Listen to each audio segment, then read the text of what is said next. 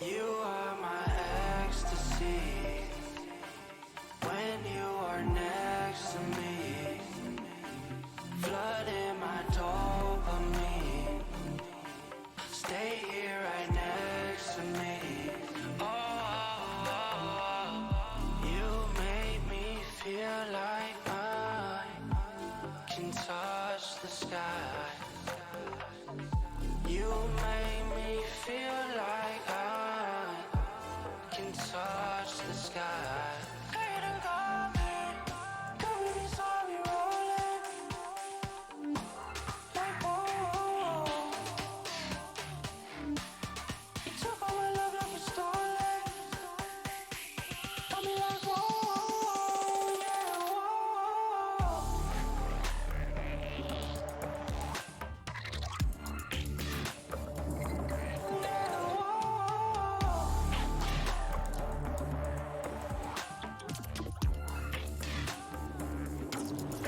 You are my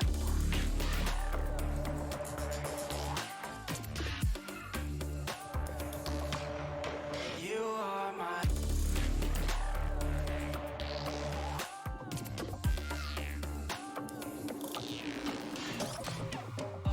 You make me feel like I can touch the sky. You make me feel like I can touch the sky. Every time you leave, I come down.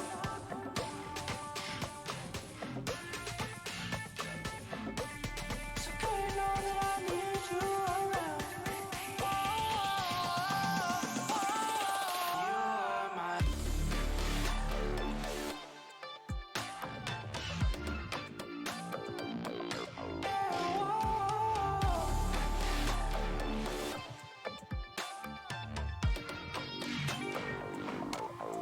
You are my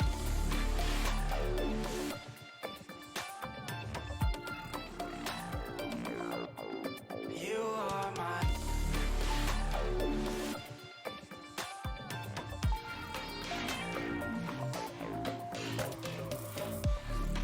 Every time you leave, I come down.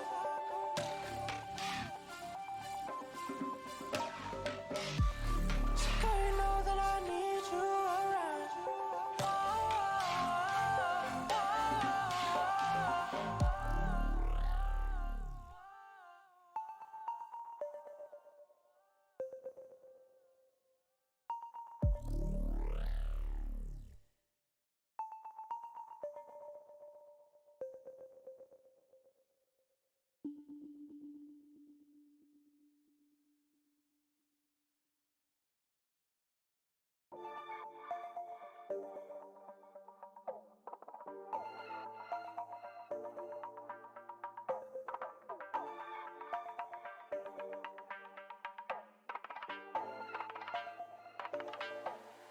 You are my ecstasy when you are next to me, flooding my dopamine. Stay here right next to me. Oh, you make me feel like I can touch the sky. You make me feel like I can touch the sky. Couldn't call me, couldn't saw me rolling like whoa. You took all my love like it's stolen. Got me like whoa, yeah, whoa.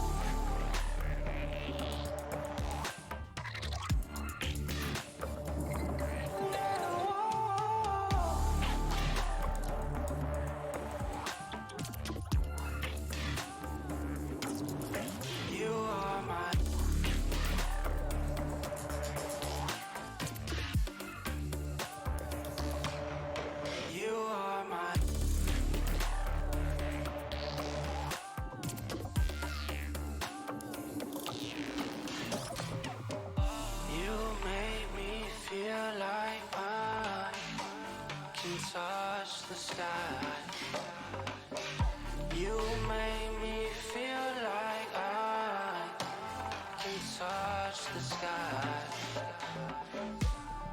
Every time you leave, I come down.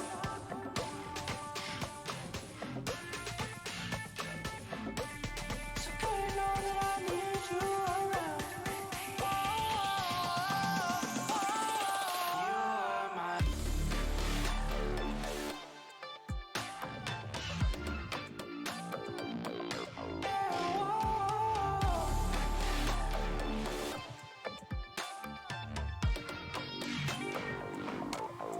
You are my.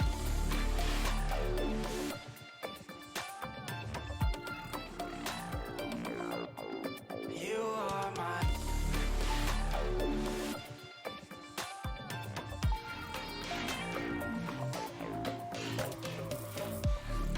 Every time you leave, I come down.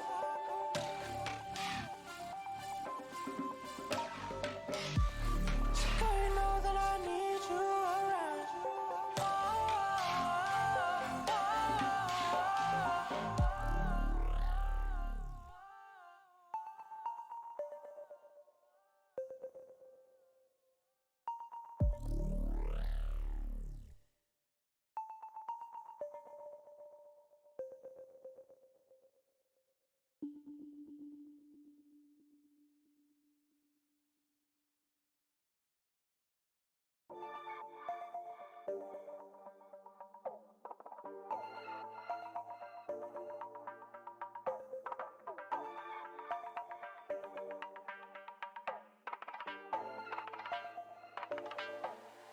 You are my ecstasy.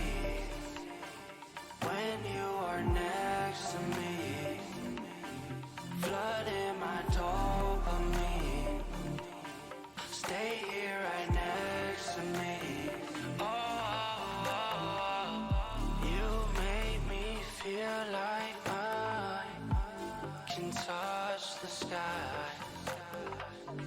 You make me feel like I can touch the sky. Girl, you done got me. Girl, we be sorry rolling. Like, whoa. You took all my love like you stole it. Got me like, whoa, yeah, whoa.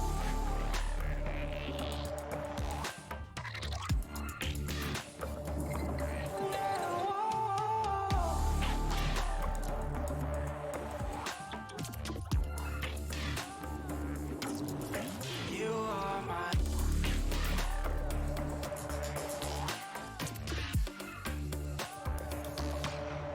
You are my.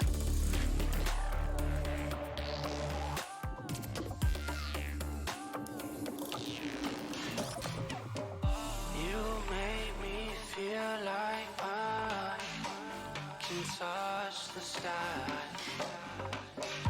You make me feel like I can touch the sky. Every time you leave, I come down.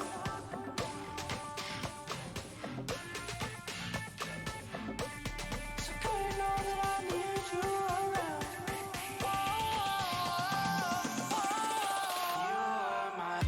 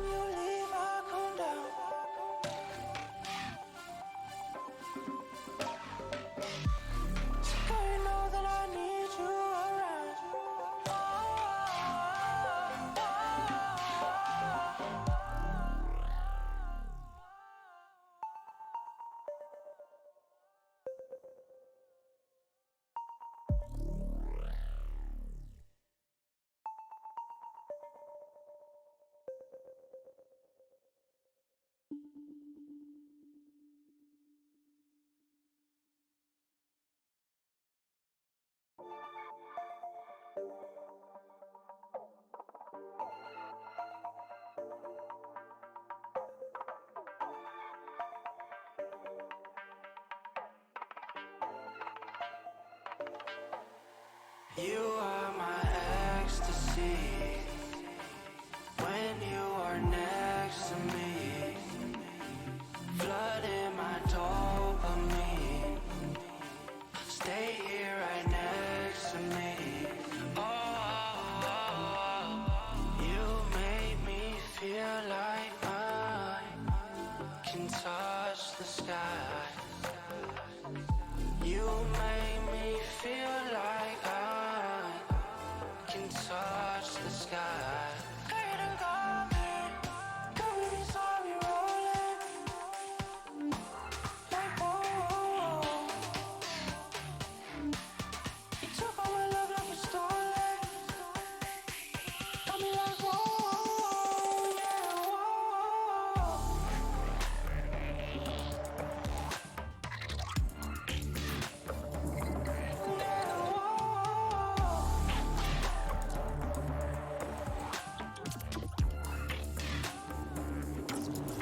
You are my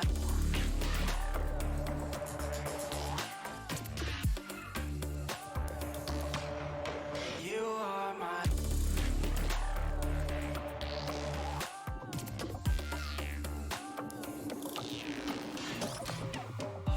You make me feel like I can touch the sky. You make me feel like I can touch the sky. Every time you leave, I come down.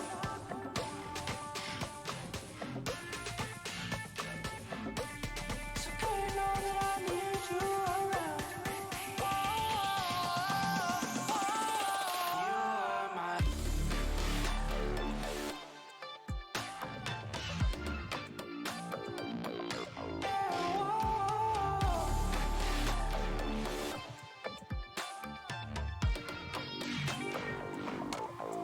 You are my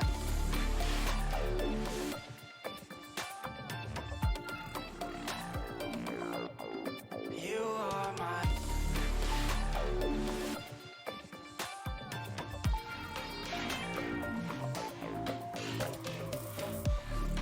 Every time you leave, I come down.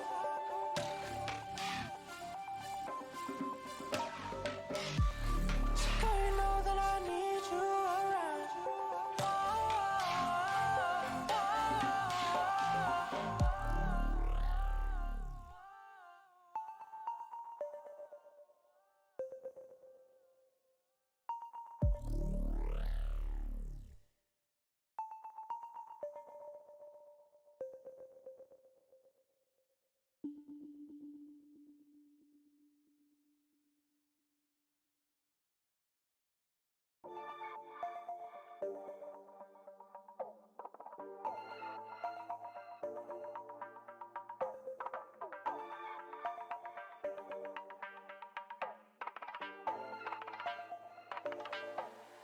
You are my ecstasy. When you are next to me, flooding my dopamine. Stay here right next to me. Oh, you make me feel like I can touch the sky. You make me feel like I can touch the sky.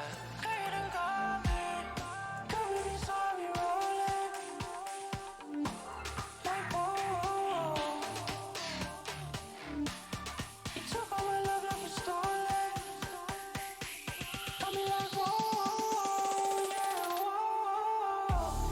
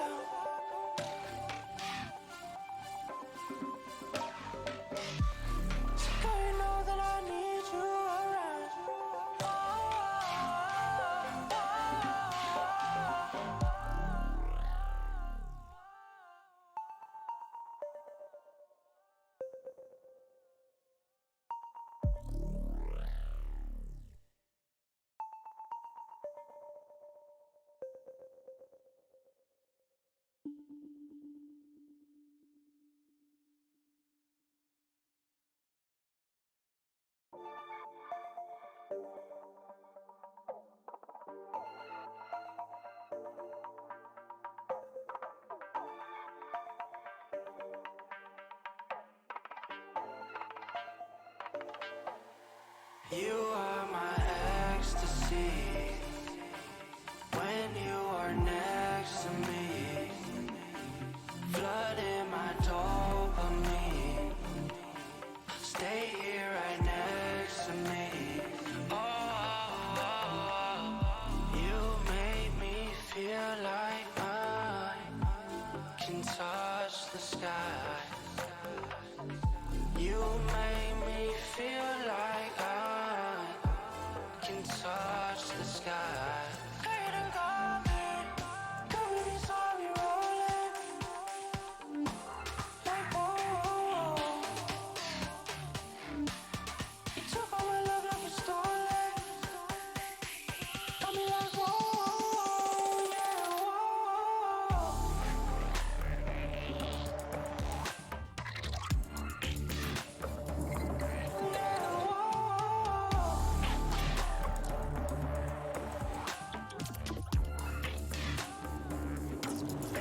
You are my.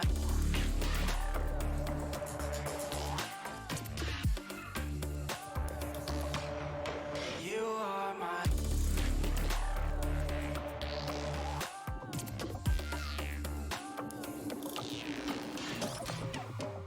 You make me feel like I can touch the sky. You make me feel like I can touch the sky. Every time you leave, I come down.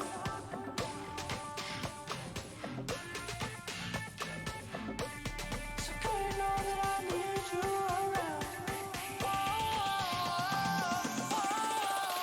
are my.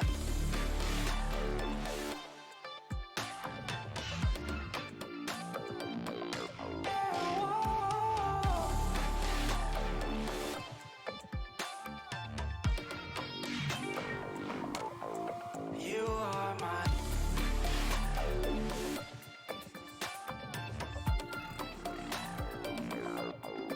You are my.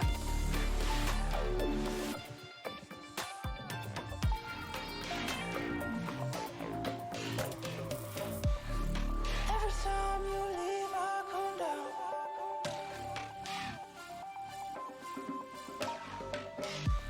So girl, you know that I need you around.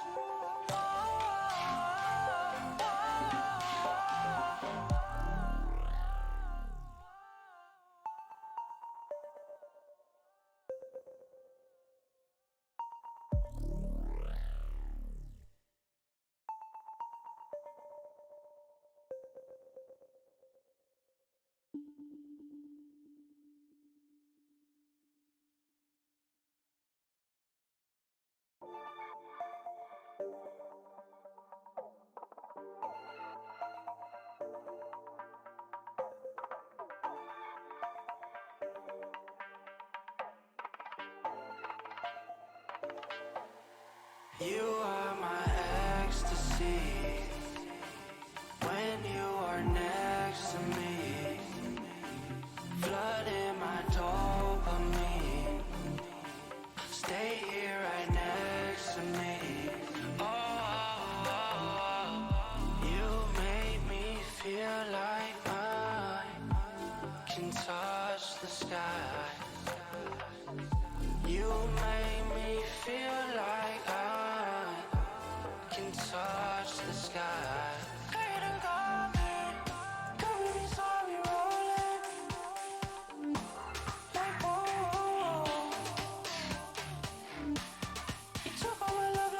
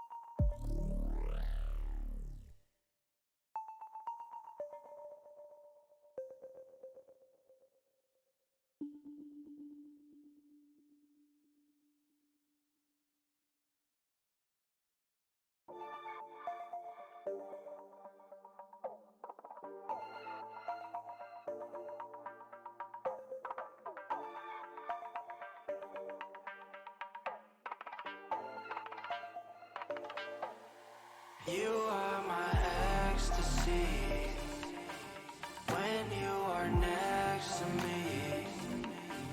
Flooding my dopamine.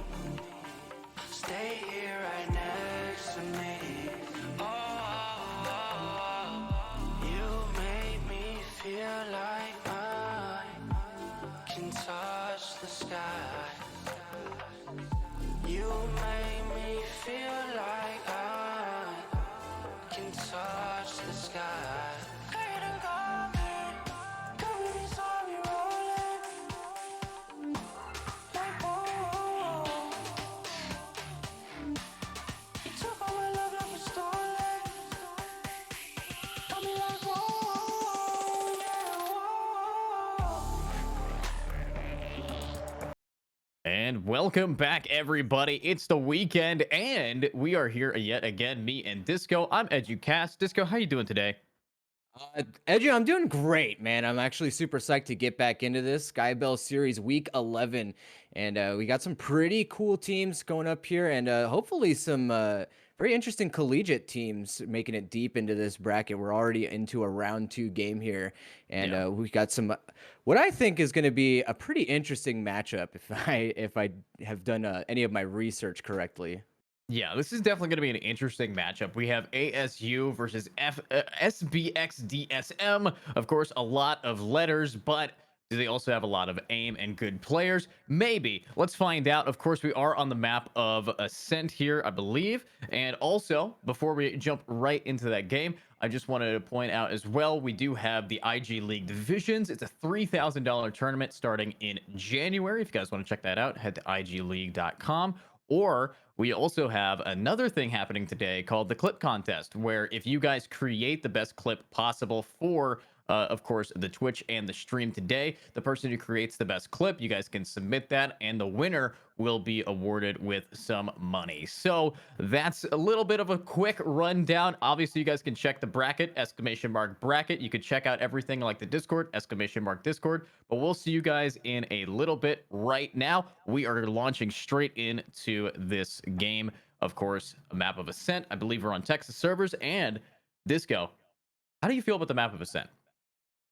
Well, Edge, as you know, that's probably one of the more commonly picked maps amongst most of the teams, especially in these, best of ones. And I think the reason for that is that Ascent just is very, I think it's more one of the more balanced maps coming between both Yeah. an attack side or a defense side. And I think it also offers the most versatility amongst compositions that can be applied to it. It's not really like a lot of other maps where there's more of an accepted, I guess, optimized composition. So I think it'll be interesting to see what these teams bring in. Most of the time, Yeah. you don't see a lot of mirror matchups, so I'm curious if we're going to see something like that going into this matchup. And it looks like we are just going to be going straight into Agent Select here Yeah. and see what these two teams have in store for us. I'm expecting just right off the bat, most likely a double initiator composition, but we can already see Troy over from the side of SB potentially locking in a Neon here.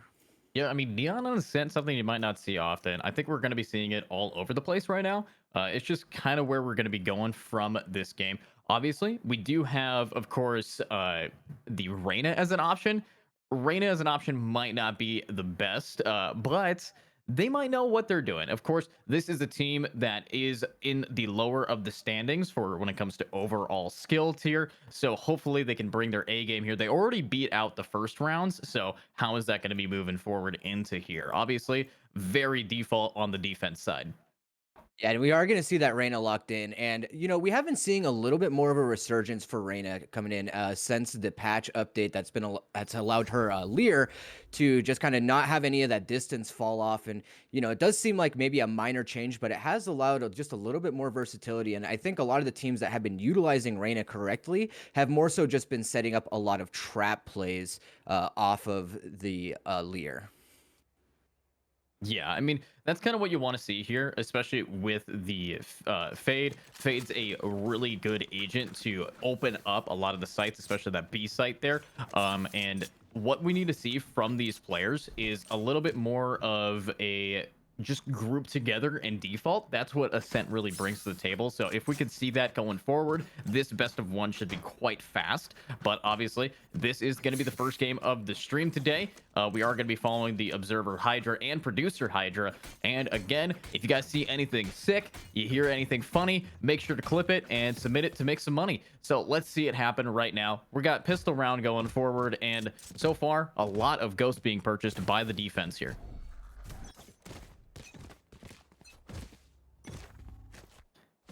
I do like this, though. Already opening it up. Attack wants to hit that A site as a team. Kind of what you have to do. Spike, however, still in the Cypher's hands, and he's kind of lurking down mid right now. But as long as these attackers don't get caught out like they just did, they're not going to get spotted too fast here. I like the little bit of a slow push over towards A, just trying to put a little bit of pressure, but we can see the rest of the team is actually starting to make their way up here towards mid, and they're going to be met with maybe a little bit of opposition here. A shoulder peek from Appa is going to kind of telegraph to the rest of the team where this play is going to be ending up, and it looks like it's just going to be a split A push here on the pistol round. Yeah, big split push A. Of course, you do have Appa here already anchoring it, but no, it's actually going to be T-Roy destroying one, but it's ASU luck not having any luck outside of his picks. Only skill. Now, just Draco here. And of course, Draco kind of the last player standing. If you're going to be in the position, you're going to want to do something. It's going to be real hard when it looks like he is teleporting now at 1,000 ping. That's it's a little unfortunate. We could see it's just left. Kind of a slideshow probably on his end here, but does have the spike in hand, and the rest of ASU just continues to play as disciplined as they are here, just expecting any sort of shenanigans. They most likely will just end up waiting this round out, and hopefully it looks like the ping is kind of settling down for Draco here, so he's going to have to try to make a little bit of a move, but only 10 seconds left on the clock is not going to be enough. Kai is going to shut that one out, and that's going to be the pistol round over to ASU. I really like the way they played that one out, Edge. I mean, they had very good positioning there, and they were definitely playing very strongly off of the tree contact, and I think it really paid off for them. We see a lot of teams might have a little bit of an over-rotation when there's that much pressure put over towards A, but ASU actually playing that very well here, and that's going to put them onto an anti-eco round as well as a technical timeout and a tactical timeout, and a doubling tactical, up. Wow. I mean, yeah. That is definitely strange to see them double up. I don't think that they really know how to use that, because that is a waste of a timeout here. Instead of just asking for a tech pause, even though they were able to do tech pauses, very confusing so far coming out from these attackers. It looks like they're lost in this game so far, but hey, you know, App State University, I mean, this is definitely a team that wants to move forward, and I think that this team SBXDSM might just be selling it for him so far right here, and hopefully with this reconnect they might be able to fix it in time. Obviously, there goes their timeout. I mean, Disco, do you think that with this rough start it really bodes well for this team? You know, I think we've only seen one round from them so far, but I think what was really more concerning was just kind of how they really didn't actually contest a lot of the map in that opening round. Of course, it's pistol, so you see a lot of different strategies coming out from teams on the pistol round, but I hope to see a little bit more of just defaulty setups coming out from SB and potentially challenging some of the map, because we can already see the way that ASU is playing. Very disciplined, not giving up too much space, and I think if SB wants to have a chance of going up against them, they're going to have to try to spread out. They're going to have to try to sell some more pressure in different areas of the map, or ASU is just going to roll right over them. Yeah, and I honestly might be something that you don't want to see, but right here, that's going to be Roy just running out with the Sheriff, trying to get the pick, but unfortunately, it's not going to be enough. Let's see, though. This is Arena. It's definitely a character that you need to go fast with it, but oh no, it's just going to be damage taken, not damage given. And this is a defense side with a lot of rifles here and SMGs, but here we go. Chef Boyardee from behind gets one, but Appa is actually going to pick up a double kill. Pedro gets the trade, and now it is perfect for them to just hit this A site, but there is still an Omen here. Pedro needs to make that space, needs to find out Kai, and no, instead gonna die. There's the trade, 2 versus 3 for the retake. How are these attackers going to be able to hold this down? I mean, really good delay coming out from Twin there to put the molly down, but the positioning from ASU is kind of superior here. The door coming down will help them kind of separate a little bit more of that, but Sino is going to fall to the hands of Roy, and now suddenly a 1v1 here for Roy versus Aiden, and Aiden will be able to clutch it up for them, get them that second round, but Edge, that is quite costly. That is not what you want to see. Kind of a failure, I think, on Kai a little bit there, not holding down A main and letting Chef Boyardee get in there and allow them to just kind of execute that pinch over into tree. Yeah, I mean, definitely having that KO, get that first pick for the attackers, was vital in them making so much space. Yes, a lot of people on that second round did go down, and unfortunately for these defenders, losing that many rifle or that many SMGs and weapons like that, you're going into their rifle round with armor and pistols. So yeah, your bonus might just not be winnable, but it all comes down to the aim of the Sheriff here against this new attack side with full rifles in hand. Yeah, and it looks like DSM might just be going in for an aggressive push over here towards B. We can see Roy is just going to try to keep mid on lockdown, but the rest of the team, I think, is just taking advantage, knowing of the gun difference here, and is just going to try to take as much space in B as possible. Yeah, you're definitely going to need that space, though. Aiden here is going to get hit by that dagger, but there it is. First pick of the round. It's Appa getting gunned down inside of spawn to the Reyna here. Now, Sino, he does have 3 rounds of Headhunter and 5 enemies to go, but this Reyna is just absolutely shredding through these players, holding that W key and tapping away. T-Roy very happy about what they're doing. Obviously, though. Interesting play, actually, going up through mid here, or just having Roy hold this down. The rest of the team is just going to take the A site for free. It's going to come down to Kai to try and do a little bit of damage here and set up for the team. Wow, set up and got themselves a better weapon, but they need to get out of this corner. And there it is. It's too late. Draco is going to be making the damage. Now it's just going to be a 2 versus 4 luck. And Sino, fortunately, no more Headhunter rounds. Has to rock the Ghost. Cannot tap it. And Roy from behind, from that mid push, as we saw before, finally capitalizes with 2 more kills, making it 4 in total. Honestly, if everything rides on this Reyna's shoulders, it might be a great game for this Reyna alone. I actually really like the way that they're setting up Roy here, because I have personally thought that having a Reyna in a lurking role, it can actually be quite beneficial, and it seems like that's how they're utilizing Roy here, because Reyna is so self-sufficient, can actually get a lot of value on, you know, just any various different kinds of lurks. As long as they're getting those picks, they can self-sustain for a very long time and do a lot of damage. So I do like the way that they're kind of innovating here with this Reyna role, as opposed to just using her as a pure entry. Yeah, and honestly, that's kind of what you want to do. You want to have her all over the place, and this is what it's working. Looks like Sino's first to go down to Pedro, and Aiden looking for something to really do some damage. Obviously, though, it's going to be tough with all of these players just sitting behind. Attack very much has full control over that B site. A site currently now getting rotated off, and it's a 4 versus 5. With this round needing to be won by the defense to fix the economy and shut down the push from these attackers. Look at that. Aiden's going to break it down. Chef Boyardee is there. Appa gets Twin. That's already 1 pick, and there it is. Chef Boyardee going for it, and there it is. Another pick from the Reyna.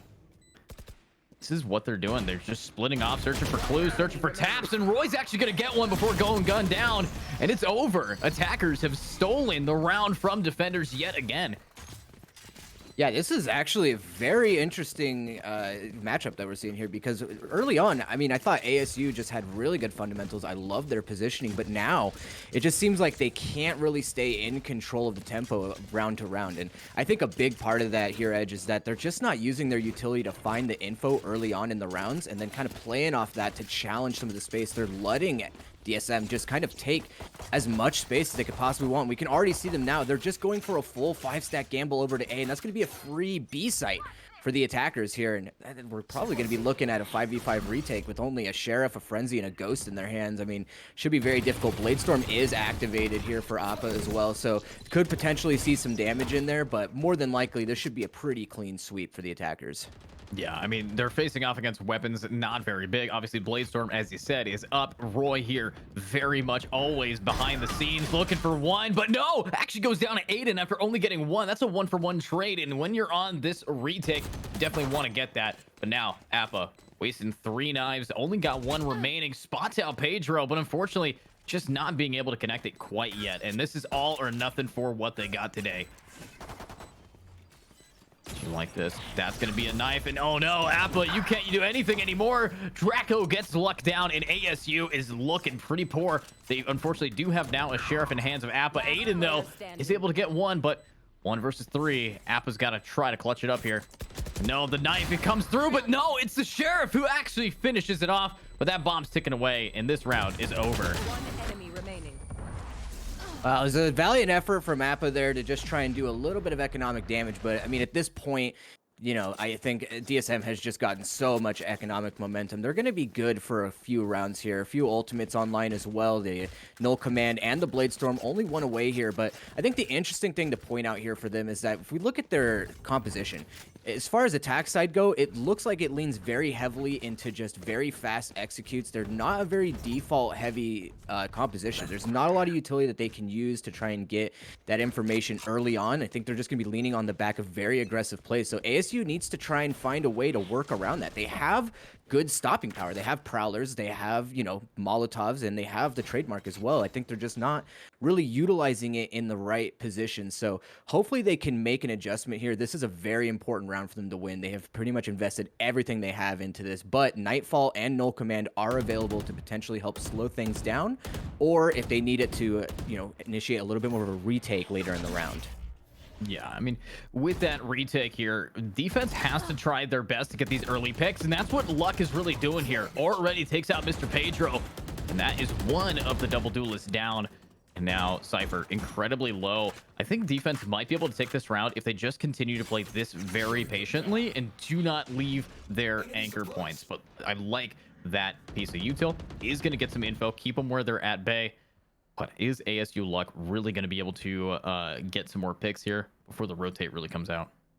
Yeah, we can already see now Roy is just immediately moved right back into that lurk role. He's trying to get up here in Cat and hopefully find a little bit of damage here. But Kai in the superior position is actually going to shut that down. And that is going to cause things to fall apart a little bit here, I think, for DSM. 3v5, and it looks like the rest of ASU knows exactly where this hit is coming. Yeah, but honestly, Chef Boyardee going with it with the Null Command to push him out. Aiden's still gonna get one, and now it's just Boyardee, and oh boy, he is down. Obviously, 1 death for defense. That is a shift of not only momentum, but also just complete change in their play style. That was exactly what they needed, and if they continue this, they might be able to cripple the economy of attack soon. Well, you know, I don't want to take away from that from ASU in that round. I think they did play it very well, and they showcased a lot of the fundamentals that are obviously part of their strengths that we saw in the very beginning of this. But I do think that DSM, they kind of fell off a little bit there. Like I was saying, their strengths are going in aggressively and trying to just stay in control of the tempo for the entire round. In that round, they slowed things down, and we saw how quickly it fell apart for them. They need to stay aggressive here, and they need to continue to try and catch ASU off guard. Yeah, I mean, already, though, Sino trying their best to make some damage dealt, but unfortunately, it's actually just going to be taken by Appa instead. Now, Roy is going to swing it around. I love the confidence coming out from this Reyna, consistently just swinging it without really thinking too much, but doesn't really matter if you have a team that's able to get those picks. It's already a 2 versus 1. Beautiful Cypher lineup from Draco there, but might not be enough. Appa, incredibly low, needs to wait for Sino here. This is going to be a tricky one for them. They might consider a save here and just trying to do a little bit of damage, but it looks like they are just going to overextend into heaven and try to pull this one off. Yeah, but oh no, Sino and Appa are going to get gunned down by Twin, twinning it up with their deaths. Now, attackers winning another round. I mean, this is a lot closer of a game than really expected, but it's good to see. It's a nice refreshment on the map of Ascent, especially since this map can tend to be quite slow.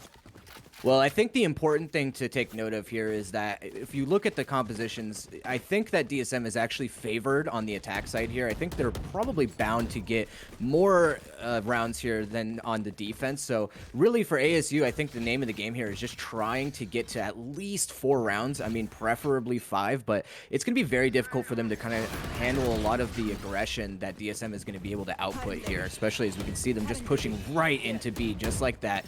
So much space conceded to them in this early round. Yeah, I mean, that's all you can really do. It is going to be a pick down. Appa will get one. Draco will get another. There it is. These attackers are just mowing through anybody who's really pushing through, and that's kind of what you need to do. Already, Sino kind of stuck here. Does have full armor, does have full HP.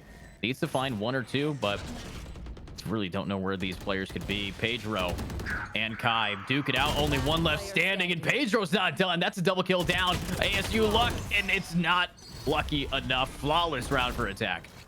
Wow. I mean, ASU, this might be a good time for them to call a timeout, or at least queue one up for the next round, because it's not looking too good for them. They have been able to secure 3 rounds from the attackers, but I mean, it's just been so on and off. They haven't been able to consistently hold on to a very, solid buy since, I would say, the second round.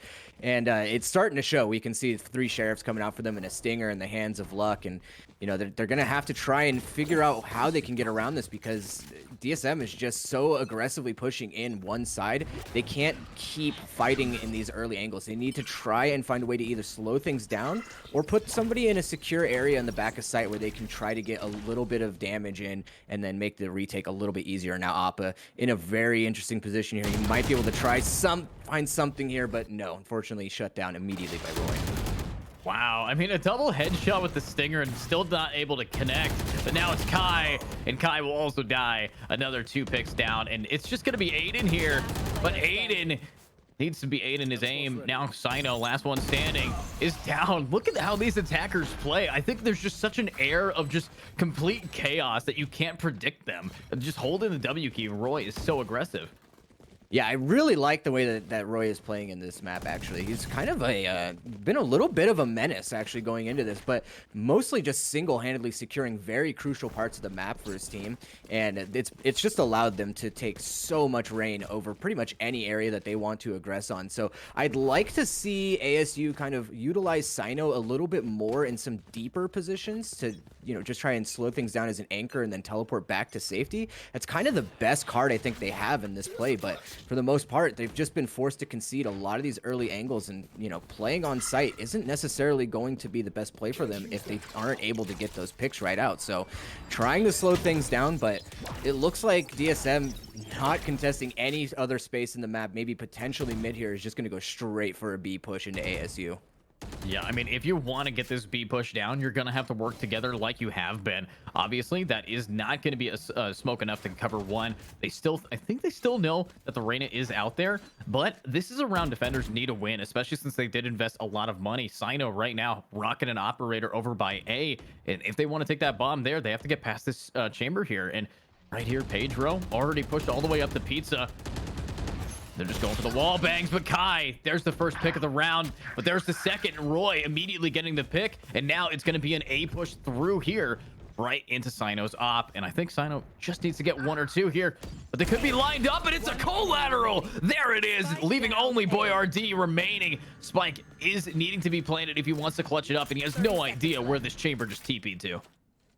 Or coming down is going to help him isolate just a few more angles to worry about here. And if they try to come in through tree, it should telegraph their position to him. But unfortunately, this null command is going to be giving away his position to the remaining defenders here. They should be able to find him pretty easily here in this 1v3.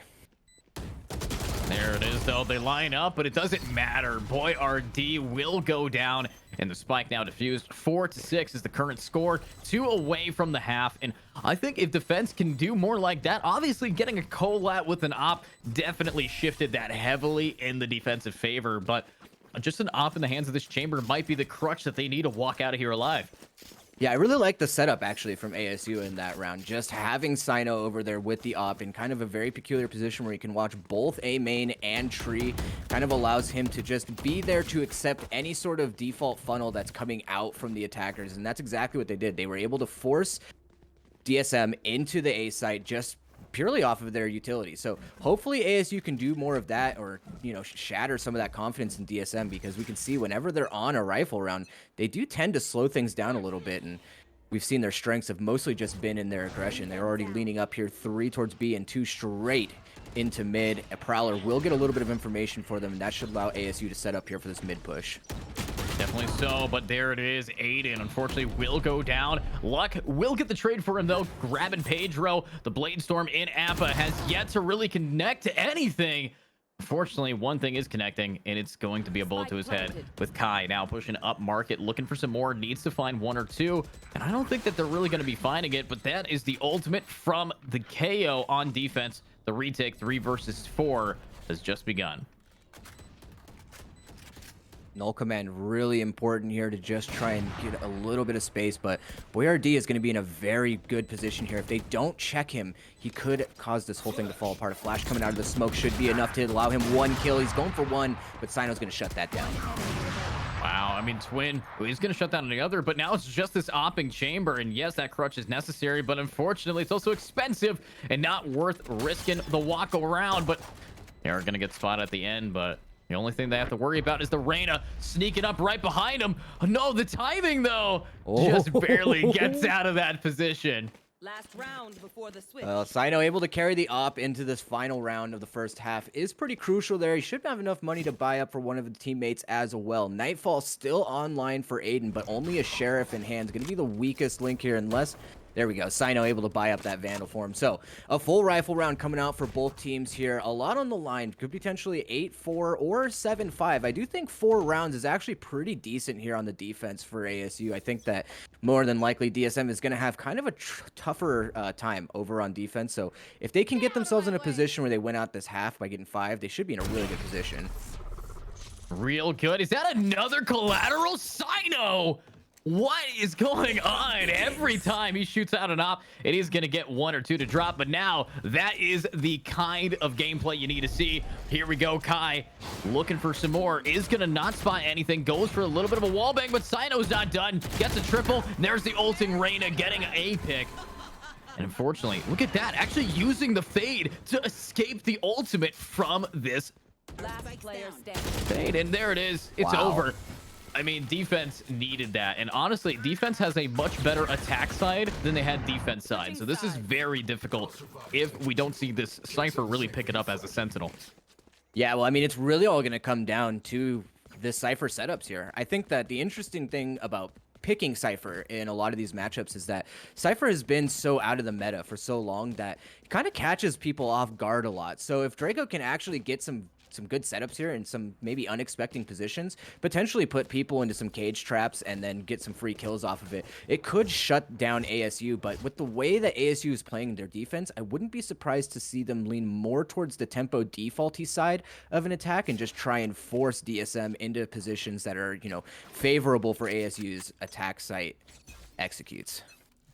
Yeah, definitely favorable for him, but here's what they really need to do. It's going to be Roy trying to find 1 or 2. Is going to just be able to TP back, but that is a lot of info. Draco stuck down. Roy's not the kind of guy to go down without some kills, but unfortunately, Appa isn't either. That's going to be double. No, make it a triple with this Jet just mowing through. That's the kind of initiation you need to see from your duelist to take those picks, to take the players down. Now 2 versus 4. Just going to be a Jet and one more. One enemy remaining. Wow. I just feel bad. I mean, the Brimstone completely body blocked that Jet's dash away, and it got them killed. Yeah, so it's a little bit of a bummer, and I think for ASU just going in very aggressively like that, I think it kind of just caught DSM off guard, and I don't think that Draco is in a very good position there to play off his utility as you want to see Cypher's doing, and Roy just immediately retreating back to hell kind of put him in a very peculiar position. So a couple shorties and a Sheriff in the hands of DSM here are going to try to do a little bit of damage into this round. As we can see, Appa just opting for the Ghost to hopefully get that rifle on the 3rd round and potentially convert a bonus. So it's really all going to come down to how ASU decide to play this. If they go straight into a shorty, then it could potentially break some things up, but you can already see Draco is going into a less favorable position for that gun here, and the rest of ASU just trying to challenge a little bit more of mid, and I think DSM has a lot more information than they should this early in the round. Yeah, but here we go. Attack, making some space. It is going to do a little bit of damage. That is a very low defensive Jet and KO. Each one pretty much just one tap and they're done, as everybody on the attack knows that and now wants to hit A yet again against this Cypher and against the Reyna. That Reyna, great positioning consistently. However, the Cypher, very odd angle here. Very far back with the shorty. Might not be able to capitalize too much if they're not careful. A little bit of a trap play, right? I mean, Roy should be able to scope it out for him here. And Actually, oh no, the Haunt is going to expose the position. That's going to fall apart for them right away. That should be a free A site here. Twin, 48 HP, and his mark is going to have to try to do something, but will fall to the gun in the hands of Aiden. And 30 now seconds left. a 2v5 and Spike maybe 50 HP between both of them. So really not much you can do here. I think just try to wait it out and die to the spike and not concede any ultimate orbs or credits to the attackers. Yeah, definitely want to be extra careful here. They've already taken so much damage, and there it is, the push up, but they're all down. Flawless round from attackers. Of course, it is the second round of the half after they won pistol, so that's kind of what we do expect. It's just always nice to see that they can do it flawlessly. Obviously, on the last half, they didn't get a flawless second round. They actually lost 4, so we are seeing a big shift in how their playstyle is, especially with their team composition very heavily attack-sided. Yeah, we should expect to see a little bit more of a defaulty round out of ASU this time around. Since they were able to carry all 4 Spectres into this next round, and Appa, buying up straight into that Vandal should be very good for them. So if they play this kind of slow and can kind of bait out some of the positioning and the utility from DSM, they might actually be able to convert this round and grab a few more free rifles and make it happen. Yeah, a few free rifles here. Obviously, Appa, beautiful job making some space, getting him onto point. Will close that door and still go for some damage. And Draco's just going to be taking it, but no, it's Twin on the stairwell is going to get one. Boyardee, it's a buy round, and they're going to make him done. Look at all these picks. Wow, leaving only luck remaining incredibly low with just a Spectre. And Roy with the wall bang will finish this up, and that is defense winning it. They did, however, lose 3 rifles there. So that might not be the best. Yeah, it's actually a pretty decent round coming out from ASU there to take away those 3 rifles, but I do think with the position that they were in, they had a very good chance at actually being able to convert that round. They were maybe a little too impatient just going for that fast hit onto B. They have to expect that there's going to be a lot of rifles in the hands of DSM there, and they were weren't ready for it. They walked right into it, and because of that, Boyardee was able to shut down a lot, and they were able to close the round out. So if they can convert this round, they should be looking pretty good. 2 judges in the hands of DSM on the defenders. So it's really just going to depend on how ASU play this out. And it looks like they are just going to try to slow things down, which I think is actually a good play here. I'd like to see them try to fight a little bit more for mid, because as we know, mid is just such a crucial part of the map to control on Ascent. And we can already see that DSM is not really contesting a lot of it here. So if they can continue to maintain this control, they should have their pick of the litter in terms of where they want to go. Yeah, but there it is already. Speaking of picks of the litter, that's a pick of the game. Taking down Sino early here. And now it's going to be another push-up, obviously. You do have Twin anchoring it down with the judge, but no, it's not enough from Appa. Will get one. Incredibly low, though, for Twin. Not too much option to really bail out of this position, but they don't have to. That's the thing. You got a judge and you're hugging a corner. If they want to push, it might just be suicide. And I think we're already seeing that attack is getting pushed back heavily by this defensive team. ASU does have pretty solid control of mid here, but I'm surprised things have been going the way that they are. Roy already shutting down Aiden, now suddenly a 2v5. I'm not sure how 30 things have seconds fallen left. apart for them in this manner, but Luck and Kai need to try and regroup here and then play this out for picks. But Pedro's in such a good position here to get some information. Kai able to shut one down, and Luck able to convert that second kill into mid. Things are looking a little bit better for them here. Wow, looks better until Boyardee gets you cooked. What a round. Another beautiful spray down, and there it is. Defense will be taking it. Now up 2 rounds here, and their economy looking extra clean. Obviously, you still have the judge in the hands of Twin, but the rifles and the judge, just what you need to really anchor down any site on the map of Ascent. And it looks like ASU is just going to go invest into somewhat of a force buy here, but not a very solid force buy. A Stinger in the hands of Luck and a couple Spectres spread out across the team. We should see a tour de force come online. The Vandal in Aiden's hands.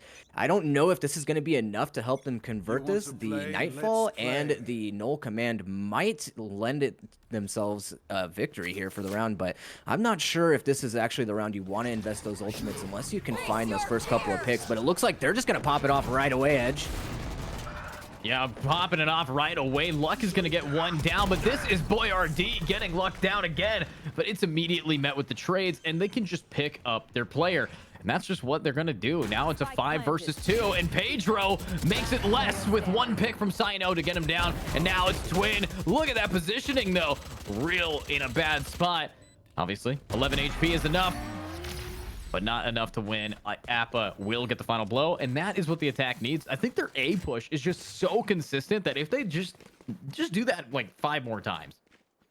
Yeah, I mean, that was actually a very aggressive push into A, and I'm surprised that they got as far as they did into the site without really being contested at all. It almost looked like DSM sort of like let him walk right in. I mean, we could see that Boyardee was holding up in heaven. He had the sight on him, but they got so far in that he really couldn't do anything by the time they were in position and spread out. So a good timeout coming here from ASU, I think, to just try and get their thoughts together and figure out how they can continue to keep this momentum going. We know that DSM has a lot of money to work with here. They should have one more full buy in their bank accounts, but if they lose this round, it's going to put them in a very tricky position economically here. And I think ASU is also sitting kind of pretty. If they lose this round, they should be good to buy up. But that being said, the Orbital Strike and Null Command are available for DSM. So that could be something that we could see later on as a factor in this round. Orbital Strike, usually good for delaying, but on a map like Ascent, I don't think you can find quite as much value out of it in terms of a retake as you might in some other maps. So I'm interested to see how they actually apply this ultimate in Twin. Yeah, I kind of agree with you there. I mean, right now, the economy looks pretty good for the attack. Those ultimates definitely are scary. They're looming overhead. And, you know, you did point out the Null Command and the Orbital Strike, but also the Empress in the hands of Roy. This player is 21-12, and I don't think wants to give up yet. Just pops this down. I think after the first pick, if they toggle it, it's going to be a lot harder to kill this this gal. But here we go. It's a big B push, and Twin needs to try to cut him off, but there's already so much aggression. Do like that from Appa up close and personal, but check your corners. What is that positioning? And there it is. It's just Sino who is able to get some trades, get some cleanup, but 2 more have to touch the site, and they don't even have Spike. Roy, though, immediately 1 tap, and it's over to the Cypher, who clutches it up beautifully. And that was actually a really close round for ASU. They almost could have had it there, but unfortunately, I think they were lacking a little bit there on their fundamentals, playing off of each other's utility. Twin is able to just get away with absolute murder there, just sitting on stairs completely unchecked. And I think that's the whole reason that that round really fell apart for them. And, you know, I actually kind of like the way that DSM has been setting up here on their defensive side. They're putting the Brimstone and Twin over towards the B site, and so that way he can kind of hold down B main and mid, and then the rest of the smokes and slowdown utility has been placed in the hands of Draco here, who can actually use his cages in a similar effect to kind of slow things down, as well as the trip to kind of deter any sort of aggression. So this is actually a very good setup here, and I think ASU might find a little bit of trouble here if they just continue to go for these 5-man pushes, knowing that DSM has a lot of util and money to work with. Yeah, and also, I mean, it's great that the Brimstone plays in mid because the range of the smokes, definitely you can't help out your team on A if you're B on the map of Ascent, but not this time. Appa with the blades finally gets 1. No, make it 2, make it 3. What a beautiful play, juggling those knives before Pedro guns him down. And this is Attack very happy with that entry. They have Spike down. They have 2 to go, and they need some more. Obviously, you do have, of course, the Brimstone stomping the feet right above. Just going to drop down and die to aid him. Now, it's just going to be up to Mr. Pedro. 1 versus 3. Looking to see if they can clutch. Obviously, Mr. Pedro has been hitting his shots, but can he hit 3 in a row? There it is. Wow, actually gets 1. Wow, I don't know, it happened so quick. I almost didn't even see it. Yeah, I mean, that's how it works. A 1-for-1 pixel perfect timing second perfect pick. But now we're seeing Attack wants it more. But here's the thing. If we look at the momentum and the actual graph of the game, this is a round that usually gets taken after the fact. If they want to win this, if Attack wants to bring this back, they're going to have to win 2 in a row this one, making it 3 in total to really take that momentum completely away from defense. And I think it's possible if they don't lose to the Thrifty developing from the defense. Yeah, and it looks like DSM might actually just be trying to get a little bit of contact here in mid, but we can already see that ASU is just working their way right into the B site, and Appa's going to open it up with 1 luck following right behind him.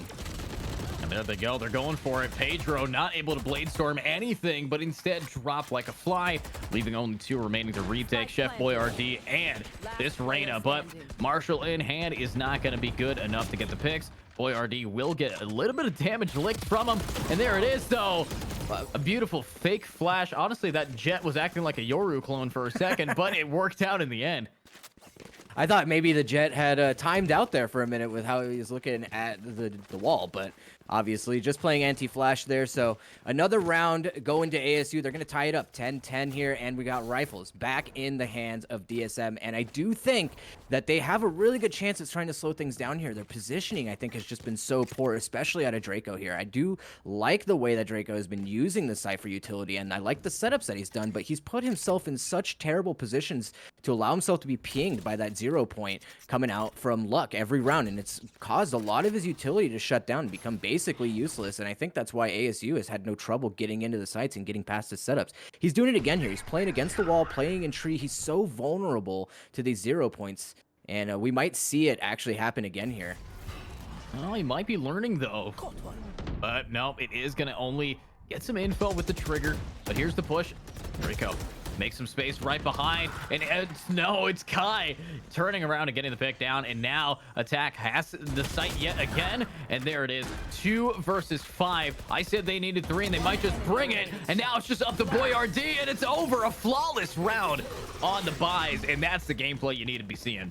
Yeah, and that's a full investment coming out from DSM as well. They're going to be forced onto another eco round here, or they can opt to just kind of force it out and try to shut it out here. But the problem with that is if they do decide to go for the force and they lose, they're almost conceding the map at that point because, as we can see, it is 11-10. So only 2 more rounds out of ASU here to shut things down. They've got a lot of money to work with, and the ultimate economy is not looking too bad for them either. So DSM needs to make a very educated decision here in how they can play this one out. Hopefully a half buy and just try and do as much damage as possible. Maybe get some, gun upgrades, but 5 stingers and a couple pieces of armor is not going to be the golden ticket here, as we can already see Roy falling to the hands of Luck over at B main. That's going to shut down that lurk, and it's going to cause DSM here, I think, to maybe rethink things a little bit here as the B site is now wide open for ASU.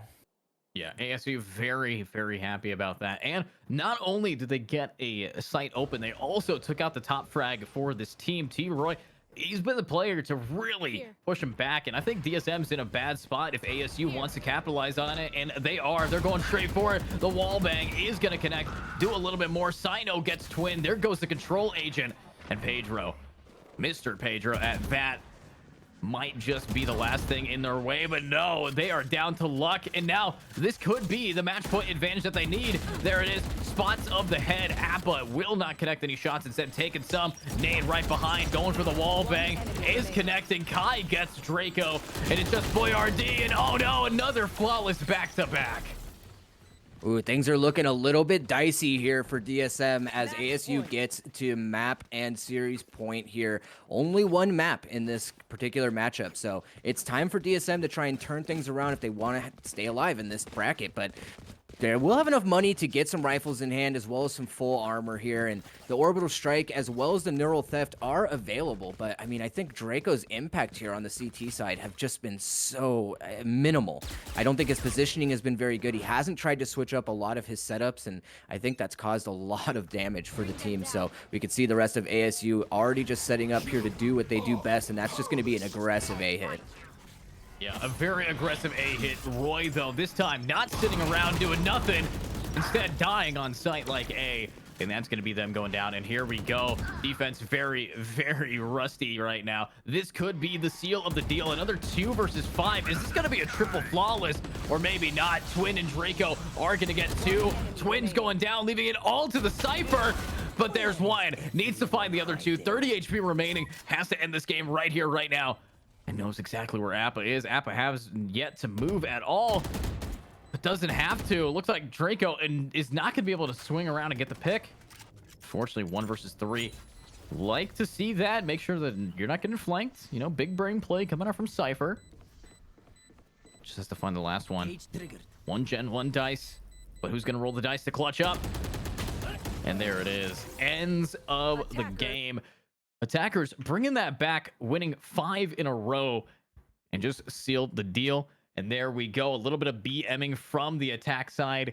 and the defense side at the same time. Actually, no, that's that's going to be coming out from T Roy there, honestly. But it's okay to see that, because if someone's upset that you lost the game, just remember you weren't good enough. Now, let's see how this game's going to be going into the next thing. Everybody, you can check out the bracket and see what else is going on. Disco, how did you feel about that Ascent game? Actually, I thought that SB by DSM did a very good job there. Just based on what we saw in the early rounds, I kind of assumed that ASU was going to be the clear victor, but they made it a lot closer, and they gave us a game to watch. But at the end of the day, ASU had stronger fundamentals. Their positioning was really on point, and I'm really actually excited to see them make their way deeper into this bracket and what they have to show us later on as we get more and more into this tournament. Yeah, ASU definitely bringing their A game. Of course, obviously, so many clippable moments from the Jet triple kill, from the Colettes coming out from Sino. All of those clippable moments that you guys could be capturing and submitting for the best clip. Obviously, the best clip will be winning you some money if you create it. So check that out at the Discord, and be checking out the IGL Divisions $3,000 tournament coming up in January. If you guys want to compete in that or watch it, just join the Discord, follow the stream. Obviously, you can check it out at igleague.com as well. But we have two new teams coming in for us today. Obviously, we are still very far behind the bracket. It ain't the semis yet. We're just in the quarters. So we'll see you guys in a little bit here. And of course, we'll see you in maybe 5, 10, 30. I don't know. Let's see you guys in a bit.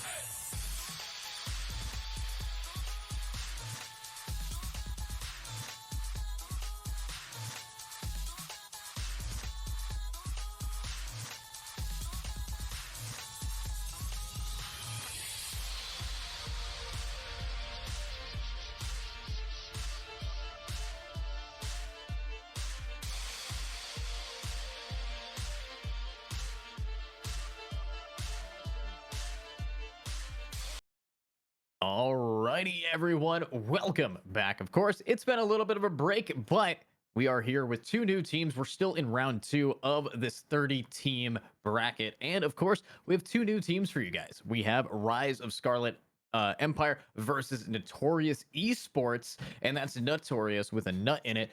And let's see if they're going to be able to really show up at the map of Fracture. Obviously, lots of great gameplay to see. It's a best of one. Disco, how you feeling about Fracture? How you feeling about these teams? Well, first of all, I love watching Fracture games because it's either going to be very competitive or it's going to be a completely one-sided blowout, as I often see in these types of tournaments on Fracture, because most teams haven't quite figured out how to play the attack side on Fracture, or they haven't figured out how to play the defense side. But that being said, we have seen Notorious in these tournaments before, so Rose is going to be a little bit of an X factor here, a newer team I haven't gotten to see play, but they have made it through the first round, so they've obviously got something to show us here. And more than ever, I'm just excited to see what kind of compositions and what kind of strats these teams have for us in store on this map. Yeah, and Notorious Esports also, their previous matchup was actually against Large Flamingo Tots, and they beat them in that game. And we know Large Flamingo Tots to be one of the heavier hitters at the SkyBell Series. They've been competing for a few weeks now, and the fact that they were able to take them out in round 1 tells me that Notorious Esports might be just going for gold here, and they want to take everyone down with them, but they first have to do it on the map of Fracture, getting past all of these players on the wonderful Rise of Scarlet Empire team. Obviously, we're going to go right into the game of these players on Fracture here. Hopefully, let's see how they are going to be locking in. My question to you, I'm personally not really a fan of Fracture, Disco. What do you think is the meta agents on here? I love Breach. I love Brimstone. Killjoy also happens to be something quite nice here as well. I think that as far as must picks go, you have to be looking at potentially picking up that Breach and the Neon. I think the Neon offers a lot of different value for both the attack and the defensive side. The problem is that most people haven't really quite figured out how to utilize the Neon on the defense side. But when the teams do eventually unlock that, secret knowledge, they tend to become very dominant on both sides. Now, that being said, I do actually like the Killjoy pick. I think she's very good on the on Fracture, but the problem is that if you have a Breach on the enemy team, then it kind of really shuts down a lot of value that Killjoy can find in her various utilities. So unfortunately, because Breach is so prevalent on Fracture, she ends up just kind of being a dead pick, and we can already see that the Neon has been locked in for Rose, as well as the Brimstone and the Breach, as we would expect. And it looks like Notorious opting for the Raze pick instead of the Neon, and I actually do like Raze on this map. I think the kind of tight corners really lend themselves to her utility. Yeah, Raze on this map, very good, especially since her rollout ability, it's very open, so she can definitely fly out onto the site really fast with good satchel charge uses. You have places to land onto, but this is kind of meta, as we know, for Fracture. We have the Neon, we have the Brim, we have the Breach. Breach on this map is almost a must pick, and that's why I love it, because how his ultimate works completely facades over the entire site, both A and B. But also, you do have a lot of ultimates on this map, because I believe there are 4 ultimate orbs to be picked up. Yeah, and I'm interested to see if they actually have some kind of game plan set up, having the Fade and the Raze. We've seen how devastating that combo can be on a lot of different maps, but especially here on Fracture, where most of the first points of contact are such tight spaces, that if they're able to use the utility right, or maybe just potentially get some info off of it, we could see some very, very heavy damage plays coming out from the side of Notorious. Yeah, and you're gonna need that heavy damage, especially on a map like Fracture, because the retake ability of this map is very fast, so you want to get rid of as many players as possible. You can't just scare them off. You're going to want to get them killed. But this is a very split up push right here. The attack wants to hit that B site right here, and I think they just might. The new update, they want Arcade, and they're going straight for it, but Elf is gonna get one, and there it is. Sniper gets the other. Already 2 down, leaving only remaining Psy, and I think he just barely escapes the CT. Oh, whoa, what a shot. right through the smoke. That's going to be very good for them to hopefully just try and level the playing field a little bit. But that's a free sight for the side of Notorious. The spike should come down. Hopefully that fragment going to do a little bit of damage, but no, it's just going to keep him in the corner here. Now it's a 3v4 retake, but there has been some damage coming out here, but Donkey's going to shut down Kawazi, and that's going to be very difficult for them to try to recover from. As already the rest of Rose fall to the hands of Elf and Donkey, and that's going to be a pretty solid first pistol round here coming out from Notorious. And what I like the most out of that edge is just that how aggressively they use their utility to take that early space. I love seeing that out of attackers, because for the defenders on Fracture, it's very important to try to contest some of that early area. And you know, the way that they came out and playing off of each other's utility so well, I think showcases that this could be a very dangerous team, and Rose is going to have to try to pull some very good plays together here if they want to try and slow things down. Yeah, and I think that they just might. Right now, we have a wonderful team for them to be pushing. Here we do see the defense very aggressive second round all the way through grabbing those ultimates and pushing up right into the spawn point of these players. But the thing about the map of Fracture is everybody is everywhere, and that's why you're seeing a big split. And now it's going to be a full rollout onto the A site here. Spike will get planted, and now it's a retake with pretty low tier weapons here. Yeah, but this could be pretty big for Zinky here, but he is actually going to be able to get that kill down, and Stolfo able to find one, and it's just going to be a little bit of a slaughter here as Zinky is just going to shut that down completely. A 3K to his name, and only losing one for Notorious. That's a pretty good scenario considering how much space Rose had to work with there. They are able to grab an orb, so hopefully kind of try to mend a little bit of the ult economy, but I mean, not the kind of round that you want to see coming out from them. Definitely not the round you want, but Notorious Esports, they're just putting in their A game there, able to do the damage. This is what we will be expecting from a team that was able to take out one of the heavy hitters there. Obviously, you do want to kiss your homies goodnight, but how are you going to be able to do that for these players? You got Rosai looking for something, but it's all about how the attacks want to split up. They do have 3 over on A, but the spike is actually on B, so it might be a fake here. Yeah, I'm not really sure I like Rose's positioning here and setting up. They've conceded so much of the A site, and they're just really playing off this trademark. It looks like they're just trying to set up for a bit of a trap play here, which is going to fall apart as Donkey will take down side. That should be a free rifle if he decides to go for it. Looks like he is going to grab it, and that's a Vandal in his hands. Should be able to make some space, but Elf is actually going to go down. Donkey still able to kick the ever-loving life out of one more. And Donkey, though, finally goes down. Estefolo. Awful, but I mean, Spike is down 3 versus 3. Rifles are going to be in the hands of the defense here. To attack all back there. Weren't able to secure any of those. Donkey is going to get left alone. Here we do have Zinky. Zinxie is going to be able to push him back with the nade. Lots of damage onto Jaden. But there it is. The trades. 2 for the price of 1, and it's done. That's what you need to see from the Rays. Wow, I mean, for Rose to just concede so much of the site, not only on A, but on B as well, to, you know, a bonus round in Notorious, I think is a very, very big mistake on their part. They had the gun advantage there and instead just decided to play corners, and I think that's the main reason why they fell in that round.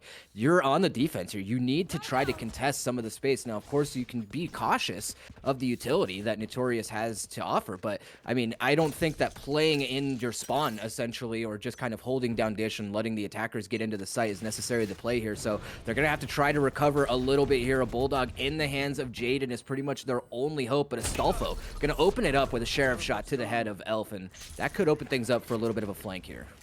Definitely for the flank defense, ready and rocking. They went all the way around, and now they just have to get past it, but Sniper is gonna get the trade. Rose, Kwanzi is down, and here's the bigger push, but oh no, Rose is still doing so much damage. There it is, 4 versus 3. It's the null command to come out to try to push these players back. They have enough util to make sure the spike will not get planted, but oh my god, it's not done. They are raining hell from above, and that's going to be a thrifty round, but that is also 2 ultimates being used for this secure.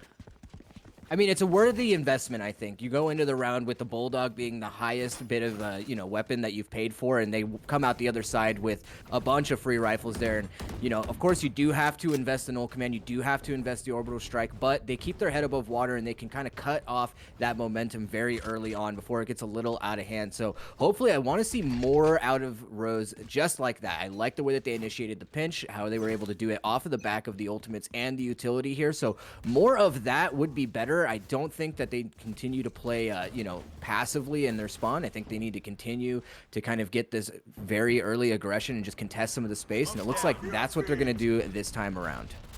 Yeah, and I think it just might work out, though.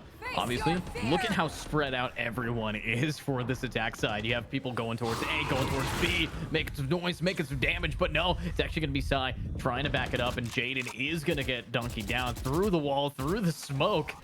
Beautiful job, and I don't think they're done. Look at this positioning, able to just play this Neon so effectively. But look, this is what the attackers kind of wanted. They wanted to waste so much util over on the other side.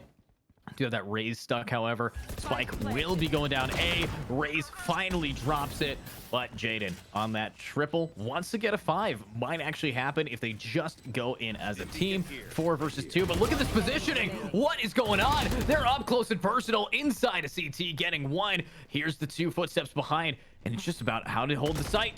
But look at that, they turn their back, and it doesn't matter. Quasi is gonna get the pick down, and defense will take another round. Notorious able to sell a pretty convincing fake there, but I think they probably left the wrong 2 agents over to hold the spike. I do think I like the play coming out from Carbon and Elf to kind of try to re-aggress off of that molly and potentially catch them off guard, but I think walking through the molly and through the smoke may be a little bit of a mistake there, so they are going to go for a timeout over on the side of Notorious. They can see that Rose is starting to pick up a little bit momentum themselves here and have a lot of money to work with. Meanwhile, Notorious is just going to go all out here and take that investment. 2 rifles in their hands now. Edge, they do have the Tour de Force available, so I wouldn't be surprised to see that Vandal handed off, as well as the Orbital Strike and the Showstopper. So if they can find themselves in a good position where they can take some early space, which they've been able to do, I think, pretty well so far into this game, they might be able to go off the backs of those ultimates, get in there and get the spike down, and hopefully get into some good positioning here to try and stop the bleeding a little bit from their end.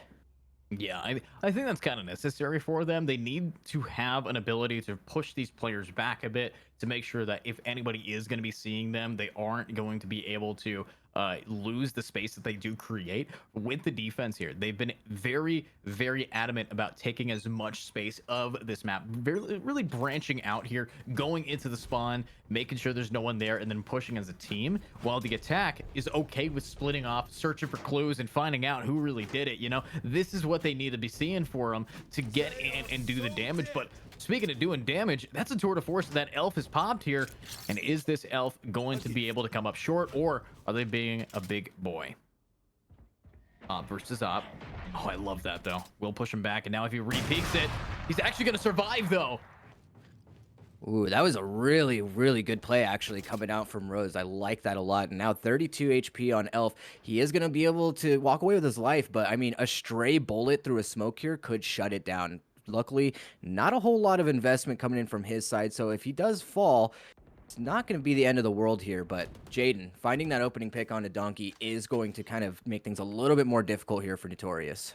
Yeah, they're incredibly split up here. Notorious needs to try to get 1 or 2. I like this positioning coming out from the Raze, but could walk right into Spooky, and you're not going to clear it out. You might not be able to go, but there it is. Elf gets the first pick onto the site, taking down Quasi, and this is now the attacker side, but they still have to get past it. Defense very much in a poor position to re-hit it here. They do have 3 ultimates to be working with if they're the attack. Sniper right on behind, but what is that reaction time from Jaden?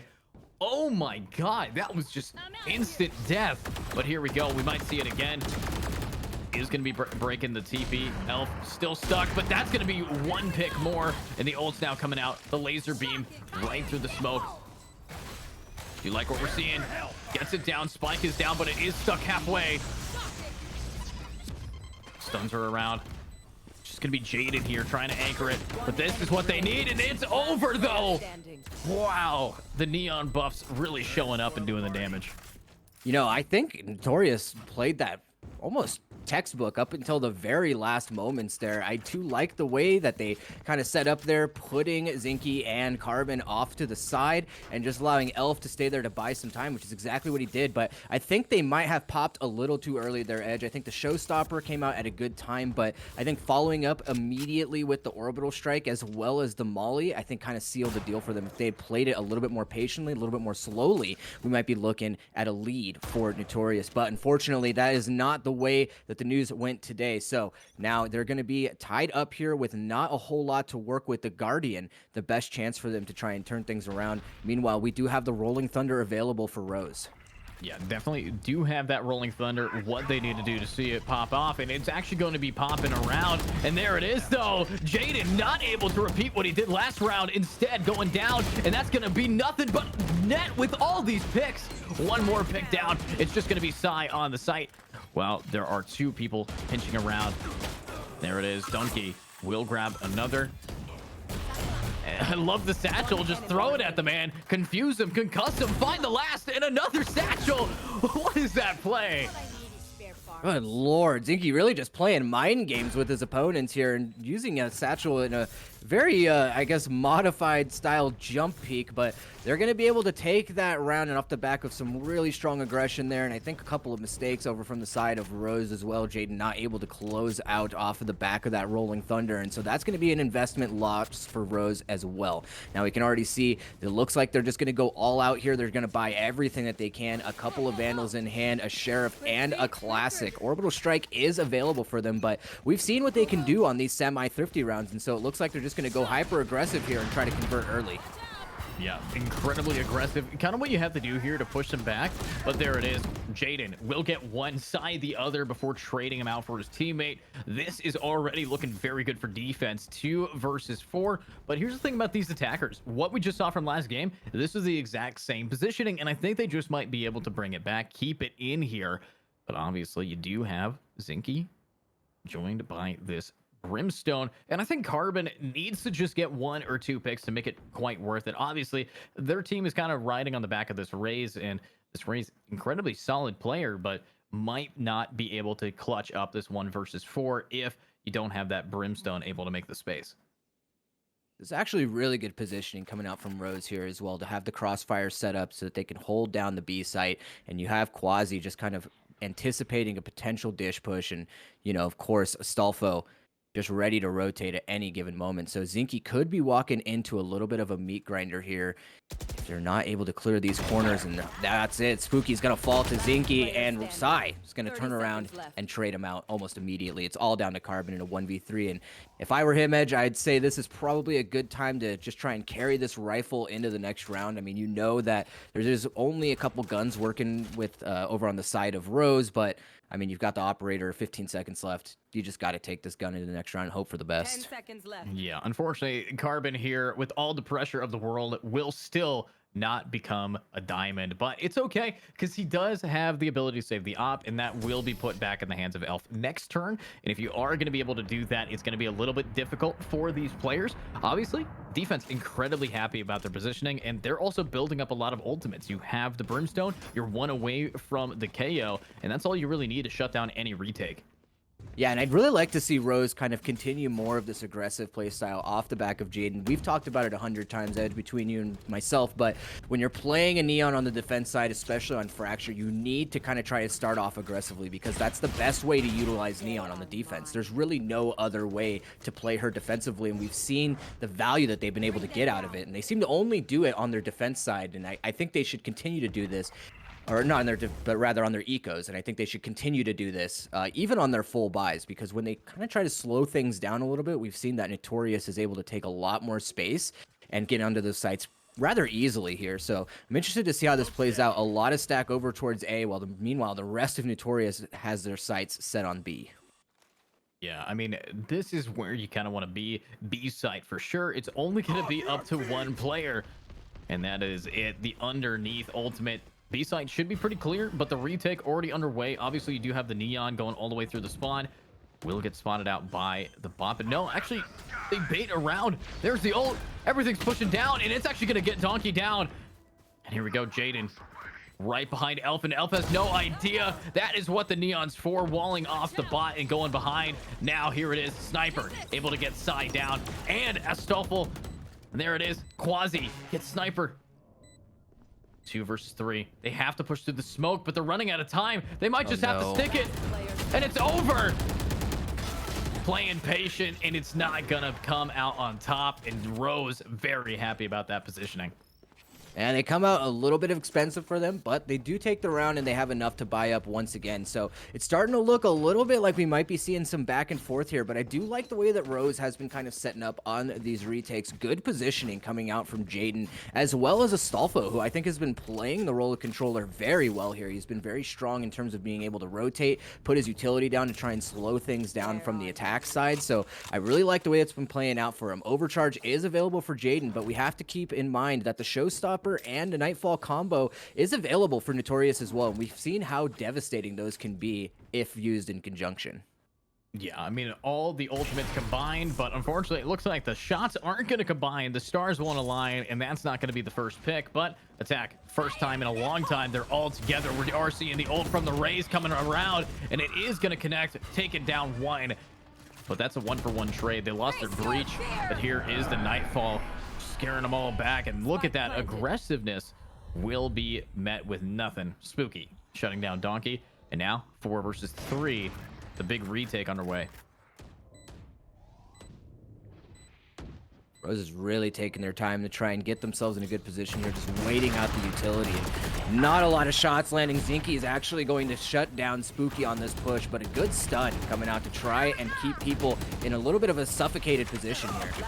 Wow, I mean, the double stun, the Neon plus the breach, and there is the ultimate. It's the finger blaster, and it's over with Jaden able to absolutely shred him just by pointing a finger and going pew pew. That's the way that you like to see it. Defenders now taking another round. But here's the thing about Fracture. It is a defensive sided map. We are seeing that with how they play. But honestly, when you get stacked all those stuns against you, how could you really prevent a death? I mean, I really, really like the way that Jaden has just been utilized on this defense side. 15 and 7 obviously doesn't tell the story. Top frag for the entire server, but the impact coming in off of a lot of the utility usage there has just been so huge. Kind of almost using Neon in sort of a breach-esque role, like just using those stuns to try and open up space or just stop the attackers from getting into a position to slow things down. So that's going to have to, you know, I think that Notorious is going to have to try to find an answer for Jaden, because he's been such a thorn in their side. Yeah, incredibly big thorn in their side. Obviously, Quasi here. I like this positioning. Able to go right into this nest spot. Will get stunned out, and that's actually going to get him picked. Beautiful job. It's just the duelist pairing with the initiators. That's how you win the games, and we're seeing that. But unfortunately, one initiator is no longer a person, with Sniper getting gunned down. 3 people on the flank, 1 person in CT. 4 versus 4. Who's going to be taking it? Obviously, we do see a big aggressive play, and that's going to be 1, but the Rolling Thunder rolling out as Elf takes down Astolfo. And here we go, Side with the flashbang, jumping through. What is this play? How aggressive does he have to be to clutch it up? That's another, but it's over to Elf. Wow, that was a really great effort coming out from Psy there to try and bring things back. Definitely coming online for their team a little bit more as we get later into the second half. But unfortunately, round is going to go to Notorious, and it's getting very close here, Edge. Potentially a 6-6 half as we head into this final round. And Rose kind of scraping the bottom of the barrel a little bit economically to try and find the best gun choice possible to hopefully salvage it out and keep this one tied up going into the second half. Null Command is available in the hands of Spooky, but that's pretty much all there is to it. They're gonna have to play this very smart. They don't want to be too aggressive here, or else they might get punished. We can already see Jaden thinking about it, decides to think again and pulls back to get into a safer position. Yeah, I mean, that already. Right now, we're seeing just util being used. No shots have been fired yet, but here we go. Now, it's actually all of the action. Astolfo, what a flick! Donkey was just sitting, chilling behind a box, and he got a bullet to the noggin. Now, here it is, another trade. 2 versus 4. How has this gone so south for the defense? They just aren't hitting their shots this round. This might be tied 6-6, last round of the half. Obviously, you just got Quasi. 1 versus 4. Spike planted. For more spots it out, Carbon is going to drop down. They know where this chamber is. I like that fake out. They have to get past this breach. There it is, the flashbang, but even with playing anti-sniper, will get the advantage and get the pick. 6-6 is where we're going to see the switch. Switching sides. It's a pretty good first half, I would say, coming out from a Neon on the defense side. I think they got a lot more rounds than we might have potentially expected coming into this. Most times you see Neons on the defense kind of falter a little bit, but Jaden showed that he has been putting in the hours and he knows exactly how to play Neon on the defense. The question is, does he know how to play Neon on the attack side? And really, that's where Neon kind of shines. So we're hoping to see a lot of setups here between Sai and Jaden. Some fault lines to set up Jaden here, Frenzy and Armor in hand. Should be pretty devastating, I think, if he's put in the right positions. And it looks like Rose is just going to set up here for a potential B split, almost going into a stack. And we can already see as well here, Edge, 2 players from the side of Notorious ready to aggress through Dish. This could be pretty bad for them if this fault line slows them down just enough to initiate a pinch.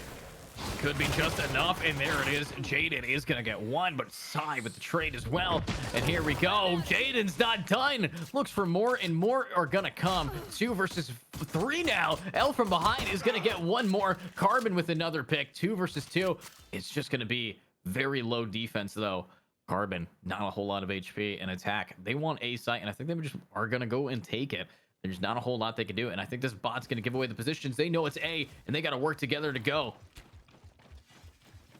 Ooh, this is going to be very tough for Notorious. They are very low in HP, 13 HP to the side, or to the to Carbon, and probably about 50 or so over to the side of Elf as well. So if Spooky and Quasi play this smart, they should be able to close this one out relatively easily. Now, we can already see they maybe are splitting up a little bit here. So if Elf and Carbon find a good timing here, they could win this one out.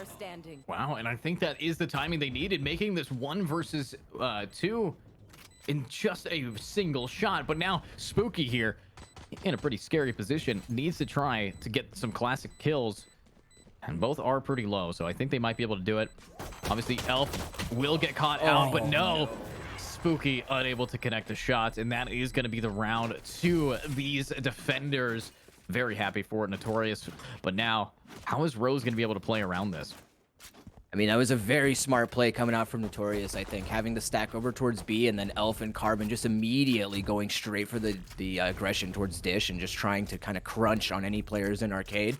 So I think that Rose needs to be hyper aware of some things like that, because we've already seen that Notorious, they do have some trap plays up in their arsenal. So I think if Rose isn't ready to anticipate those sort of things, they might catch themselves in a lot of very peculiar positions where Notorious has set them up to, you know, get some free kills. So a stinger in the hands of Jaden, I think, is just going to be a little bit of a gamble here on an investment to just try and do some damage as the rest of the team leans over towards the A site. They are moving towards it, but Elf is just mowing them down. This is what you need to be seeing with a Marshall, but oh no, the Sheriff in the hands of a Stoffel is going to get the pick down on the Elf, and now it is a 2 versus 3. Spike still down in spawn, in now hands of Breach, while Donkey, currently on the flank, is going to get a little bit of damage dealt, but defense incredibly happy with this showing so far, only losing 2 so far here. And a map like Fracture, defense needs as many people alive by the end of these rounds as possible. I mean, best case scenario, Rose take one more gun out of their hands and hopefully get the spike down, but they are pushing right into the majority of the players here yet. Very stressful, obviously, though.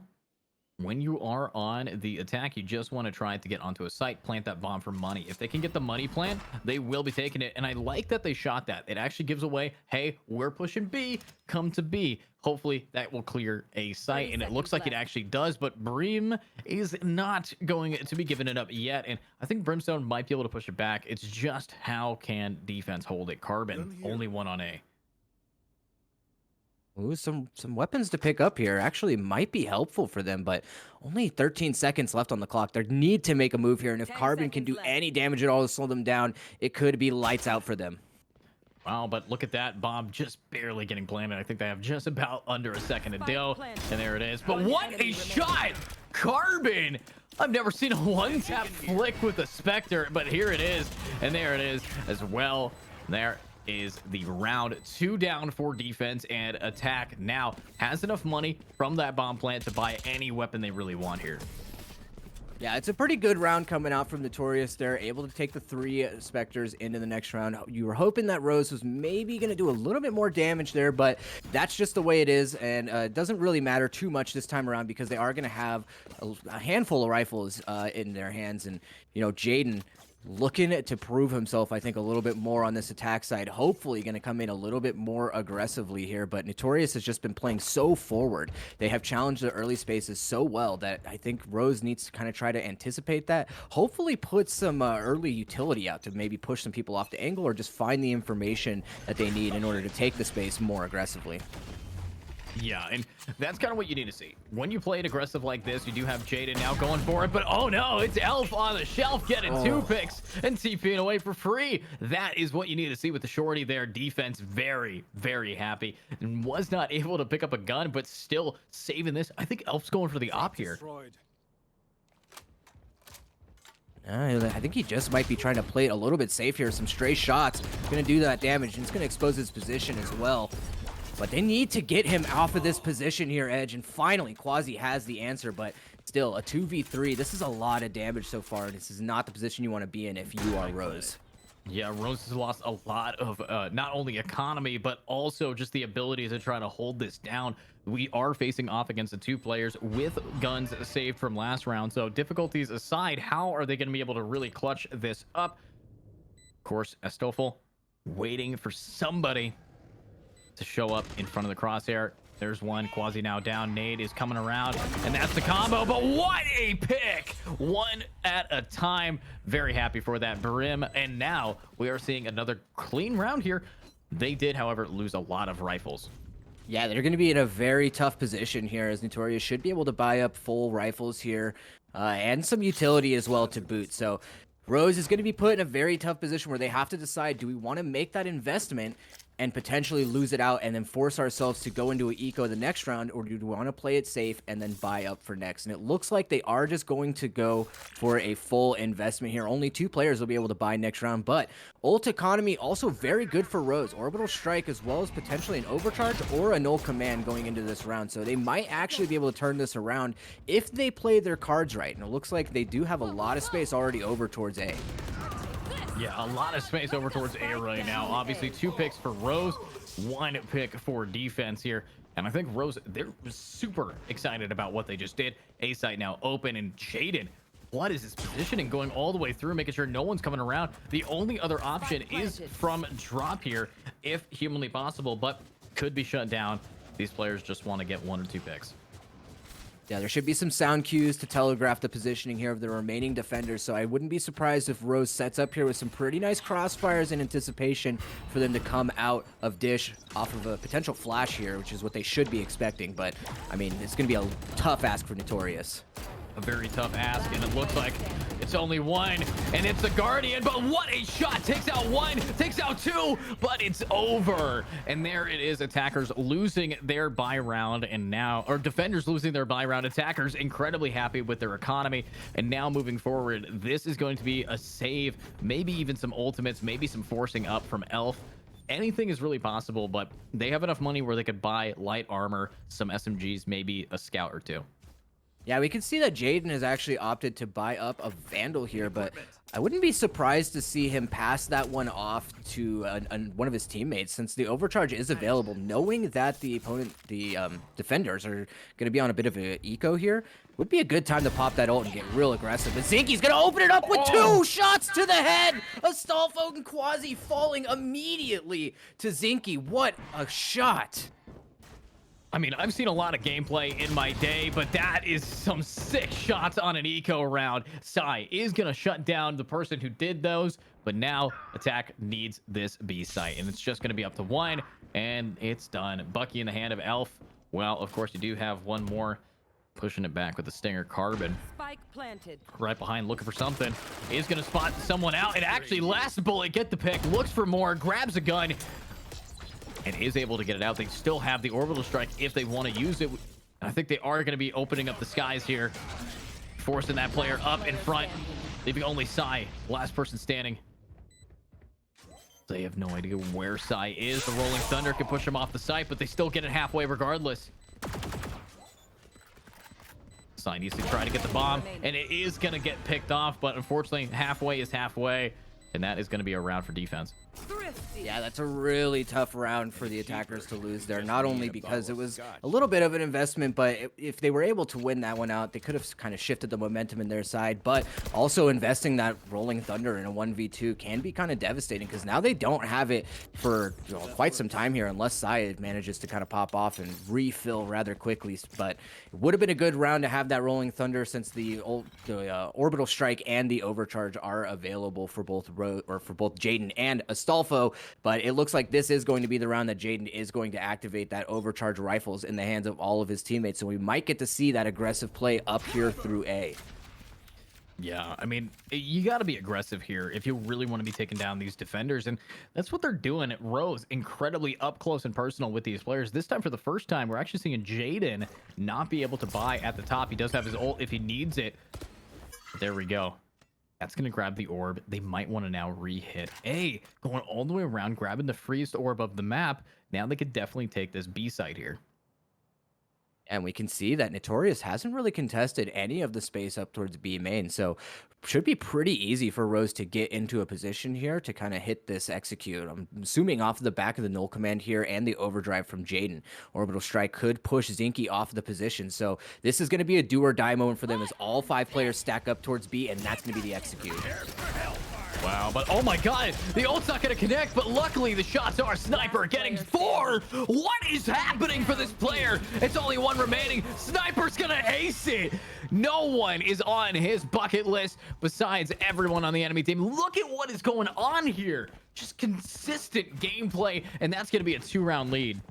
Good lord, that is devastating for Rose. I mean, Sniper just being completely unchecked. They're able to get 4 off the entry. I mean, the null command basically had 0 impact there. It didn't matter that Sniper didn't have his flashes or fault line available to him because all he needed was just a gun and a few heads to click on, and that's exactly what he did. So now Rose is going to be put into a very tough position here, forced back onto an eco here. 2 rounds down. This is not the position you want to be in. Jaden has to kind of try to come online here for them, get an opening pick, and hopefully find some free rifles for them. But Notorious playing this very smart, just playing very back, and they're not giving a whole lot of space to work with here.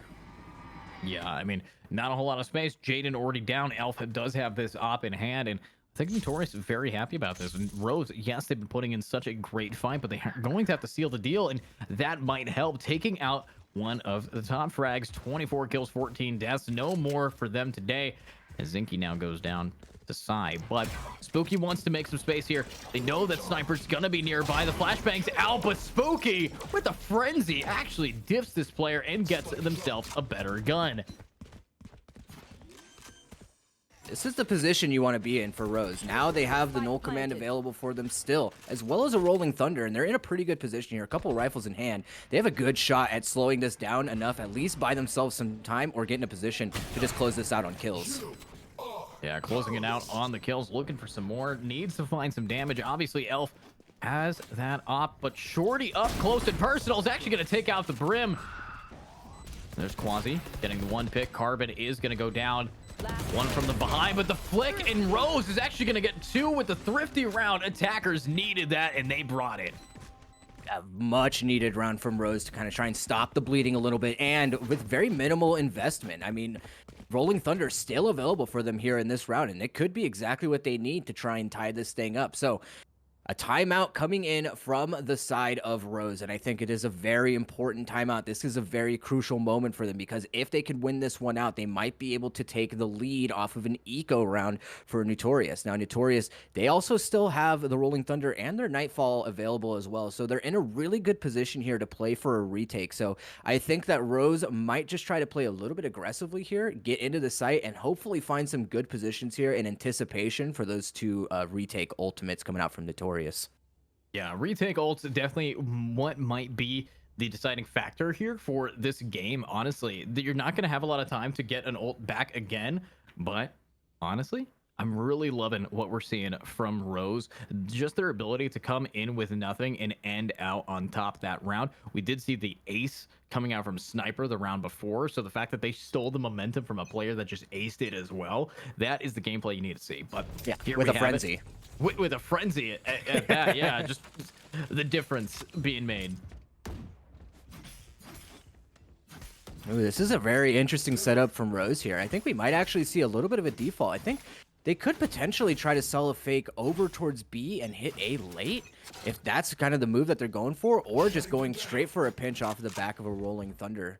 But a lot of pressure already sent towards Dish and potentially A main here. But the fight for Arcade is going to ensue. Jaden going to come out on top, but not before he falls to Donkey. And oh my lord, the trade's coming out so early into this round. Suddenly a 3v3.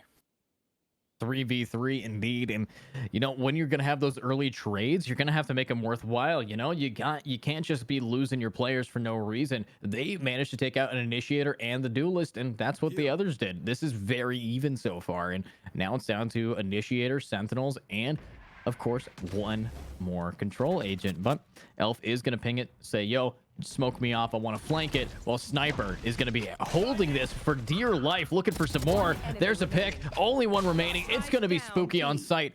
They have no idea where he could be. Obviously Spooky, up close personal, needs to get the trade for their players, make this a 1v1. Oh, the timing. Timing is going to be of the essence, but Spooky is going to get it. Elf has been flanking this entire time, right up close to personal. Can no longer use any util, but that's a chamber. It's just going to come down to the bullets, come down to the aim, and Elf is going to take it. Oh, that was so close for Spooky, and what an important round for either team to win here. So now Notorious is going to be in a position where they are going to be able to buy up again and kind of just keep their head above water here. Rose, though, they have some money to work with, and they're going to invest almost fully into this round, it looks like, and they need to kind of try and close it out here because it is getting very close, down to the wire, 1 point away from match point for Notorious, and everything has been invested for Rose here. Rolling Thunder still available for them, and so this is probably going to be the round that they need to actually invest as Rolling Thunder. They need to get on the site. They need to get in a position where they can play for the bomb and potentially play for their lives here. And if Notorious is not playing this well, they might just have to concede the space to them. Yeah, they just might. I mean, it's going to be difficult for these players, but look at Elf's positioning here. That is something a little bit more unique. If anybody's going to be pushing into him, it's going to be right now. The split coming out from drop here already. People are now dropping down, looking for something. Flashbangs are out, but they're right in front. They don't check their corners, and that's going to be 2 picks down before it is over. Sai and Elf duke it out. Elf is going to take the lead. And there it is. Donkey gets 1. Jaden still here, but there it is, making this a 1 versus 2. Only a Guardian in the hands of this Raze. Needs to find some more.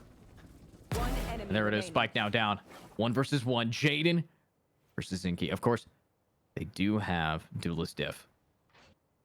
Fake bomb plant. Does go for the wall bang, but the Guardian clutches it up.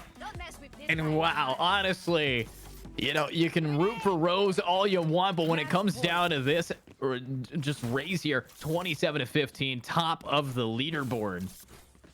I mean, absolutely tragic round for Rose there. They did so much with what little they had and were able to get it so close, but unfortunately, the timing gods were on the side of Zinky there, and he's able to come away with that 1v2, and Jaden not able to close it out in that final 1v1, and unfortunately, that's going to be match and series point for Notorious here, and Rose scraping the bottom of the barrel. A couple of Bulldogs here, as well as a Spectre in the hand of Jaden. It's do or die for them, and you have to wonder what's going through their minds. Is it time to play things aggressively, or do we want to slow things down? And it looks like they're just going to try to play a little bit slower here, and I don't think that's the wrong move, Edge. They want to try to catch some of these defenders out of their positions and hopefully find some picks to move the favor towards their side. Yeah, I mean, that's kind of what you need to do. You got to shift it right here, right now. It's a best of 1, and you might just be cooked here if you can't push them back. But they're playing around the rule book, and here is a big push. The 3 on the split, but look at attack. They are all or nothing for this round, and they are completely spread apart. Yeah, Notorious is not giving them anything to work with. I think they kind of have the read on him. They know that they don't want to overextend. They don't want to give up any of these losses. And oh no, Zinky actually going to find one on Spooky. That's not what you want to see. Jaden trying to recover it, but Zinky just says no way and shuts him down. And now Rose Sai actually coming in to try and even the playing field just a little bit. That should be a free sight for them here. A 3v3. This is winnable for them. Yeah, and Elf's needing to get a gun out, but perfectly times it. Only as a judge, but now as a Vandal. This is a 2 versus 3. Elf on the flank. And there's the ult from the breach, but up close and personal is going to be the Brim. Gets 1. Nukes it down. Knows where the player is. Luckily, just has to stick this bomb down. It's not a whole lot of time. Last player And there it is. standing. One down Carbon. And it's over. Rose is actually winning that round. And now we have 2 more to go into overtime if Rose can continue this streak. What an unbelievable recovery from Psy there to just kind of bring it back to a 3v3. Things were looking very doom and gloom for Rose until Psy came in, guns ablazing, and that's the kind of heroics that we need to see from Rose in this. It's getting down to the wire, 10 to 12, 2 rounds to take us into overtime, but one falter, one misstep from Rose, and Notorious is going to walk away with the win here. Now, luckily for them, they don't have a lot of money to work with, but a judge can be very dangerous if it's put in the right position, and the right position is Nest, and that's exactly where that judge is going to be. So they have to try and play around this and hopefully find the space that they need to get into the site and secure some positioning. Wow, I mean, that's one way to secure positioning, having one get picked off already. And that's actually the control agent. That Brimstone has been vital to clearing some space for them. So when you said they needed space, Notorious said where, and it's just been robbed out from underneath them. But right now, it's an A push. Everybody at drop wanting to just fall down and take that A site. Ooh, this is going to be tough for them. The re-smoke is definitely going to delay that. They're going to have to make a decision here, Edge. It's either do or die, and it's do right now. Do right now, but a little bit lost on the way out. Jaden's actually going to get stuck here, and that is a bad positioning, but it doesn't matter. The laser beam is out, but no, the Marshall. How is this player doing it? It also takes out the spike carrier, 1 versus 1. It's going to be Elf. It does have his ultimate if he wants to seal the deal here. Knows that person is going to be planning it. Obviously, not a whole lot they can do, but one flashbang is going to be remaining. But there it is, Psy clutches it up 1 until overtime. Oh my lord, Psy again clutching up for their team, keeping them alive, and now they only need the 1 more round to take us into OT, but good lord, Edge, they don't have a lot to work with. Only 1 free buy available from Psy. He can buy, oh no, he can actually buy up 2 teammates here, so that's actually going to be a very important lifeline, and of course, Notorious able to just barely make buy with a full buy. So a full rifle round coming out from both teams here. This is going to be a very interesting round. Only 1 ultimate available for him, but it is the orbital strike, and that can be very crucial on a map like Fracture. Yeah, orbital strike to prevent that bomb from getting planted. Definitely what you're gonna want to see. Carbon already being very aggressive, though. Honestly, his aggression here might end up losing that orbital strike and the advantage. But there it is. Elf will get Jaden down. TP away. Well, another pick. Quasi is gonna be going down as well. This is it. Everybody on the attacking side. Rose needs to get this bomb planted on B, and they need to hold this with all they got. But there it is. Sniper takes out Psy. There's the trade with the Brim. Of course, they are very close, but that is going to be the orbital strike into tower, clearing it, making sure no one is there. They're getting the info. They're getting the players. They just have to work together. They spot out 1, and the wall bang, though, is not enough. Carbon versus the KO. Spooky. Spooky's walking very up close. Carbon might just get it halfway, and he is. Just has to get Spooky down, but honestly, he could have stuck it is the funny thing.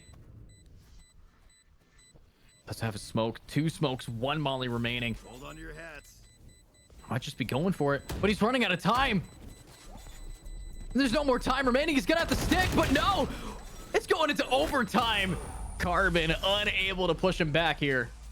Oh, that is such a tragic round for Carbon. There were so many opportunities there to actually close that one out and take the W for the team. And unfortunately, if they go back and rewatch this game, they might be kicking themselves just a little bit in round 24. But we are in overtime now, and it is do or die once again for both of these teams. Now, we've seen how well Jaden can play on the defensive side, so I wouldn't be surprised to see them walk away with the first round victory here. But I do think Notorious has a little bit of the advantage here. A lot of the victories on the attack side from Rose were off the back of some heroics from Psy and Astolfo. So they need to try to come together and actually pull it through this as a team if they want to have a shot at winning this, because I think Notorious is gunning for a 2-0 in overtime here. Yeah, gunning to take it on, and honestly, I think they might be able to take this back if they continue what they've been up to. It's just incredibly difficult if you do not know how to get this done.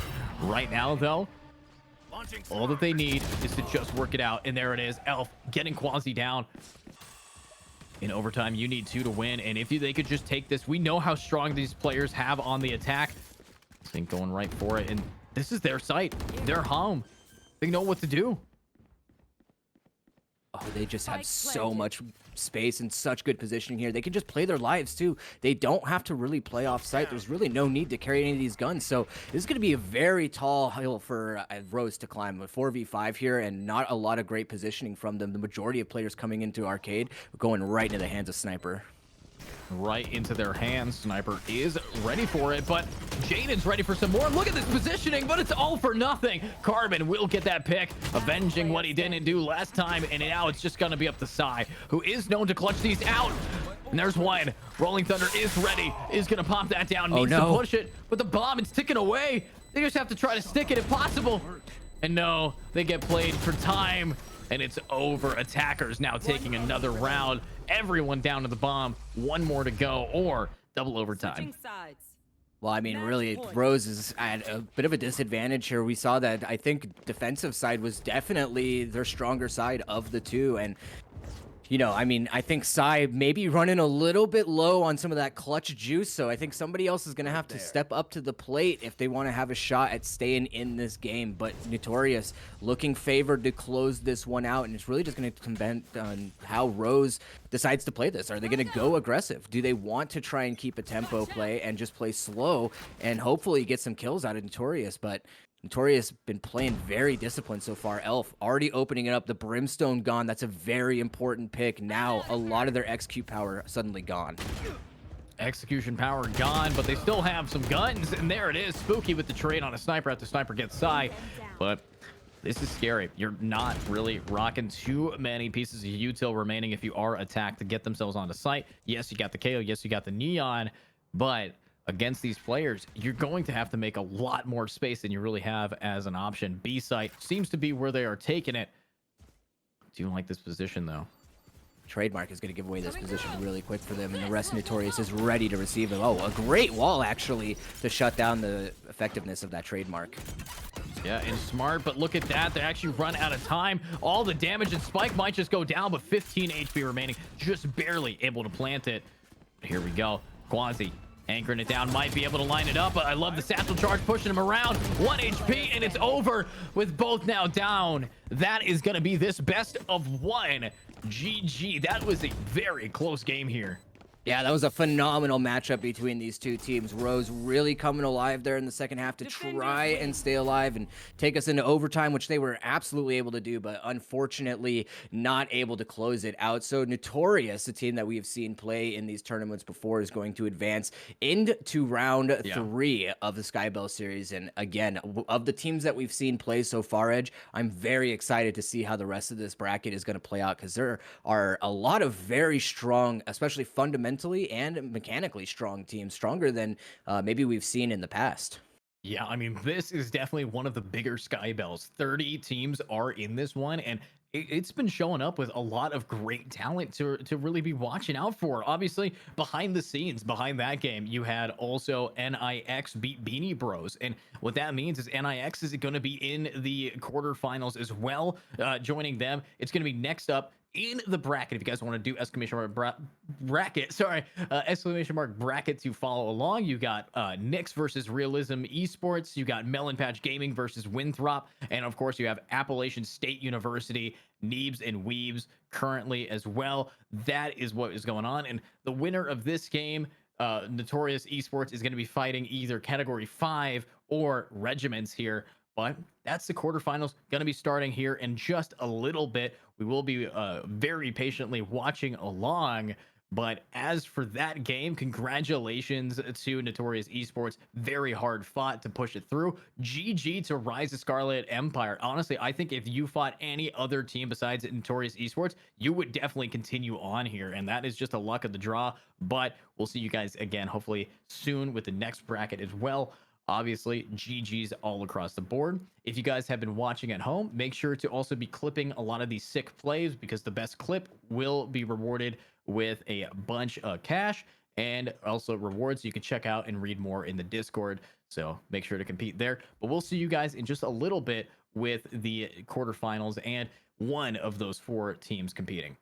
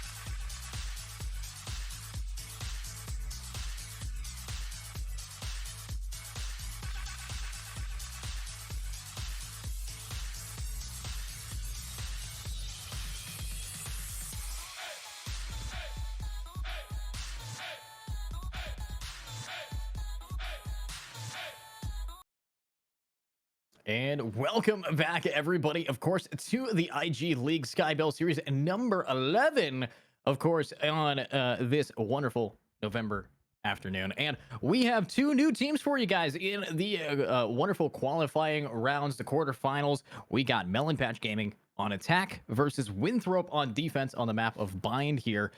My question to you, Disco, is, as I always ask before the game starts, how are you feeling about the map of Bind? What kind of agents are we expecting to see? And when are we going to be seeing those sick plays? Well, as far as Bind goes, I think it's probably one of the more straightforward maps. I really hope to see both of these teams locking in double controllers. I do think that running only the Brimstone and not having that Viper as a supplementary controller can be a little bit of a mistake that a lot of teams I see fall into very often. So, I mean, I'm hoping to see some very strong compositions coming out. Both these teams, new teams to me, players I haven't seen before in the past. So, a little bit of an X factor on both sides here. I'm not really sure what to expect, but we're going to jump right into agent select so we can get the ball rolling a little bit here, and hopefully we see some sensible agent selection. Right. Hopefully some sensible agent selection. Locking in double smoke is honestly kind of the meta of Bind recently. Controllers definitely bringing it into their own right. I really would appreciate an Astra on this map, though. But if you look at the defenders, we're seeing a very different comp than what we normally do. Breach on Bind, not exactly common. But, of course, with that being said, if any of these players hit a sick clip, make sure to actually hit the clip button, title it whatever you want to title it, and showcase it off, because the best creator of clips here will be winning some prizes, of course, and that is a little monetary there. So if you guys want to check that out, join the Discord, !Discord, or just have some sick clips as a spectator, and make sure to make it known that you're ready to have some fun. Speaking of fun, I am actually really excited for this Breach pick. I think Breach is actually very, very powerful on Bind. It really just comes down to how they decide to actually play the agent out. I think that Breach is really most useful in various different trap plays, and you can actually pair that up with Raze really well.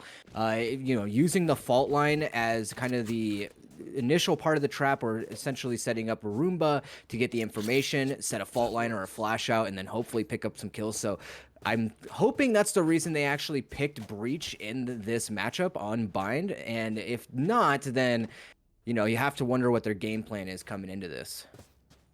Yeah, you gotta wonder. There's a lot of stuff that can go right here. Obviously, if we want to talk about how these players have been doing previously, the Winthrop team is very much a high and hard-hitting team. A lot of them are in the higher echelon of just Valorant gamers, of course, a lot in Radiant and Immortal, and that might be a little bit stressful for these players. But already, we're seeing Util coming out from defense, and there are the first two picks. MPG's Jamal is going to get two. Nasi is going to get another one, and there it is. All the trades, defense absolutely shredding through these guys early and ready to continue that gameplay.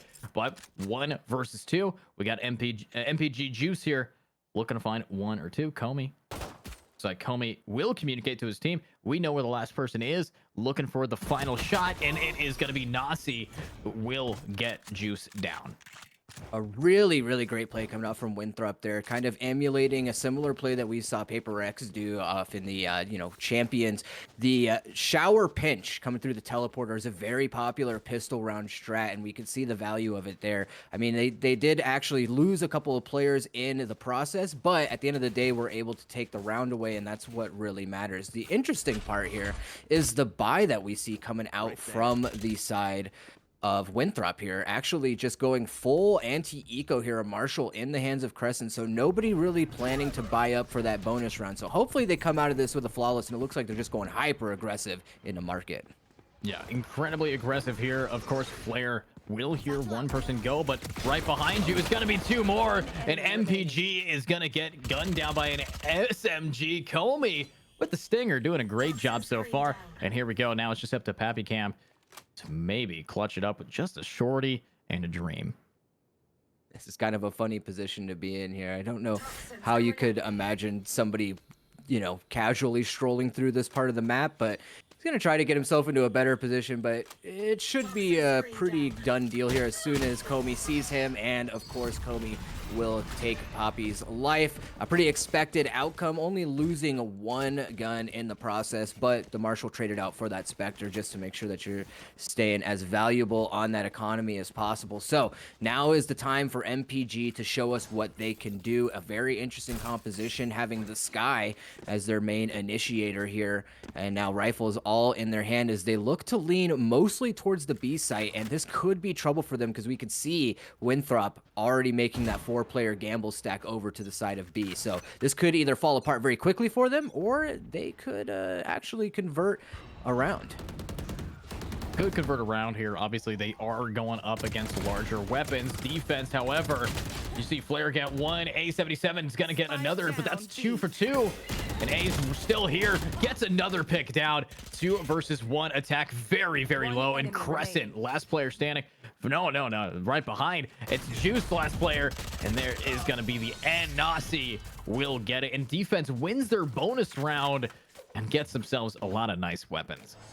Yeah, I think it's kind of funny, actually, how Winthrop has just disrespected the trademark coming out from the enemy chamber in so many different rounds. I mean, even though Chamber was still alive in that, Crescent just decides to push through market anyway. And I think that that's something that you don't see a lot of teams do. Most teams really just don't even try to challenge the flank. And I think because of that, so many players have become comfortable knowing that trademark is down and saying, well, there's no shot that they could possibly flank us at this point. And Winthrop is already abusing that. And now they're going to be in a very good position to close this 4th round out as Crescent gets first blood onto Juice. Crescent very happy about that shot onto Juice. Obviously, what we're seeing from these defenders here is in this best of 1, they do not want to give anything up. Teleport away, Crescent just in time. Last one standing. Papicam will get A77s, but Spike is still down right on the exit of B. And I think we're going to see another save coming out from this Viper, unless we have somebody to say something about it. Obviously, it's going to be a TP and a flank. Comey up close and personal, spots out one. Flare up close as well, but a dink is not going to kill, and Comey will clutch that.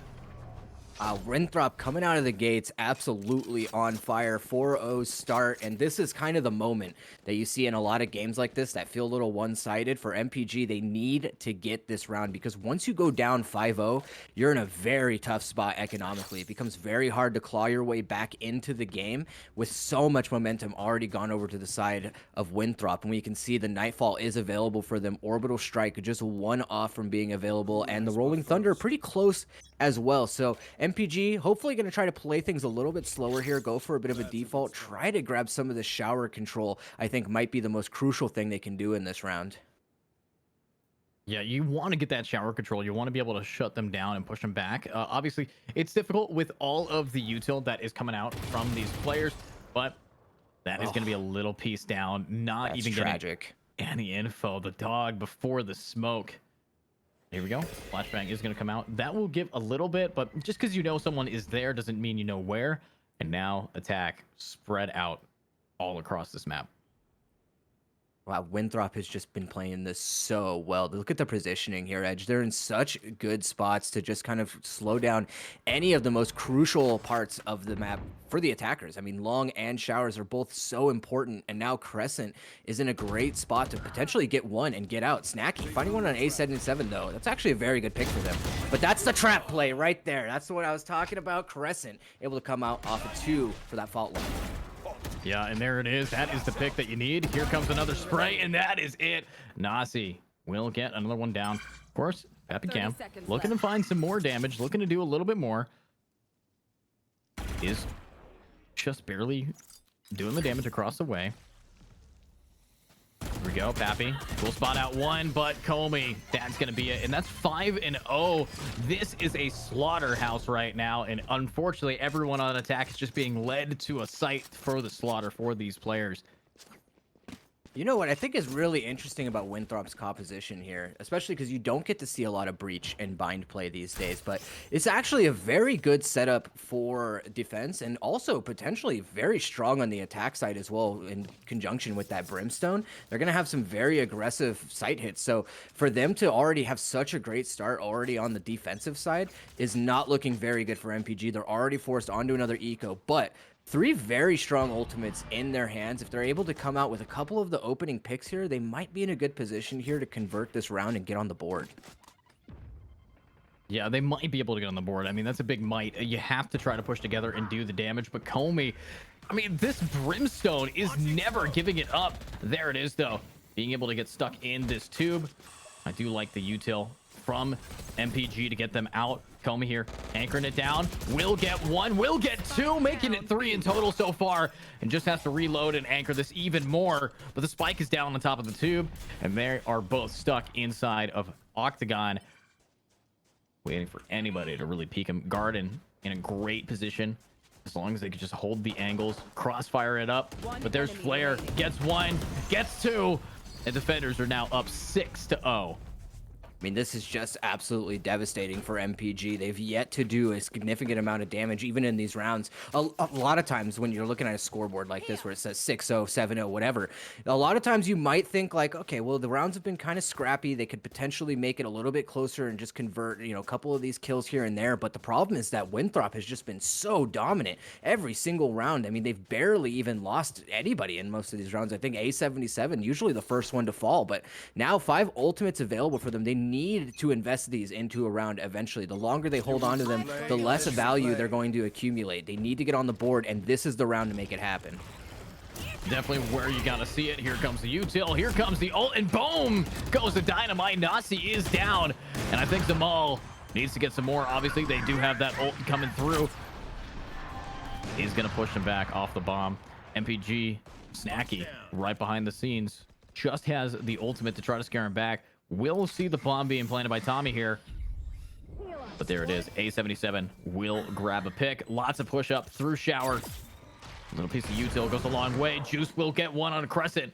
They have no idea. There's still one inside of showers. Comey here, giving away the position. 1 versus 4. And there it is. First round taken by the attackers. A very important round for them to pick up for MPG, and able to get through it relatively unscathed, and that's really the most crucial part of that round. If you had gotten out of that with only maybe 1 or 2 alive, you might be staring down the barrel of a little bit more disaster, but thankfully they're going to keep a lot of the guns that they were able to invest into that round. 3 ultimates though coming out in order for them to actually secure that. Now 2 still available. That's going to be the Viper's Pit and the Orbital Strike, both very high impact ultimates as well, so there is a good chance for them to kind of get one more round here, but there's so much momentum built over to the sides of Winthrop that they need to string together at least 3, maybe even 4 rounds if they want to have a chance at kind of turning this half over to their favor. Yeah, I mean, you're needing a lot here to really push them back, and it's difficult, but Crescent will get them down, and that is going to be a pick for them today. Here's Flare going for more, and Flare's going to get 2. Crescent gets 1. Beautiful gameplay from these defenders yet again. Now it's just up to Juice here, and unfortunately Juice is going to get squeezed out, and a flawless round from defenders is going to be dripping. Let's see how can they keep this up. The money is not really in the favor of these attackers, but they can do a full buy if they really want to. I mean, I just want to know who's calling for the side of Winthrop, because these round strats, the reads on MPG have been so strong. I mean, the defenders have been basically every single position that they needed to be to shut down whatever play that MPG has been going for. So I'm very impressed with their ability to not only just be in great positioning here, but the plays that they've done have just been so crucial in slowing down pretty much any type of aggression that MPG has been able to put out. Yeah, I mean, here we go, though. Let's see it. Obviously, Flare looking for some more.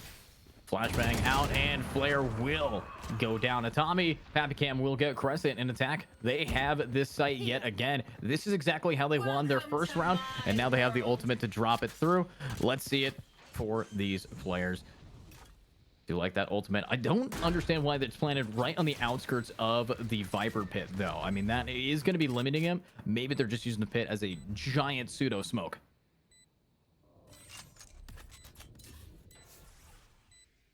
Ooh, Tommy's in a great position here. If they don't clear him, this is going to fall apart for them real quick. This is winnable for Winthrop. They do have the Rolling Thunder available, and that's going to be it.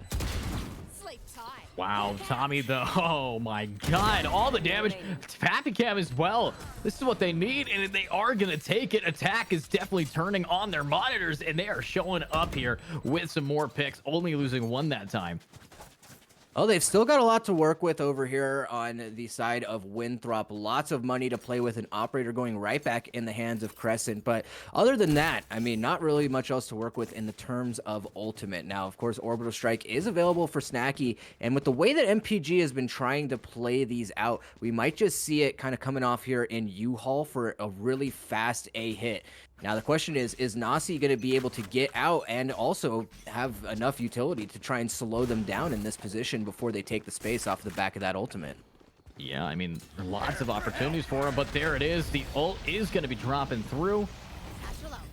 It's not going to really connect to anybody quite yet, but they're just going right out. Zamal needs to get one or two, but Flare is going to shut him down right there. And here it is. The site of A is a battleground where many bodies are falling, and it's all for the defense. But Pappy's going to get one, but it's over. Defense has now completely shifted it back again in their favor.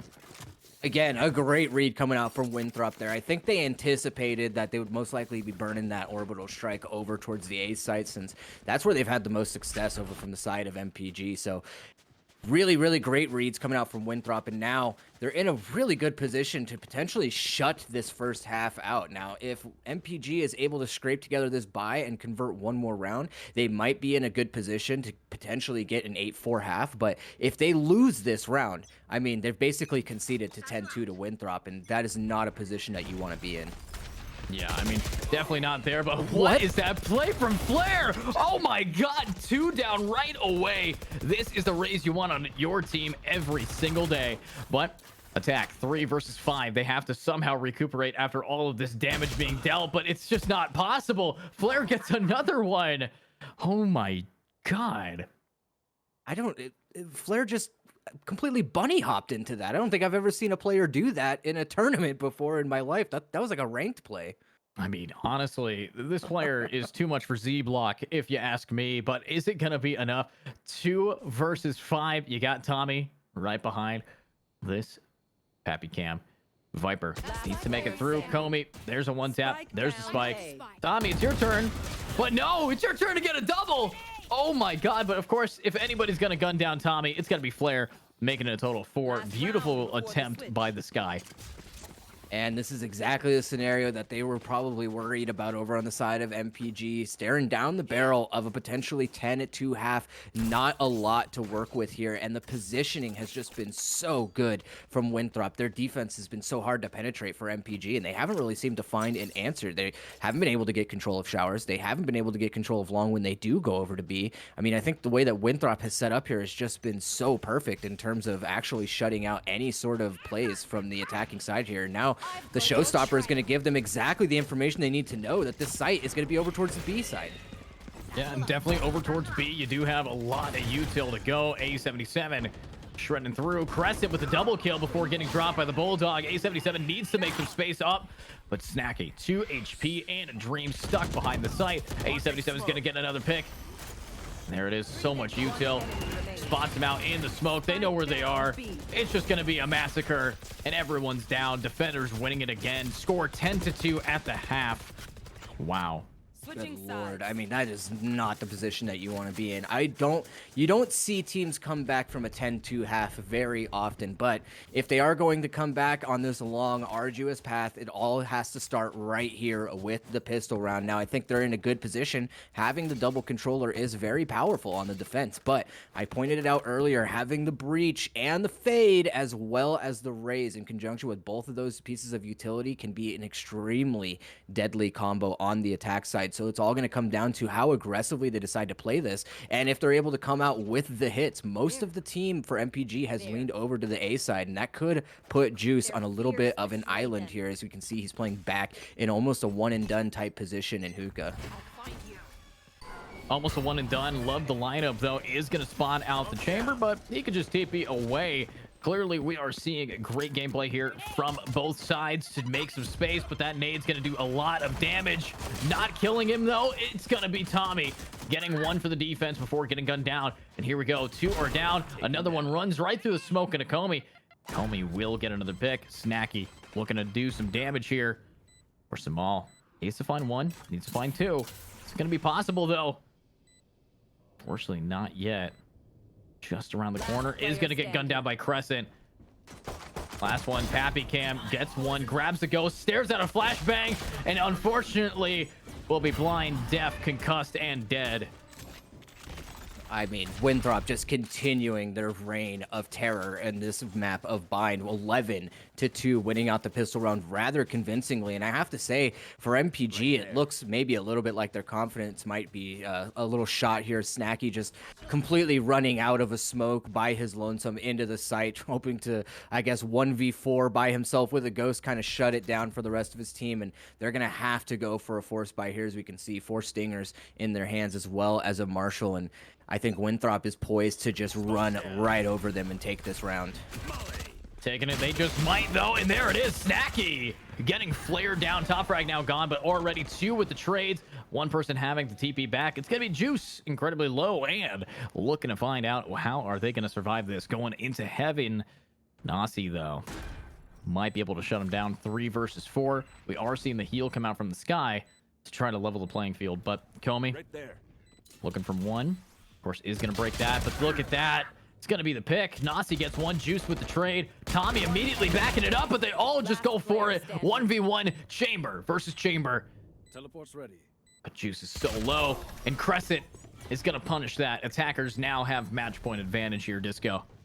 I mean, it was a good effort coming out from MPG. They're able to do a lot of damage, getting it down to a 1v1. But at the end of the day, when you have achieved that by, doing a force buy, you're not really going to reap as many of the benefits from it as you want. So both teams on a little bit of a broken buy here. But with what we've seen out of Winthrop, they should be, I think, advantaged to win this round. A Vandal goes into the hands of Nasi and a Phantom into the hands of Comey, and that's going to be the real dangerous element there. Comey has been absolutely on fire here, and it looks like they're just going to go straight for A. They're not going to try to default. They're not going to try to set anything up. They want to just try to run it over and end this as soon as possible. Flare doing so much damage on the way in. Wow, way in while the enemies are on their way out. So much damage from these players. Now it's just Juice, 20 HP, walking right into a crosshair. Fortunately, not able to get the pick. 2 remaining. Tommy, though, will barely stay alive.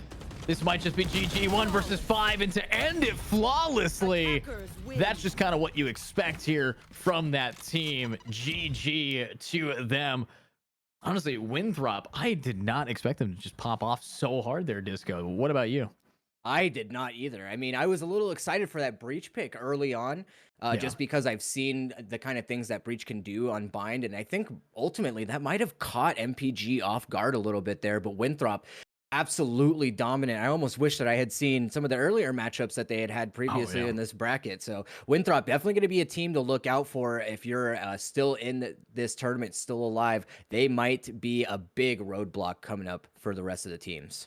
Oh, absolutely. They have been crushing it so far. They get to go into the semis, though, and they're going to actually be facing off against the team NIX. And we know NIX to also be a heavy-hitting team to just beat Realism Esports. So we can expect to be seeing some of them. Now, it's either NIX or Winthrop going into the finals here. So we also have top of the scoreboard, top of the bracket. You got Neebs and Weebs versus whoever wins, Category 5 versus Notorious Esports. So a lot of the heavy hitters that we've been following today have been making it all the way through. Unfortunately, the first people we saw today, Appalachian State University, did get taken down by Neebs and Weebs, and they were not able to progress. But that's pretty much how the bracket has worked so far today. If you guys have gotten any sick clips, make sure to join the Discord, !Discord, and showcase them to enter your chance to win some money. But also, we do have the $3,000 tournament, the IG League Divisions series coming up here in January. If you guys want to get more information on that, head on over to igleague.com.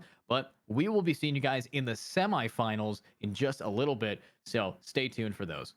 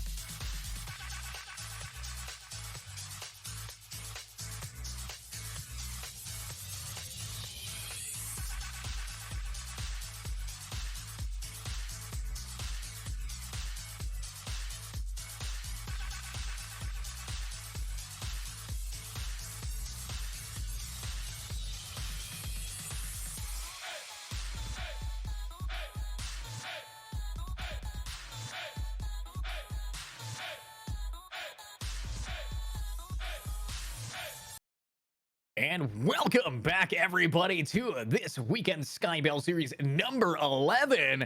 Of course, I am your host, EduCast, joined by the wonderful Disco. And we also have two teams here. We just watched Winthrop absolutely throttle a whole team last game against MPG, but now they're facing off against a fan favorite here at IGL. That's going to be NIX, who's gotten really high ranked consistently in some of the bigger weekend warrior tournaments that we do put on here.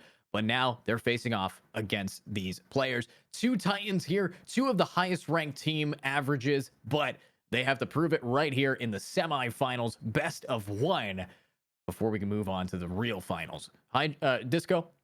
How are you feeling?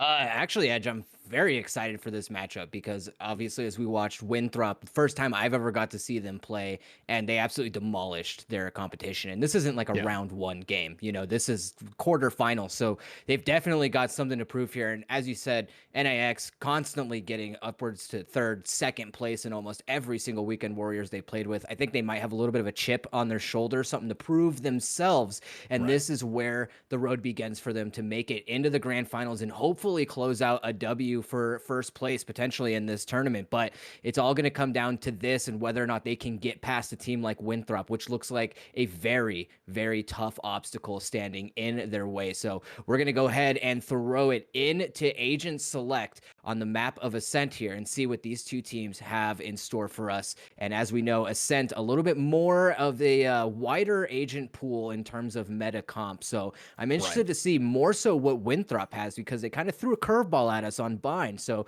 they might actually do something similar here on Ascent. You know, they definitely might be able to. Obviously, right now, locking in a pretty default Ascent meta for the defense here. NIX rocking an Astra, which we haven't actually seen an Astra today. We've seen a lot of Brimstone, though.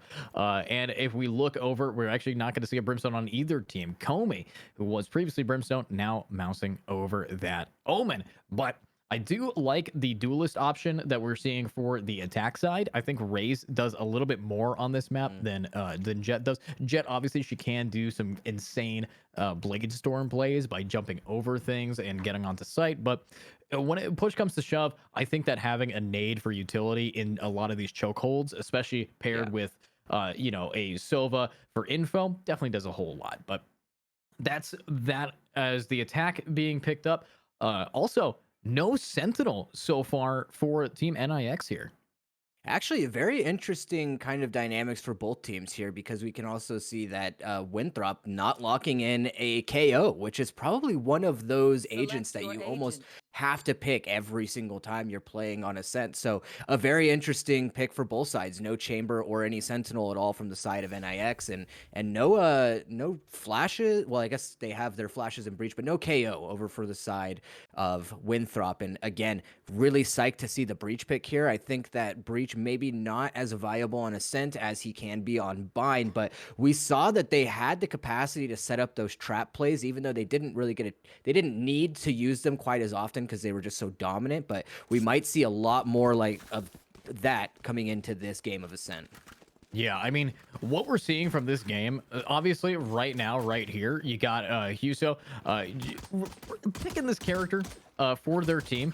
You know, I really don't think that a Sova as the third initiator is that great, personally. I think that having instead maybe a Breach, honestly, having more flashbang, or even a Sky for heals, but triple initiator is going to be the play that we're seeing from NIX today, and they're facing off against a pretty default-esque play on the attack side. Obviously, though, that Breach will be the only thing that's kind of strays from the meta here, but Breach, we've seen previously today, is incredibly solid on this map.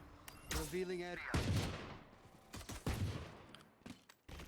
Really like this play, just coming out, trying to get a lot of that info in early mid control. Soapy is actually going to open up that pick onto Flare through the smoke.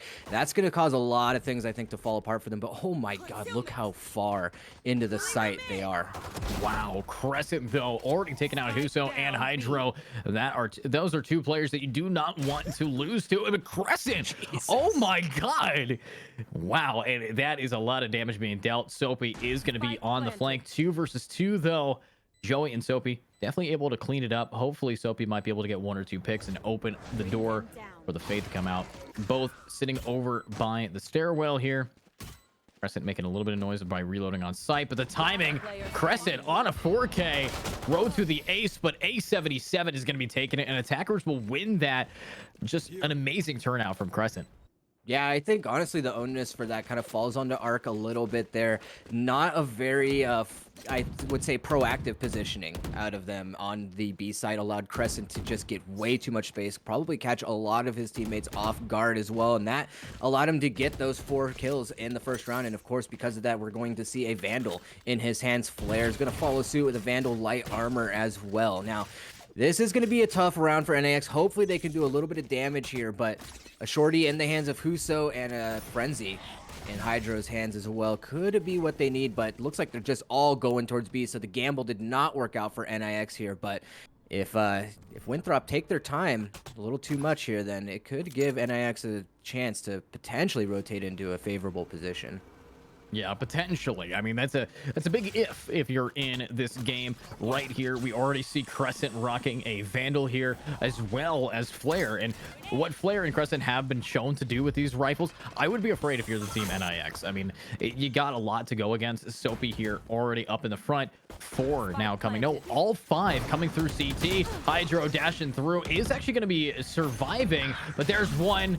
Almost gets a second. Looks like they want some more. A77 is going to get it. Hydro gets 1 down, but this is a big amount of rounds. All the damage. Hoso, though, with the shorty, actually picks off 1. That's 2 kills for the save team. That is really good. I mean, it's best case scenario for them. I mean, aside from just winning the round, they are able to take a couple of guns out of their hands, but unfortunately, they will be able to carry those rifles into this round. And, you know, having 2 rifles going into your bonus round can actually be really crucial, and it can be the advantage that you need to, you know, potentially convert that bonus round into a W. So NIX, they have a lot of pressure behind them, I think, to make sure that they get this one out as clean as possible. But you guys got to keep your eye on Joey, because if you've seen NIX play in the past, Joey has popped off multiple times on Ascent as a Fade, but Soapy is actually going to open it up here, taking both of those guns right away out of the hands of Winthrop. I mean, guns are going to be out of the hands of these attackers. I think NIX very happy with what's going on, except for Soapy's death here. Comey with the pick, getting them down already. We're seeing some great kind of gameplay, but how are we really going to be seeing some more? Obviously, Comey needs to try to push through using all the util that is going to be paired with their team. But look at that. Just barely edges the rim of that circle. And that's going to get them knocked out there. But maybe Hydro can clean it up for their team with 1 pick going down. Spots out 1. There's the spike. A77 only with the Sheriff. It's going to be a double blind. Spike is down, 15 HP. A7 is fortunately down.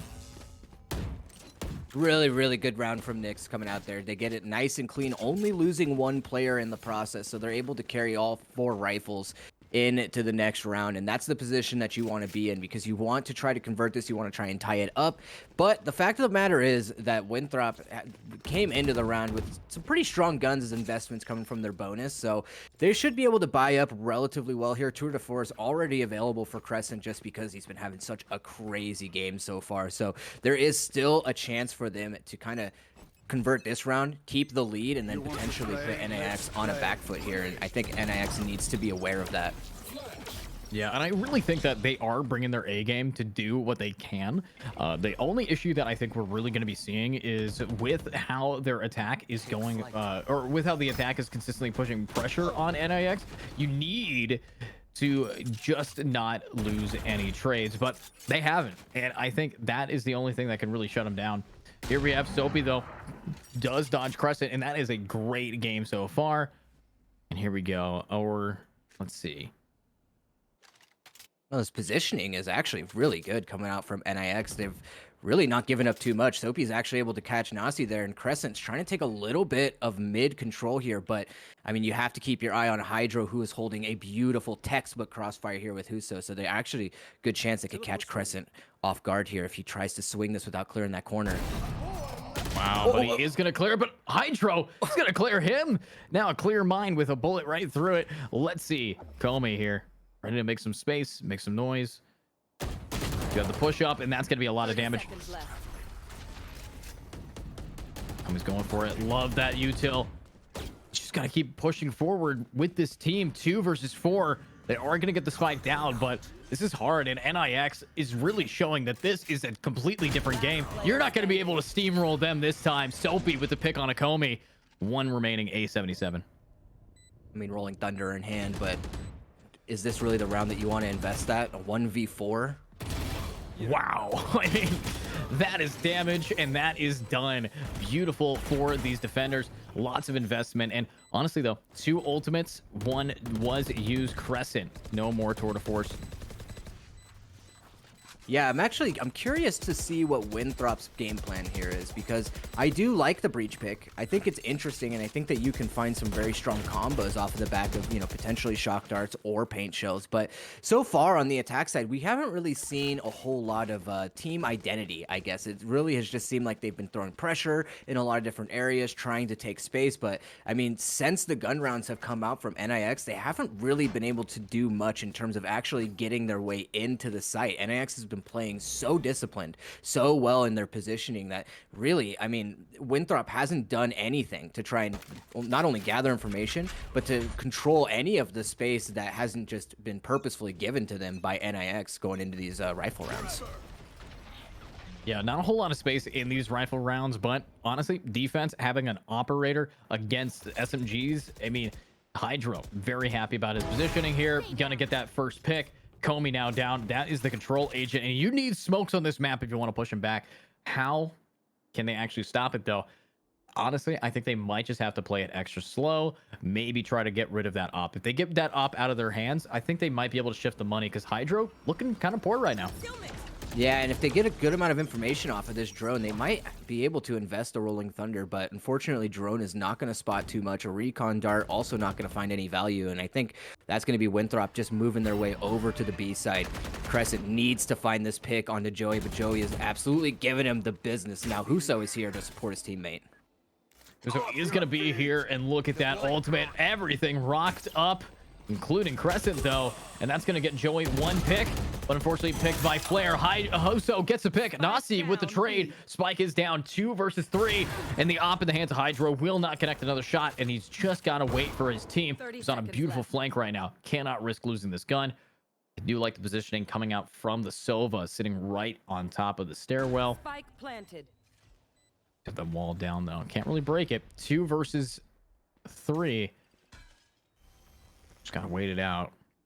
Here's the push, and there it is. Nasi is gonna get a double kill down, and this is now all up to Hydro. He does have the Blade Storm if he wants to try to take this fight, but going slow against it, he might just get himself flashbanged and forced out of here.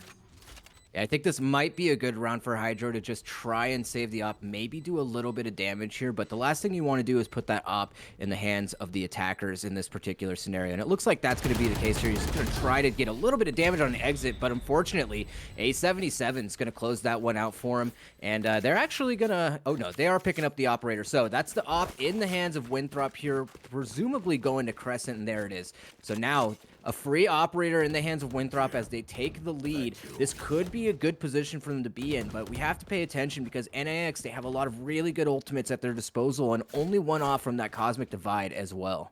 Yeah, only 1 off the Cosmic Divide here. Obviously, the op now getting lost. I'm honestly surprised that Hydro really went for that. Yes, he legged the breach and was not able to pull out the classic in time.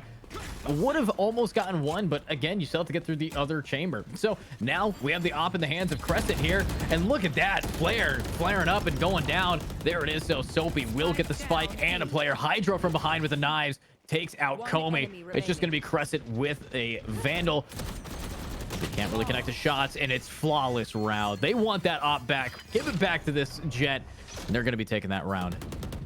You can also see the high impact of running an Astra on some of these maps. A lot of people forget about Astra just because she got nerfed, and so she wasn't as powerful as she was when she first entered into the Valorant scene. But we saw the value in that round. I mean, Flare trying to satchel in to make the space for his teammates, but Arknight just ready with the gravity well is going to slow down the rest of that push, and that's going to isolate Flare in that round, and it allowed the pinch to come through from NIX. So really well played, good play of utility there. And now Winthrop on an eco, just a few sheriffs in hand, but it is tied up and they still have a showstopper available. So they could use that potentially to not only create some space, but pick up a very much needed kill and hopefully get a rifle in their hands. Wow, and that is a rifle down. Nasi down as well. I mean, what we're seeing here is just a eco round from the attack that can't really get too much. As you said, they need to use those sheriffs, get themselves a gun. But how can they actually finish them off with the picks? I do appreciate what we're seeing from the attack, playing it extra slow after they lost that first one. But I think they really need to just do what they did so well on Bind and just pick up their pants and run it down into a site. And that's really what they've been doing to get themselves some rounds here. Yeah, I mean, they've been very good at actually taking space in this map, but the problem is that NIX has just counterplayed them so well. They concede the space, but they get into such strong positions so that it's so difficult for Winthrop to take more of that space. And we can see it now. Hydro shutting down any chance at aggression in mid by taking out Crescent. Now a 3v5. Not much left on the plate for Winthrop if they want to try to close this round out. Yeah, I mean, that is going to be spiked down, and there it is, though. Hydro is down into CT. He knows that he needs to get that gun flare going for it, but unfortunately, it's a trap, and you are dead. There it is. Now, they can buy up here. Unfortunately, they did not get rid of any real weapons. Yeah, well, I mean, it's a good effort for them. They were able to take a little bit of control in mid and try to do some damage, but unfortunately it didn't really work out for them. But now they have some money to work with. They didn't invest any of their ultimates in that round, so it's available to them this time around. The real question is, are they going to be able to work around Soapy? We can see that Winthrop is already leaning over towards the A site, and Soapy has that null command available. So as soon as that showstopper comes out, I would imagine Soapy is just going to activate his ability as well and just kind of completely neutralize it. Neutralize it, and that's what's kind of happened here. Obviously, all that damage necessary for these players. We are going to see off now. Gonna be ready for the retake. Here is gonna be the hunt coming out from this Sova, but it's not gonna connect, not gonna do a whole lot of damage. We are seeing 4 versus 5 attack. Very happy about this current position. Looking for some more though. There it is, little piece of util jumping up, and damage is being dealt.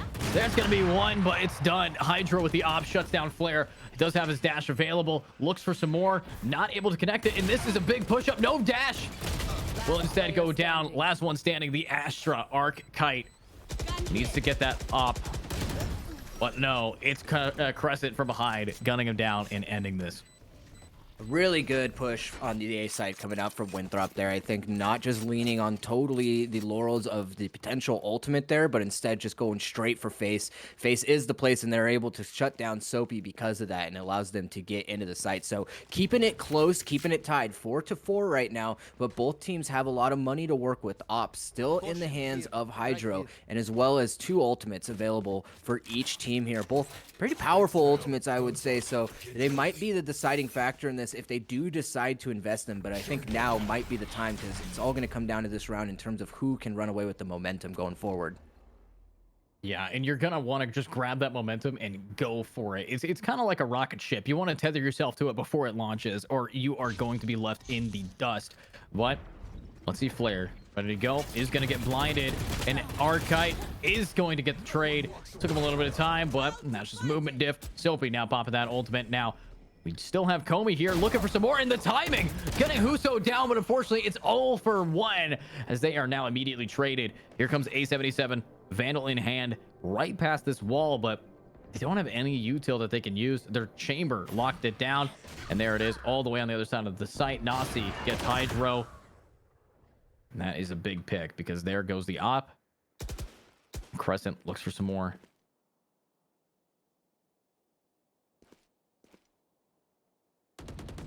And that's it. Nasi will get another pick here. Soapy right behind. And there it is. Crescent's timing. Perfect. Arcite has been spotted here. Knows where they are. They got one behind, but unfortunately looking all around except for where you got to be. And that's going to be the end of their attackers now taking the lead. NIX, they're getting pushed back quite heavily here. Yeah, this is kind of the situation that you don't want to be in if you're NIX. You had superior positioning there and you just weren't able to close it out and find the right timing. In fact, most of the time when they had what I would consider just about free kills, they were looking in the wrong direction. So they need to try to regroup a little bit. But the big thing to take away from that round is now that null command is gone. It has been burned. And so now Flair is free to use that showstopper as he pleases. And I wouldn't be surprised if this is the round that they decide to bust it out, because if they can win this zone out, NIX going on an eco.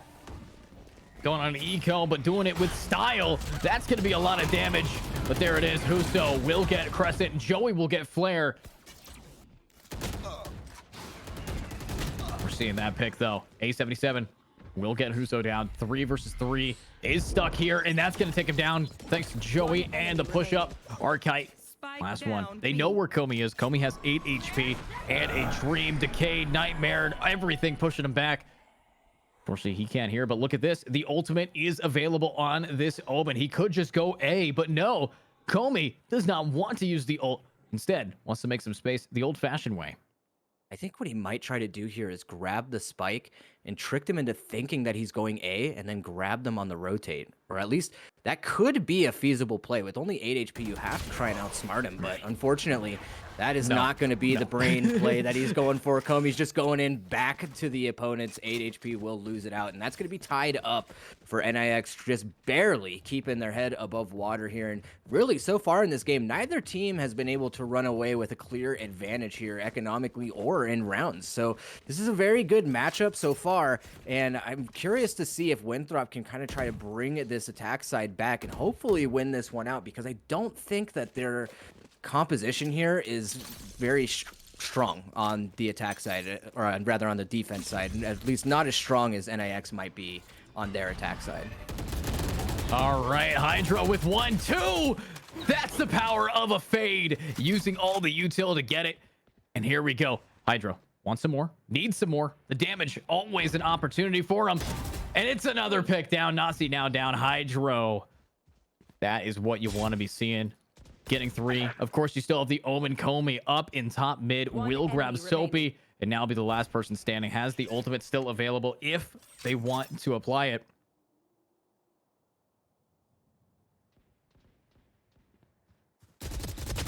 There it is, though. Hydro will get the pick. Defenders now have taken the advantage yet again.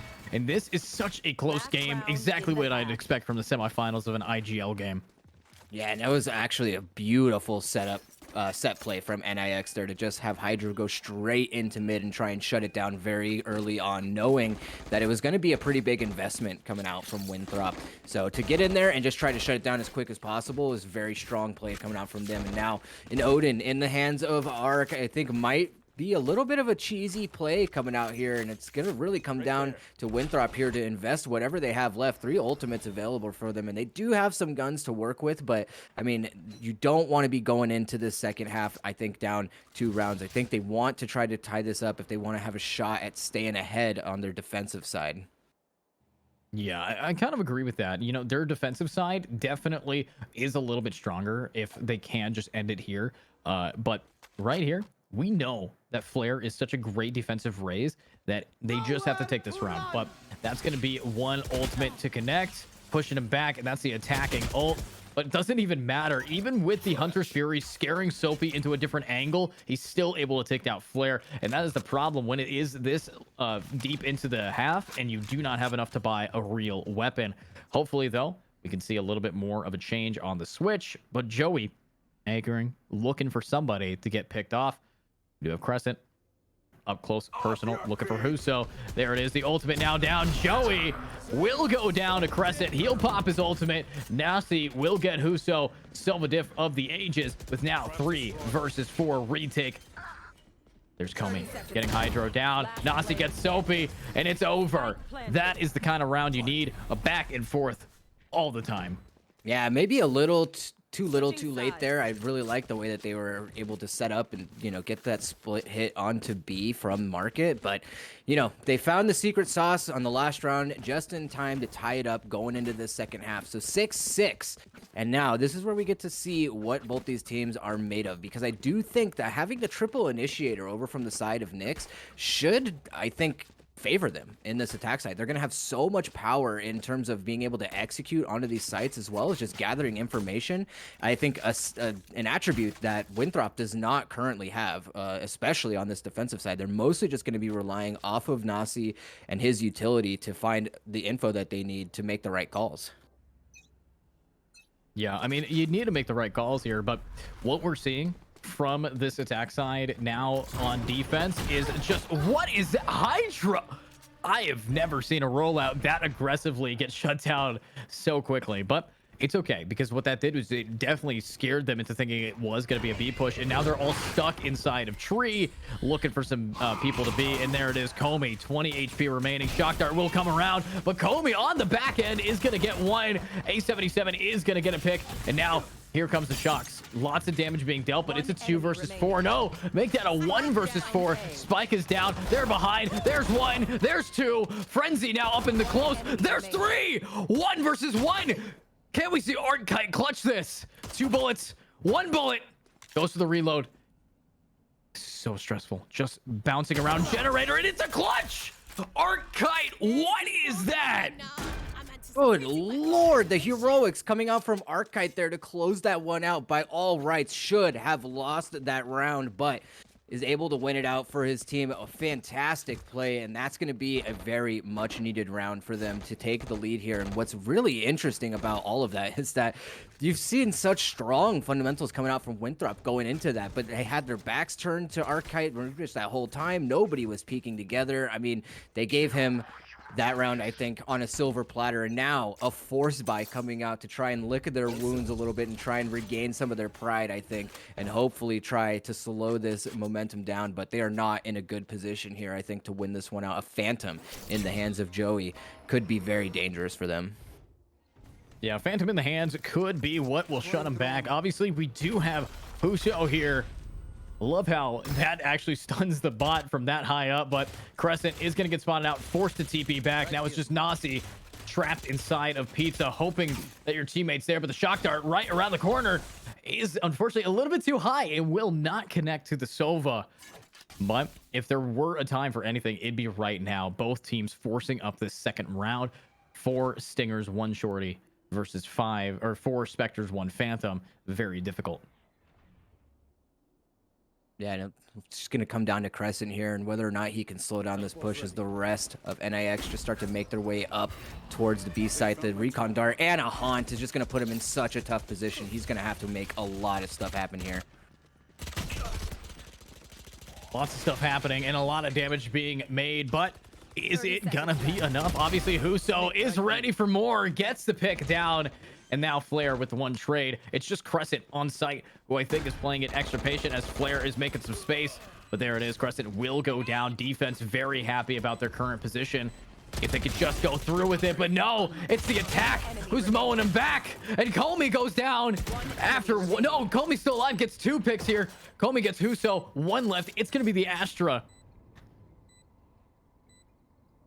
Where is the clutch? Artkite clutched it before, clutched it up, and not this time. It's Comey with the triple kill. Wow, great. Again, just reverse heroics. Last round, it was Ark, and this round, it is Comey. And we've seen what Comey can do, and I was a little worried going into this that, 4 Stingers on the defense side might not actually be the investment that you want to see. Normally, you love to see a force like that if you're on the attack side and you have power in numbers, but they are able to thankfully convert that round. Not too healthy in terms of what they can carry in, so there is going to be another big investment coming in from Winthrop here, so they're going to have to battle to, just maintain the momentum that they've gathered from getting that round and then hopefully take the lead here. Just a few Spectres in hand. I think only 1 rifle here in the hands of Flare, so they're going to have to try to respect NIX, I think. They don't want to overextend because as soon as they start losing players to it, it's going to switch right back into the favor of NIX. I really do agree with you there, but oh my god, Hydro getting Comey down beautifully. Here comes Flare just around the corner. Obviously, we've already seen Comey go down. There is no more controller for these defenders. I do like that. Huso, gun down in mid. Flare, very happy about that one, but there's more coming in. I'm surprised they're still committing to this, but there's the trade. Arcite on a double with it. No, triple with the Sheriff. Now, only one remaining. Can this player, with a newly found very large weapon, clutch it up yet again? Arcite here. Incredibly happy about this gameplay so far, but that's actually going to spot it out. I think Nasi knows. But does Arcite know?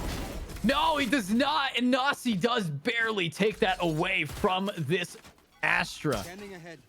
An insanely scrappy round again coming out from these two teams, neither seeming to being able to pull ahead very convincingly ahead of the other one. So again, a very broken buy coming out from both of these teams. And I said it going into that round, but Winthrop did not respect NIX enough there. I think Comey again overextended a little bit too much, and he gave NIX a lifeline that they needed to potentially win that round out and make it as close as it was. So now we're back in the throes of another swing round. It's really all going to come down to who wins this round and whether or not they can do it clean. If it's a scrappy round again, I think it's not going to matter who wins. It's going to be a broken buy across the whole board. Hydro opening it up for us. First blood onto Crescent. First blood on a Crescent, indeed. Lots of damage for these attackers. But Crescent, he's a big heavy hitter. But here's Hydro now looking for some more. Obviously, we're seeing Nasi here by the Sova on defense. Very aggressive. And I think Joey might just know. And so does Hydro. That's a pick, but they have one more mid. Flare goes for it, and there's the pick.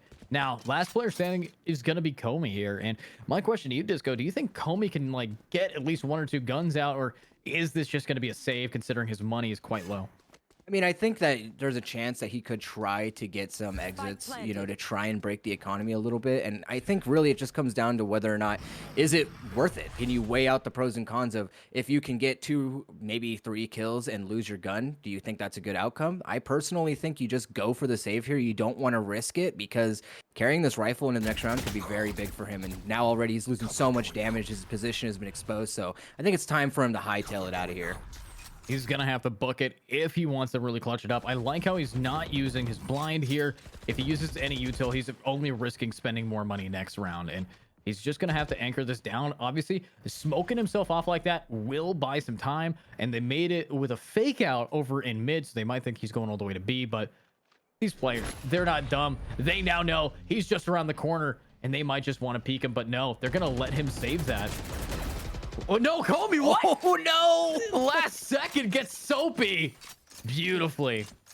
Well, it's going to be good damage for him, but unfortunately not enough, I think, to move the needle. So Comey's going to be the only one coming into this with a rifle, and I think NIX winning out that round is going to put them in a very good position here because now, pretty much regardless of what happens, they should have another buy online. But with how I think NIX has been playing, I think Winthrop is not looking very favored to win out this defensive half. I think they've just been overextending too much. They've been running right into the crosshairs of NIX, who have been playing so patiently and just letting the players of Winthrop come to them, and then it sets them up to really do whatever they want in this in their attacking half. So I think Winthrop just needs to slow things down a little bit, get some util out, find the information, and play off those picks. Yeah, and I kind of agree with you there. I think that a lot of this game, especially on the map of Ascent, is all about info and how you know how to play. Obviously, that is going to be hard to achieve, especially with this defensive team. They don't have any actual info gatherers. They just have the Sova. And unfortunately, when we see Crescent playing out without that info, that's going to be 2 down. And now the Sova, the only info gatherer, is gone as well. Against a triple initiator, which is surprisingly the newish meta, it's tough. Yeah, and unfortunately, I don't think Winthrop has been utilizing their Sova in the right way, at least to make smart plays in this defensive half. And because of that, I think NIX has just been able to kind of do whatever they want. They've been walking right into their hands. We could see it right there. Comey already falling to the hands of Ark, who's just ready for him. So now a 2v5, the rifle still in the hands of Flare, and might just be time to play it cool and try to work out those exits because they are in an economically fragile place here. So if you can get some more kills, you know, even if you're conceding the round, you might put yourself in a better position next round. Player standing. Yeah, maybe. I mean, that's all you have to really ask is, are you going to be able to bring it back next round? But if you say that every round, it's GG and there's not much you can really do against it. NIX is definitely showing up in this round. They have been almost consistently every single time they compete here at IGL, they get to second place. So this is competing for that slot right here. So let's see how that's going to be continued here. Yeah, NIX still looking favored. I mean, the Cosmic Divide as well as the Nightfall, those are going to be very brutal ultimates for them to have coming into this round in terms of just being able to execute. We've seen how well they can be aggressive, how well they can default, and Flare is just going to go straight for the boost into tiles and not find anything. So a lot of information actually over to the side of Winthrop. They should know right where this is going to be, but unfortunately not in a position to receive it. Not in a position, but there's Crescent trying to do something with that op that he has, and it's unfortunately not going to do a lot of damage. But we do have the Hunter's Fury does take out Huso. Flare needs to check the corners, but the timing just gets Artkite down. This is now Flare's time to shine. Spots another one, gets another pick. Crescent's going to get Soapy gunned down. He is able to get revived, but it's going to be a 1 versus 5. Hydro looking for something. Does have the Blade Storm to fall back onto if they do lose this round, but it's over. The end of that round. Back and forth and back and forth. As chat has said many, many times, this is an even matchup.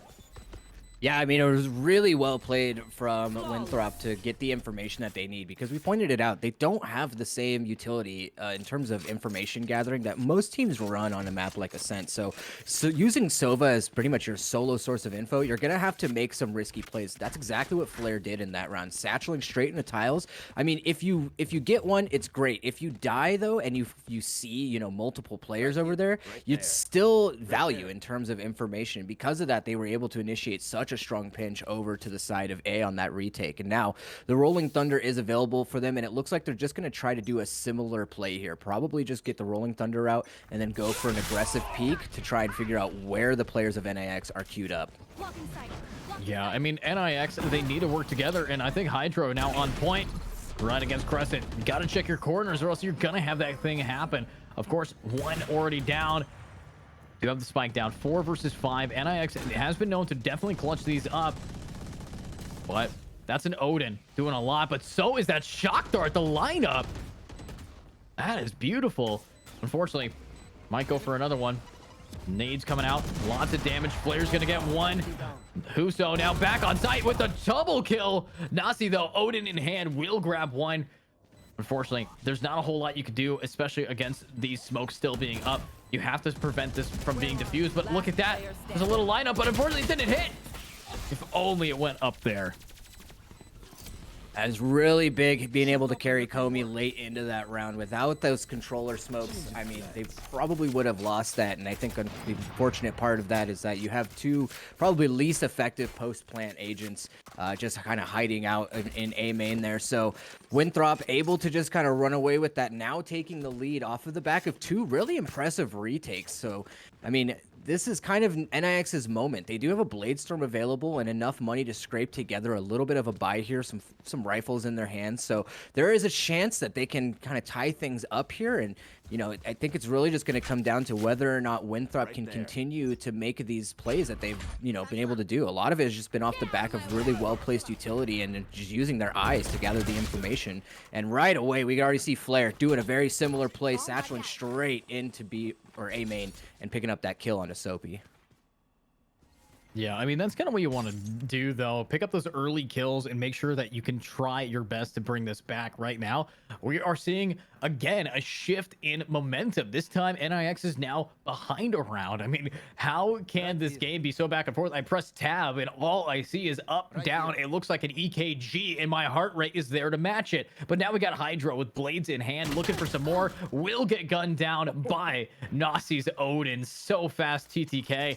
And here we have a little bit more. Huso Take flight. ready to find some more here.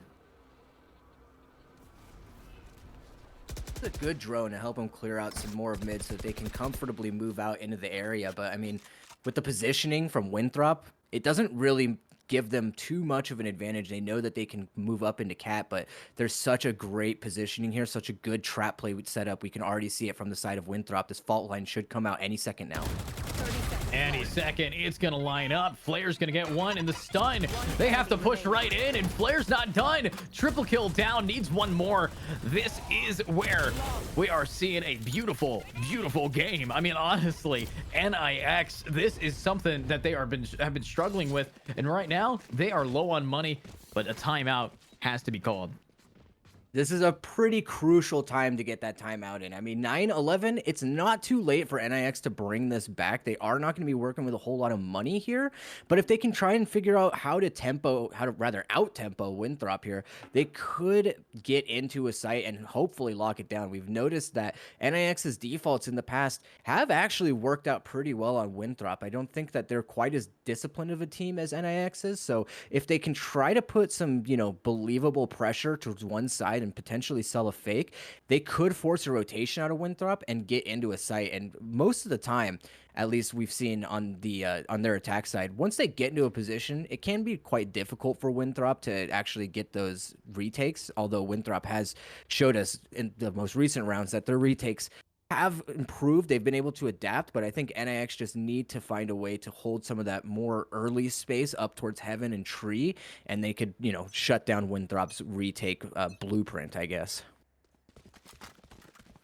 Yeah, I mean, with what we have from Winthrop right now, it's pretty just stressful if you were on the team of Winthrop, because they have so much riding on this. Yes, they just took a lot. They have a lot of money, but the second they hiccup, they're playing against a team that will immediately punish them for it. So this is just coming down into confidence, and confidence is king. But NIX, this is the last round they can afford to even lose, or else it's going to be a Hail Mary push. And what is this strategy?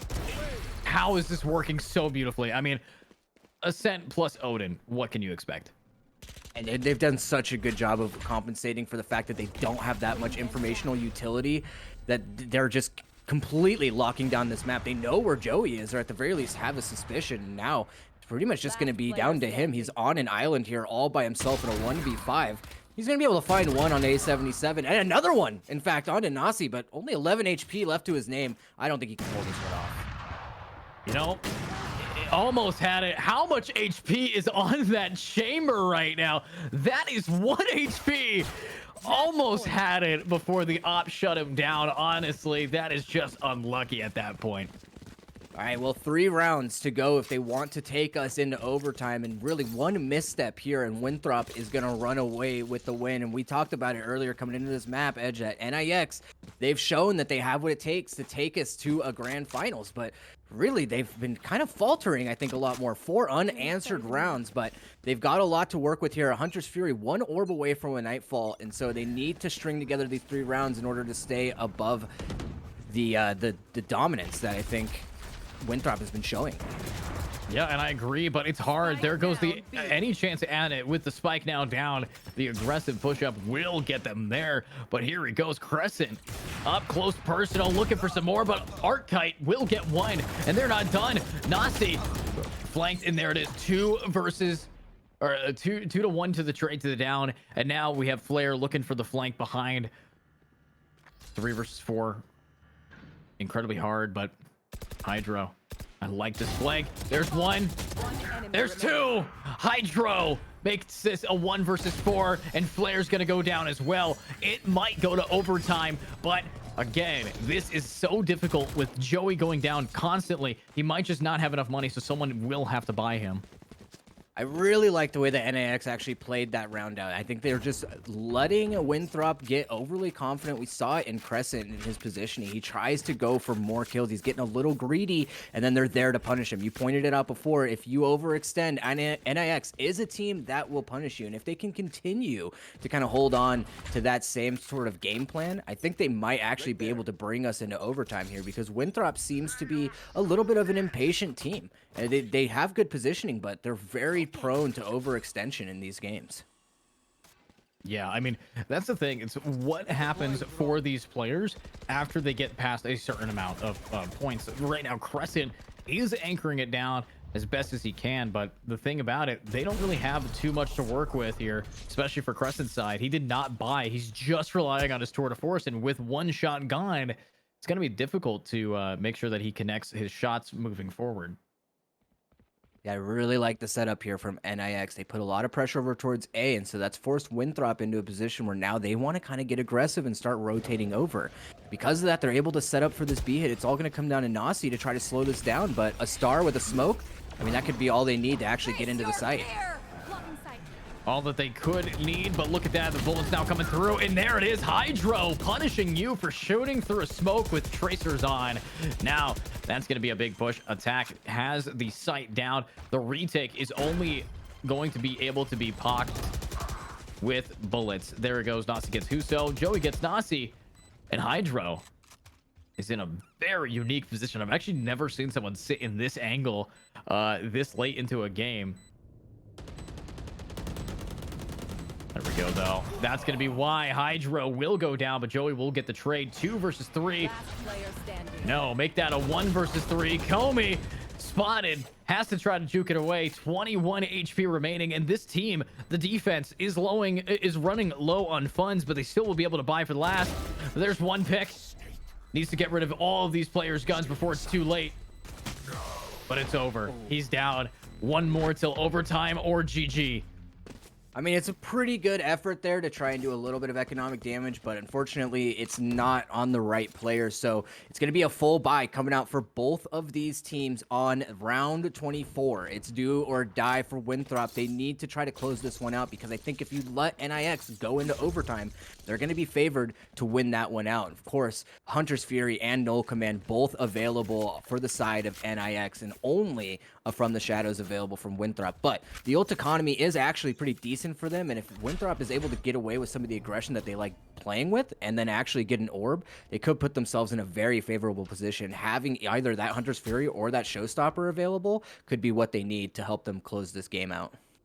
Yeah, it could be exactly what is necessary for them to absolutely punish anybody who comes close. But that is a big question to ask here. Obviously, we do see Crescent now having to back it up, looking for some more. It is going to be an op there, but Crescent's actually down. And there's the trade, though. Nasi, 2 for 1, gets the op down, and everyone is happy for him. But attack 3 to 4 just has to try to push them down. They still have Spike waiting. They've been defaulting this entire time. If they want to get it to overtime, they have to start popping some ultimates. I mean, they still have a lot of util here to work with as well, so they can get some good information over towards the A side if that's where they want to end. But I think a key part of that is going to be Soapy. They need to get Soapy back over to the A side. They cannot keep playing separated like this. It does not favor them. Now, it looks like they are just going to try and throw some fake smokes down here potentially to maybe put some of the pressure over towards B, but Comey is ready to receive Huso there. Wow, I mean, Comey getting that pick 2 to 4. This could be all she wrote. Unfortunately, though, B site is taken by these attackers. Soapy has cleared it, and now it's just going to be a lot. But what? Across the map, Soapy gets sniped. And this is now 12 seconds remaining. Could be all she wrote. Art Kite peeks a corner, gets one, but is done. And a beautiful angle for us to end it on. Defenders will win it. And that is going to be it for that. Winthrop has taken it yet again. And they're going to the semis, and the finals semis are done for them. They're moving to the finals. Yeah, I mean, I was really impressed with what Winthrop was able to show us, especially on what you might call a little bit of an untraditional composition for the map of Ascent. But NIX, they put in a lot of effort there. They almost brought us into overtime, and I truly do believe that if they had taken us to OT, they might have been able to close that one out. But unfortunately, that is not the way that it went. So that's going to do it for NIX this time around. They'll have to try next week, but they are a strong team, and I have every bit of confidence that they can make just as much of a deep run as they've always been able to. But for today, it's going to be Winthrop, a little bit of an underdog, a dark horse in this tournament, is going to be progressing to the finals, and I'm more than hyped to see how that finals is actually going to play out. Absolutely. And honestly, I want to see NIX at the IGL divisions. That's a $3,000 tournament, and how they always proceed to absolutely bring their A game. Yes, they might not have taken it today. They might not have taken it before, but they might take it in the division league. Obviously, so many clippable moments there. And if you guys have any of those clips, go to the Discord, show them off, show off exactly what you thought really amplified today's stream. But that is going to be the end of us watching the semis here obviously, we're going on to the grand finals. And Disco, what are you going to be doing? I'm gonna be watching the game from the comfort of my own little chair, but I will be stepping out, and I'm gonna be letting Sir Mickey come in, and he's gonna fill in for the grand final. So these two dynamic duo are gonna give you guys a fantastic show for the grand finals. But I have been psyched to see this tournament. I mean, this has been probably one of the most competitive SkyBell series that I've had the pleasure of casting and watching. Yeah, absolutely. And honestly, thank you so much for being here with me for all the best of ones, my man, Disco. But GG's to you. Disco, where can people find you before you leave us today? Yeah, you can find me at DiscoCasts on Twitter if you want to check it out and give me a follow. I love the support and also keep up to date on whenever you'll see the likes of me cast in any of these fun little tournaments in the future. Yeah, absolutely. Go check Disco out. He also does a lot of other stuff. I know he loves his podcast as well. Lots of things that you guys can definitely see him around for. But Disco, GG's. Thanks for being here. And also for everyone in stream, we will see you soon with Sir Mickey and I casting the finals. See you guys in a little bit of time.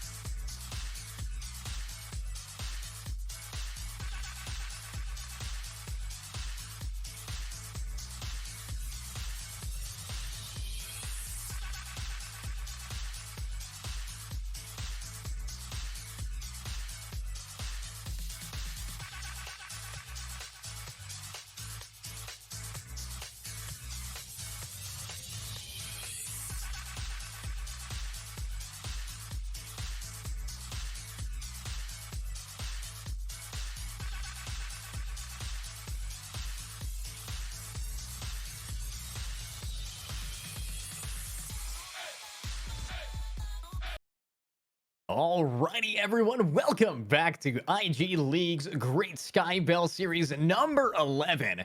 Last time we saw you, it was me and Disco casting for Winthrop versus, of course, the wonderful NIX, and NIX did take the L, as well as Disco, because he is gone, and now I am joined by the emasculating Sir Mickey. How you doing today, Mickey? How you doing today, Mickey? What an intro. All right, well, we're here. It's been a long night, and I'm gonna let that one slide because it's been a long night for you, my man. I'm glad to be here. I'm glad to hop in for the grands. There's $320 prize pool on the line here at SkyBell numero 11, and I'm ready and waiting. It's gonna be Winthrop. I'm gonna mess that name up multiple times, but it's Winthrop going up against Neebs and Weebs here. Yeah. Map number 1 is gonna be Icebox, and I believe, let me look at my notes, it is a Winthrop, or no, it's a Neebs and Weebs pick. Winthrop is gonna start on defense. And Right. After that, we have Haven, and then Decider, if needed. Map number 3 is going to be Bind, and I have not seen a Bind in a very long time, but at the same time, I don't think we're going to be able to see a third map tonight, but we'll see. Yeah, definitely we will be seeing. Winthrop has been absolutely decimating the competition, taking out Nyx last game. It was a super close one. Felt like the finals, honestly, how close neck and neck these players were.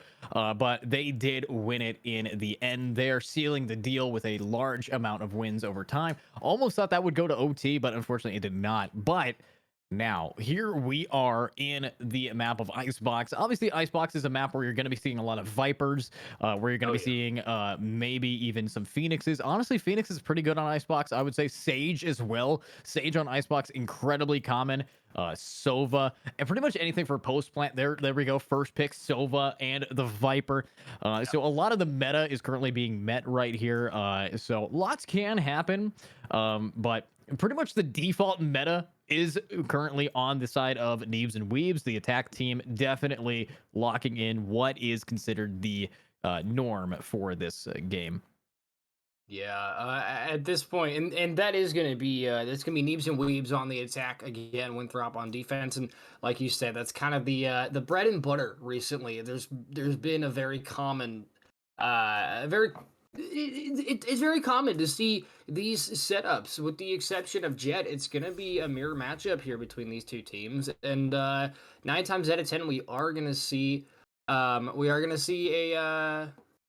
essentially a mirror matchup here. And what's interesting is the Chamber coming out for both sides. We've seen, me and you, Idris, specifically, we have seen Chamber go absolutely ballistic on this map as Sentinel. And the fact that both teams are set up as a double Sentinel is definitely going to be an interesting one, to say the least. Yeah, and I completely agree. What we do have here is a lot of the most common things. I love Jet here, the ability to go up, raise as well. But now that I've noticed it, Attack actually does not have a duelist, and that is kind of stressful if you are going to be on the attack side. You have to rely heavily on your KO to pick up where your team leaves off. Obviously, as well, if you guys see any sick clips, if you want to earn some money, then you want to do it right here, right now.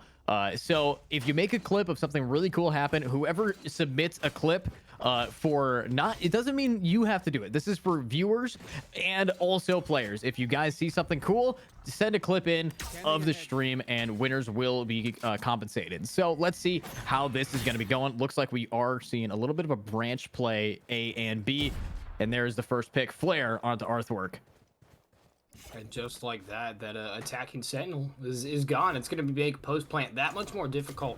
I know it's first round, but it really does come down to the rolls, and especially in the first couple rounds, it's just pistols. The lack of weaponry is going to come out to show in these first 2-3 rounds, and Flare is not going to be able to get a second one off of that, knocked down instead to 10 HP. The heals are going to come out, and that's another thing I want to touch on. Both sides, both Winthrop and Neebs have heals on their side, so this is definitely going to be... Oh my goodness! It's going to be a double headshot coming from Flare, looking for a third, does find the fourth one, but 877 going to knock him down with a shock dart on the Blind Nerd after that trade comes out, and that's going to be the first one in the way of Winthrop.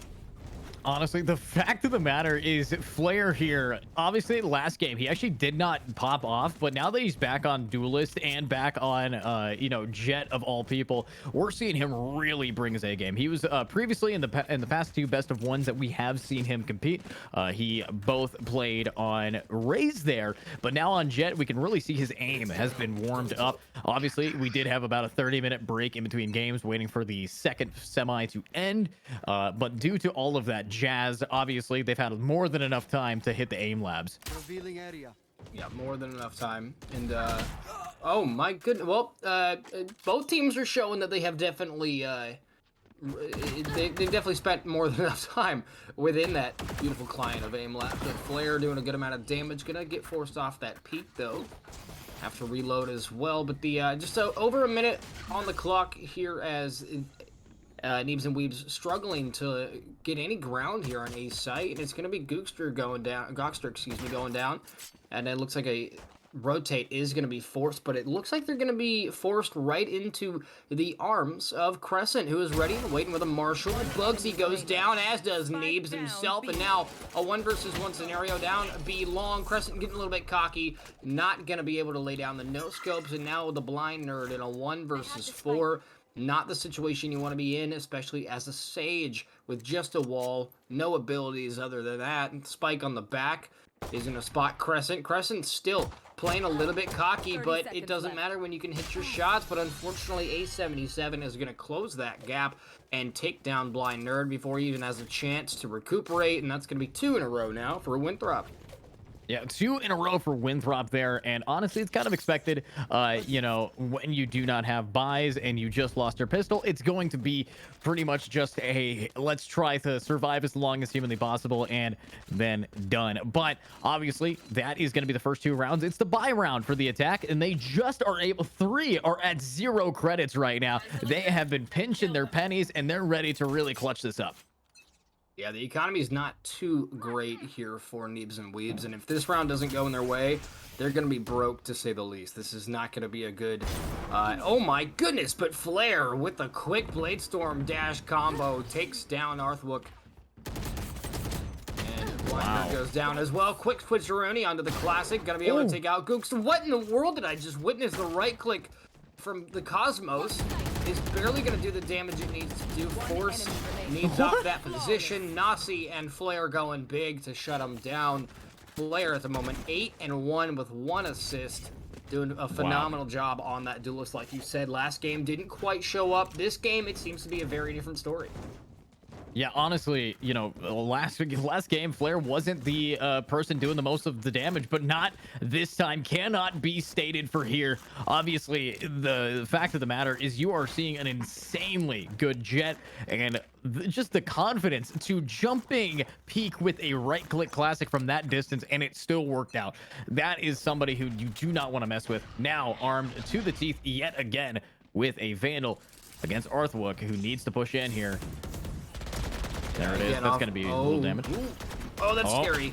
That's such a scary position. What is happening? They're drawing each other. Flare not able to get the job done. The wall helps him reposition, though. Arthwook down to very little health. The heal comes out. Now it's a 4 versus 4 as there's nothing but abilities sprawling across a site. 2 different Viper walls providing absolute chaos. Gokster not able to lock it down on, but Comey, Crescent, and Nasi all going to get 1 apiece. Crescent gets a second.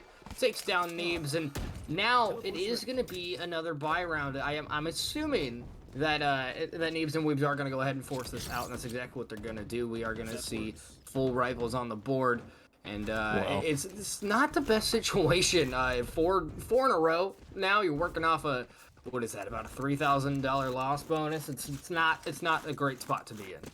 Definitely not where you want to be. Obviously, last round, you know, one thing can't be said. We hyped up Flare so much, and what happened in that last round is something that I don't think anybody here wants to clip. But look at this play. Nasi! That is a nasty play coming out from the Sage, making sure to get behind and want to just absolutely rush this down so fast, so quick. And I don't think they're going to expect how fast that people are going to be directly behind them. Here we go, though. Comey now on the site, looking to see if they can try to get one. But no, it's actually Arthwook getting the pick down. Comey now down. And A77 is going to be sending in a drone, trying to find some info. There we go. Blind Nerd will get spotted, but this is the flank of the ages. Right behind, there's one, but there is only two. It's a firing squad at yellow to take down that beautiful flank that had so much potential, but they just didn't move with enough haste, and it is going to cost them essentially 4 players off that flank. And now it's 77 with a dream, and unfortunately gets turned into a meme, and the Blind Nerd gonna go ahead and solidify that first point on the board for Neebs and Weebs. Finally, they're able to get themselves on the board. They're moving themselves away from that loss bonus, and they're finally going to be able to get some actual real economy going here if they take this next round. But at the moment, the economy is looking phenomenal for Winthrop. I agree. That economy definitely putting a big foot down on these players right here. They still have enough for them to afford a full operator on Crescent. Obviously, Flare still having a lot, and now it's about the attackers, and they got their ultimates up. They are so close to a lot here. Obviously, Crescent though, trust the teammate. And wow, Flare down. Nasi will get the trade before getting traded himself. And now it's a 3 versus 4 so fast into this lobby. Here we go, though. It's A77. Spots out one, but it's over. Neebs is going to get the trade. And with the team namesake leading the charge right onto that A site, we have the null command to pop out. And now, how are they going to be able to put it back?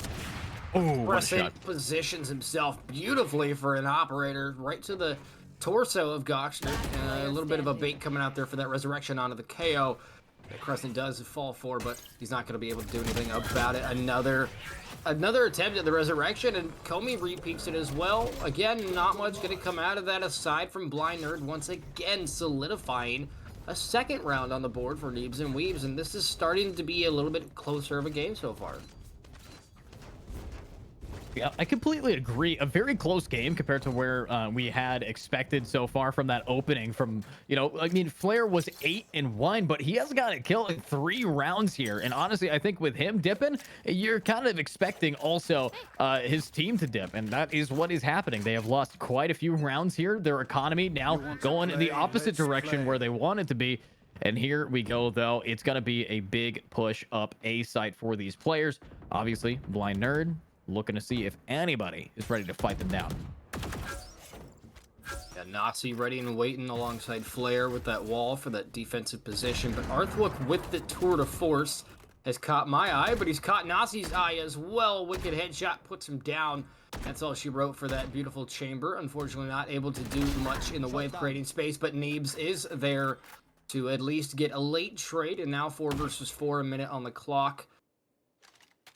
And it looks like, yes, Crescent is going to find Goxter, but gets traded out nice and quick. 3 versus 3 now, 50 on the clock. Flare still hanging out on a site with the information coming in. Not much is going to be found, but it looks like Neebs and Weeds are just going to have to grab bomb and make a decision here. But Goxter is going to get resurrected here in A77, not able to get any information whatsoever with that Hunter's Fury, as Neebs and Weebs are going to make their way to A site where Comey is ready and waiting, but Blind Nerd takes him out with ease, and now it's just a 2-man retake. 2v4 retake here. Very stressful if you're going to be these players. A77 will not be able to use an owl drone as planned, and now has to just figure it out himself here. Obviously, he knows that there are going to be a lot of people at yellow. Is joined by the Jet. Flare, though, definitely been such a hard and heavy hitter. Only needs to get 1 or 2, and they can easily clutch this out. And that's the first pick. Already 1 down. Blind Nerd now blind and dead. Here we go. A little bit more of a push for these players. Neebs and Weebs needs to hold this down for their team. But that's a fake tap. A little bit of a shock dart. There's the pick. Oh, man. Just barely. Flare's playing this perfectly. So low, though. And there's another one. Flare toggled back on right behind. And that's the end of the round. 2v4, no more.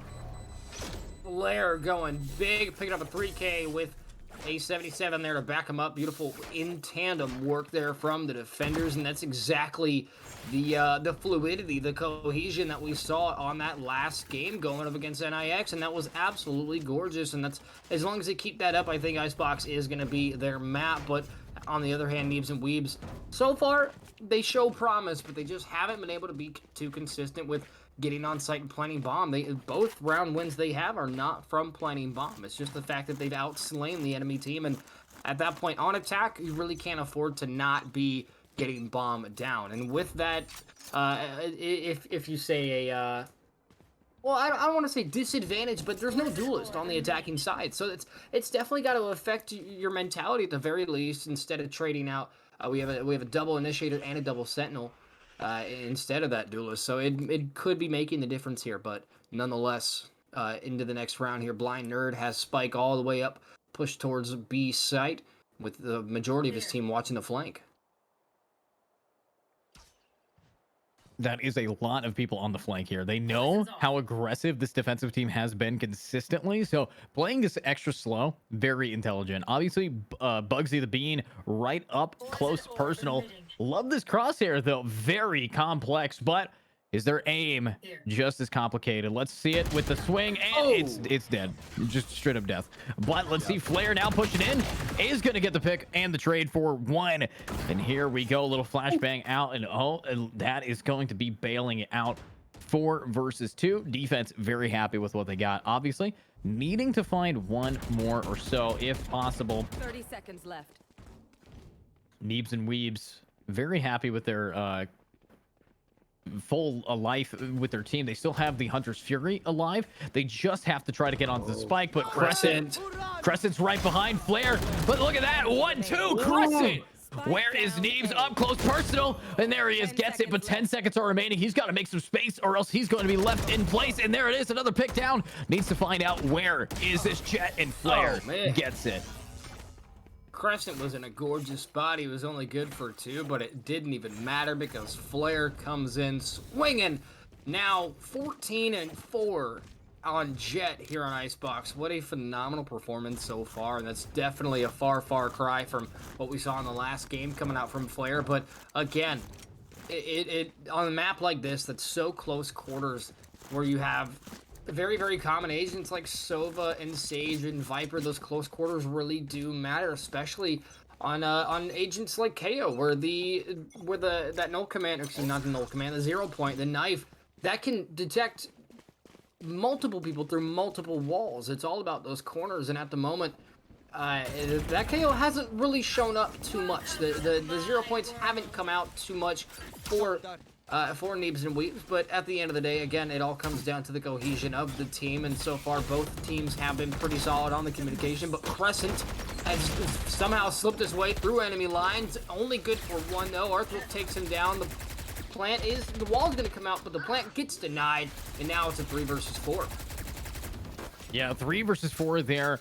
Obviously, so much is going to be moving forward. Comey needs to try to find one. This is not their ultimate, though, so unfortunately, they don't play this smart. They might get gunned down, but that is positioning. But no, it's over, leaving only A77. Last one standing. Will spot one, but I don't think they actually got spotted, which means he might be able to play the smart. Just has to find Neebs. Does spot the gun. Will shoot away, giving away the position, though. And A77 needs to clutch this up. 30 seconds left.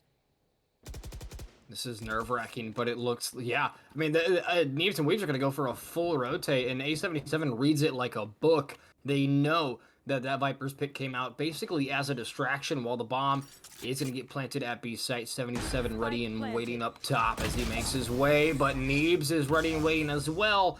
Going to drop another 4K. Team namesake doing the work. 11-6 now. 6-3 is the score line. Just 3 rounds left for Neebs and Weebs to continue, and to at the very least tie it up. But at the moment, a 9-3 half is the worst case scenario for Neebs and Weebs, and that's not where you want to be on when you switch back to the defending side. Yeah, I mean, switching back to defense, Neebs and Weebs, they're gonna have to bring a higher A game. Neeb right now, currently at the top of the scoreboard, but you know, all the Weebs seem not to be doing the same. Obviously, you are seeing a lack thereof from players like Bugsy the Bean. Currently 1-8. Yes, their ultimate was able to push him back, but this is going to be tough here, and that might be a different maker. We do have Gokster getting the pick on a Crescent there, and this now is a more open B site than it has been in quite some time, but the lurk over from the Viper is going to get it. Bugsy, beautiful hold. Well, Flare down to 1 HP off the decay. Nope, 2 HP.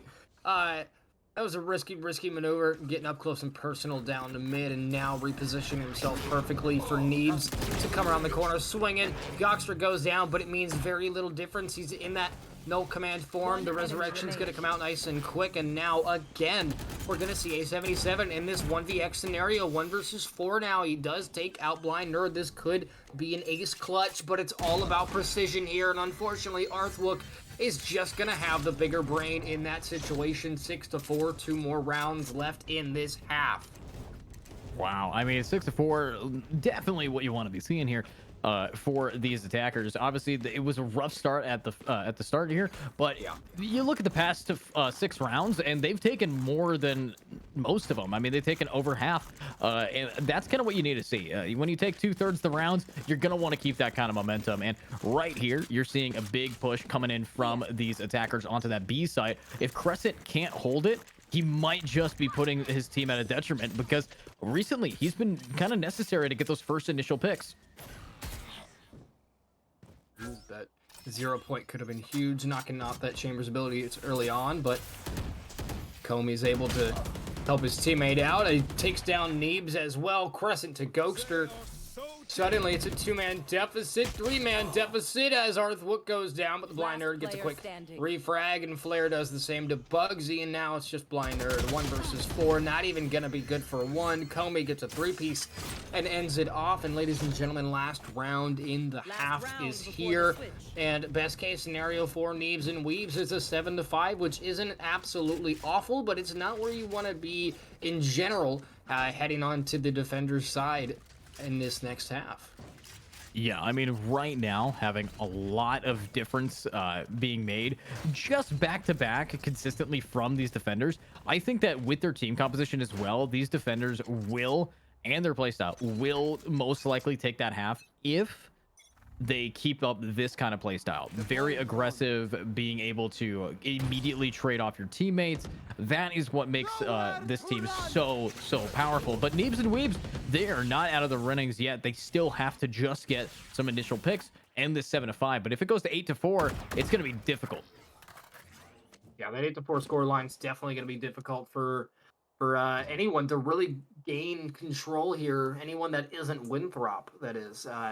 And even then, we've seen, EJ, you and I have seen way crazier comebacks than a 4-round, 5-round gap. So it is in my mind, until one of these teams hits double digits, I think this is still anyone's game, especially since we haven't fully approached or fully gotten into the second round, I should say. But Bugsy getting slightly aggressive, making a lot of noise down B long. I think he's just trying to provide a distraction for the rest of the team to make their way to A site. Crescent is going to shut him down, and out comes the flash, and I think that's exactly what's happening. Just a big old distraction on B site, where the rest of Neebs and Weebs is already towards A, and Flare is ready and waiting for that flank, and he is going to catch Gokster off guard. 25 on the clock. Arthwook and company are going to have to book it to A site if they want to get bombed down. Yeah, and there it is, though. Big amount of damage dealt, and that is going to be the pick. Flare so far doing the best that they can, but there it is. Crescent will gun them back. That is pretty good for defense. Losing 2, picking up 5, and now it's a switch of sides. Let's see if they can keep that momentum, but it's going to be very, very difficult here. Flare and Crescent going absolutely huge. The Duelist and the Sentinel. One of those you expect kills, right? The Duelist, that's their job. Create space, do damage, just create absolute chaos. And it's exactly what Flare's doing. 18-6 at the moment.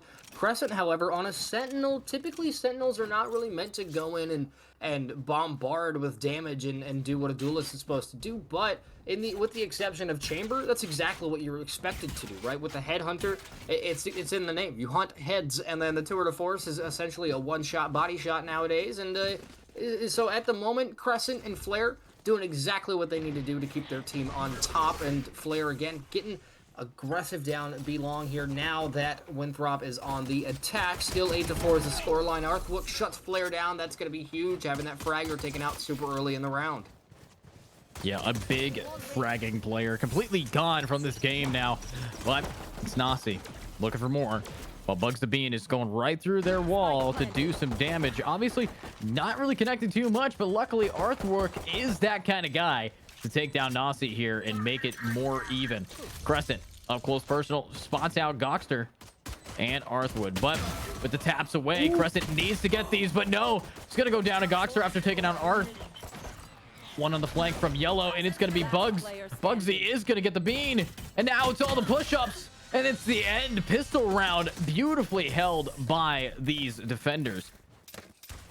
Unfortunately, Comey was just not able to last very long in that situation. It came down to that 1 versus 3, I believe, and just no bueno situation. You do have to give it to Neebs and Arthwook, who are also on the fragging side of things here, 12 and 8, 11 and 10 respectively. And again, I just want to touch on the fact that Crescent is doing phenomenal work now on attack. Even though they did lose that round, it was able to grab a kill off the board, as was Flare. And as a Sentinel, that's not your job. But the fact that you are sitting on an agent like Chamber, who is very reliant on getting frags and getting information and holding positions, is it's definitely the way to go. Early recon dart gonna expose quite a few bodies. No, not gonna do anything. The Eldron could have come out as well. Bugsy with the snake bite is going to put a stop to Nasi's plans, but now Crescent has been slowed and stopped in his tracks. Flare on the other side of things with a stinger in hand, also looking for any kind of information. 1:15 on the clock.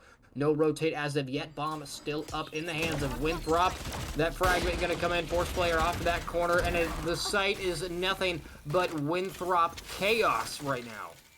Yeah, Winthrop very happy about what they're doing right here. If they can continue this, it will be GG. But Winthrop, first off, has to stop this attack from failing. They still have one person down. It's going to be the blind nerd anchoring close. If this is a swing, that could take one down. Is going to spot it out. A little bit of damage, but unfortunately, that is a character that can heal here. So you're definitely going up against the odds. The Stinger meta, the last time in the semis, this Stinger did take the game for them. 30 seconds left. It's all about the positioning here from Bugsy. It's not gonna come to fruition though. Gokster picks up Comey. Flare looking for a kill on the blind nerd, but Arthwook's there to defend his buddy. Gokster comes again with a refrag, and that's 8-6 as Neebs and Weebs are looking to close this out.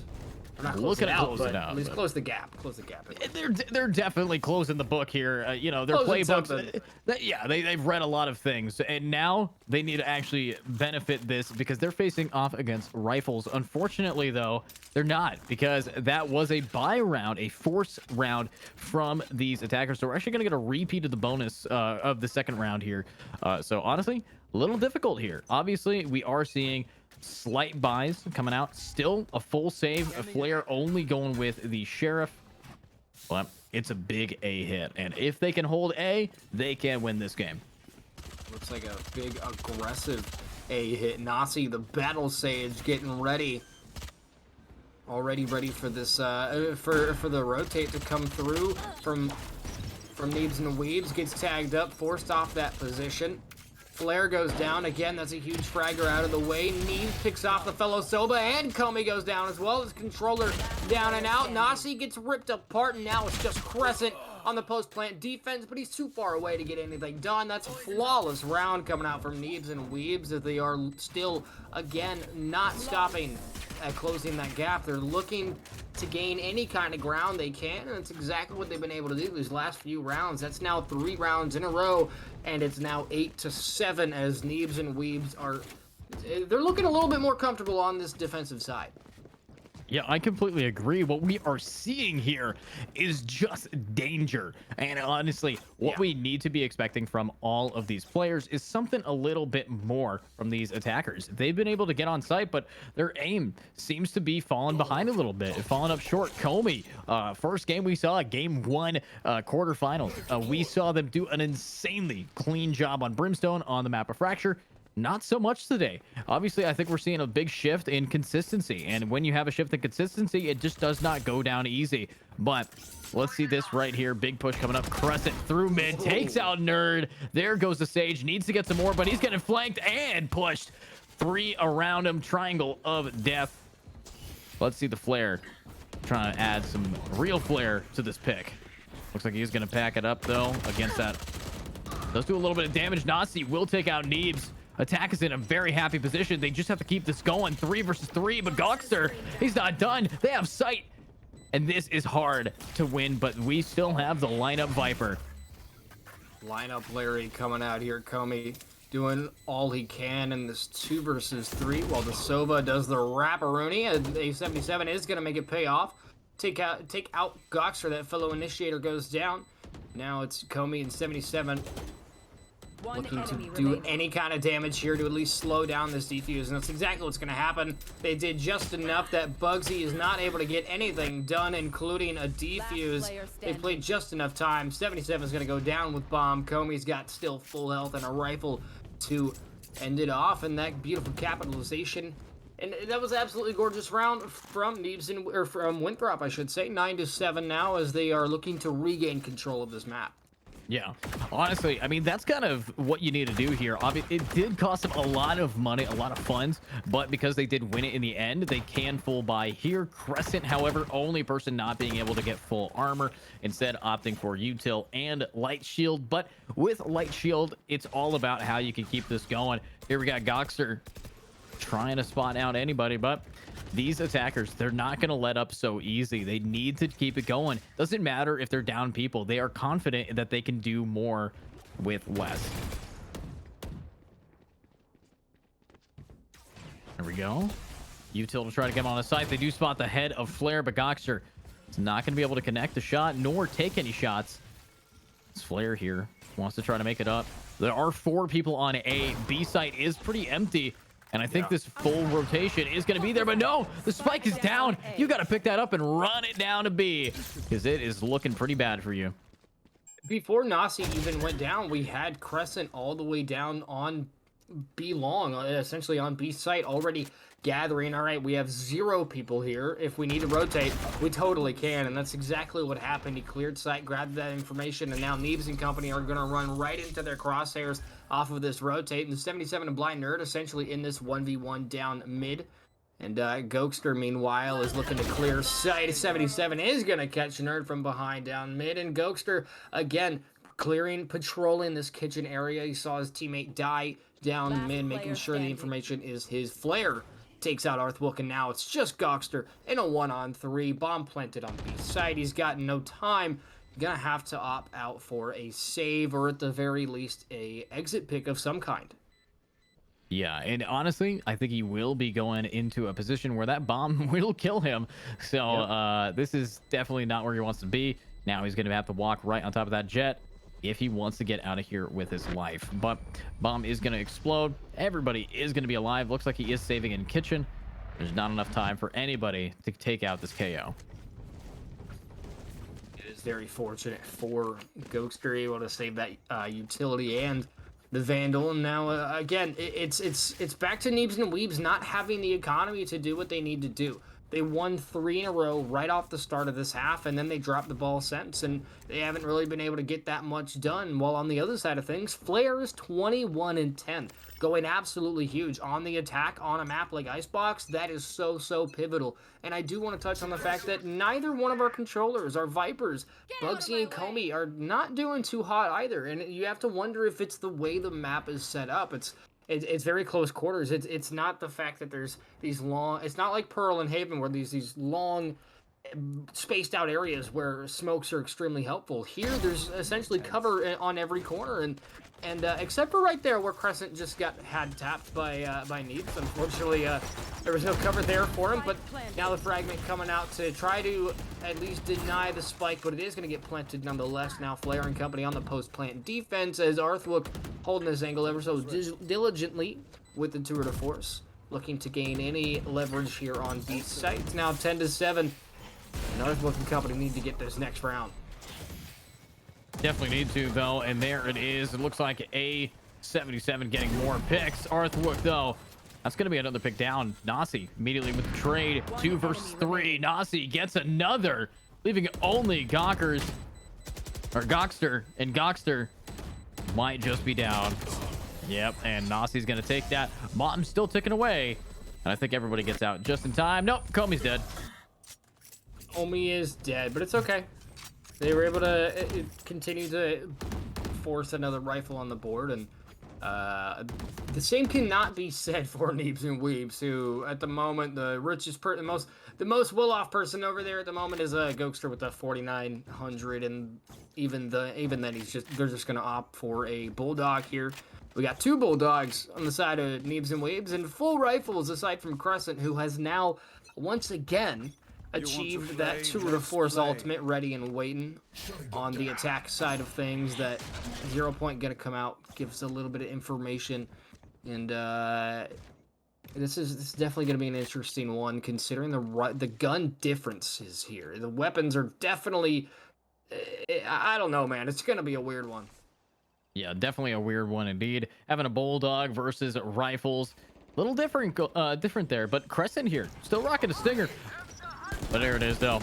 Love that lineup, able to get them info, but no, everybody on the attack is going to get out with their lives. Even the Hunter's Fury will not connect beautifully, but it's just about how they can keep it pushing up. Flare will take a lot of damage from a shock dart. Not the second one, though. Ready to swing, ready to go. Is going to spot out Bugsy, but blinks before you miss him. Now Neebs is up close, will get one.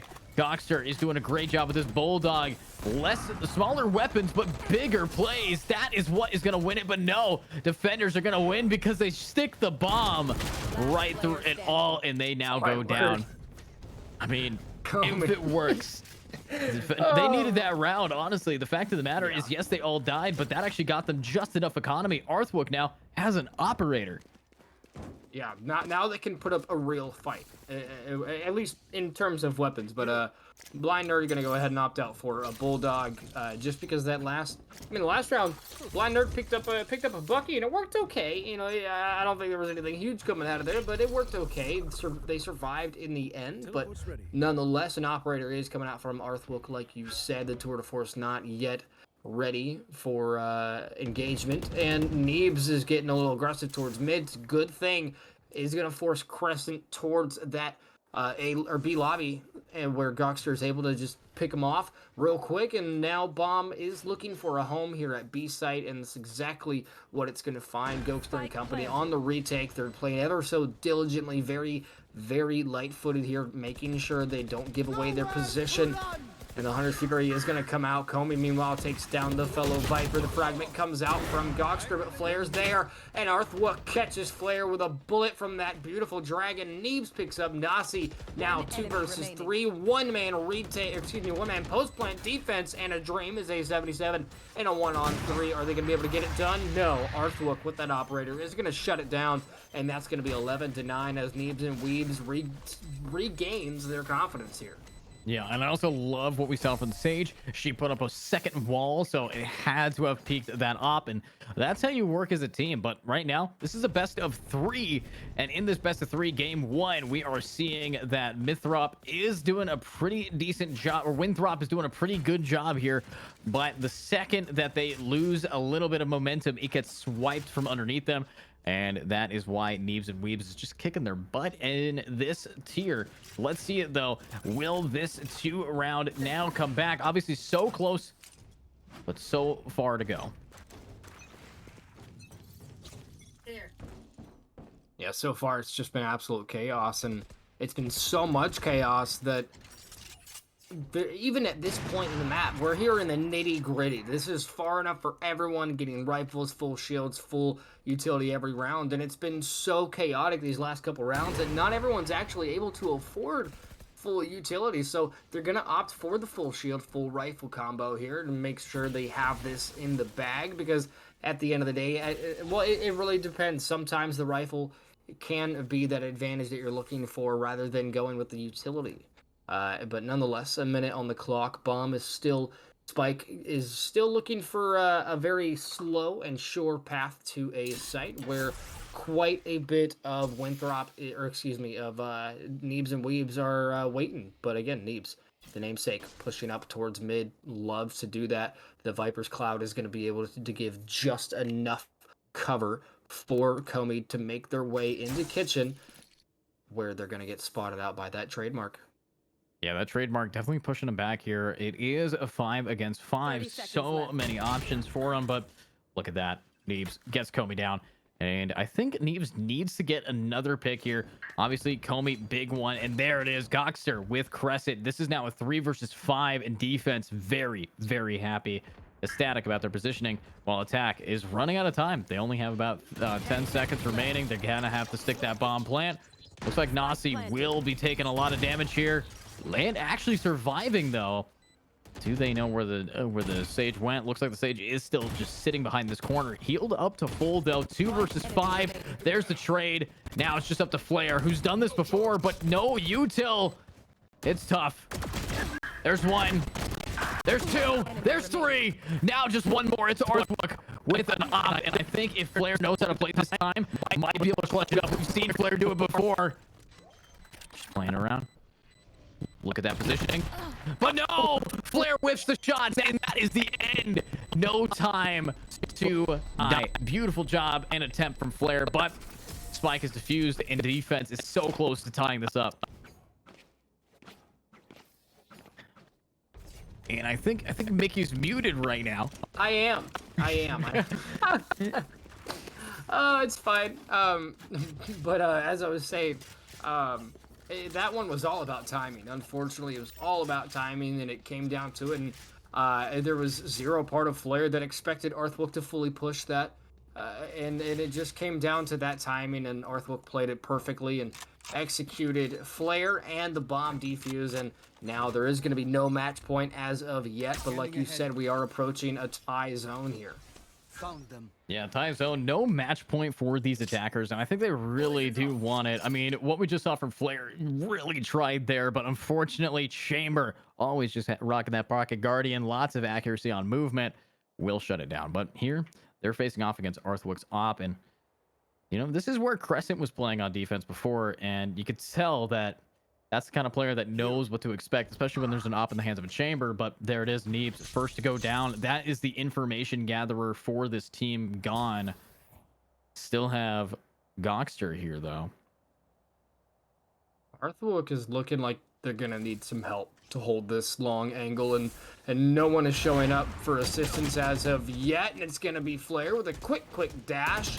Knocks Arthwook down to that 2 HP mark, and it's going to have to be a quick recovery from the retake here. Excuse me, Neebs and Weebs on the quick retake, but unfortunately not able to get anything done whatsoever. Still all 5 up for Winthrop. It's Bugsy the Bean in this 1 versus 5. Does a little tiny bit of damage to Nasi. But at the end of the day, they are going to be forced off this, forced to save that Vandal, because if they lose this round, they are going to lose this round. They're not going to have any good economy in that state, but they are going to be able to take out a 77 on the way out and ensure that Vandal save as Spike explodes on the other side of the map safely away from Bugs. And unfortunately, it's not going to be a tie game just yet. Not tying it up, but Bugsy, there's your enemies, and there's your head. Clicked on, tapped on, and you're gone. But that is going to be it for them right here. You do have match point. 12-10. 12-10. Stressful for these attackers. If they can't seal the deal, I think they know that they're going to overtime. And overtime on Icebox is just painful. It hurts because it's just so much time to put into game 1. If you lose it, it's going to push you back so far.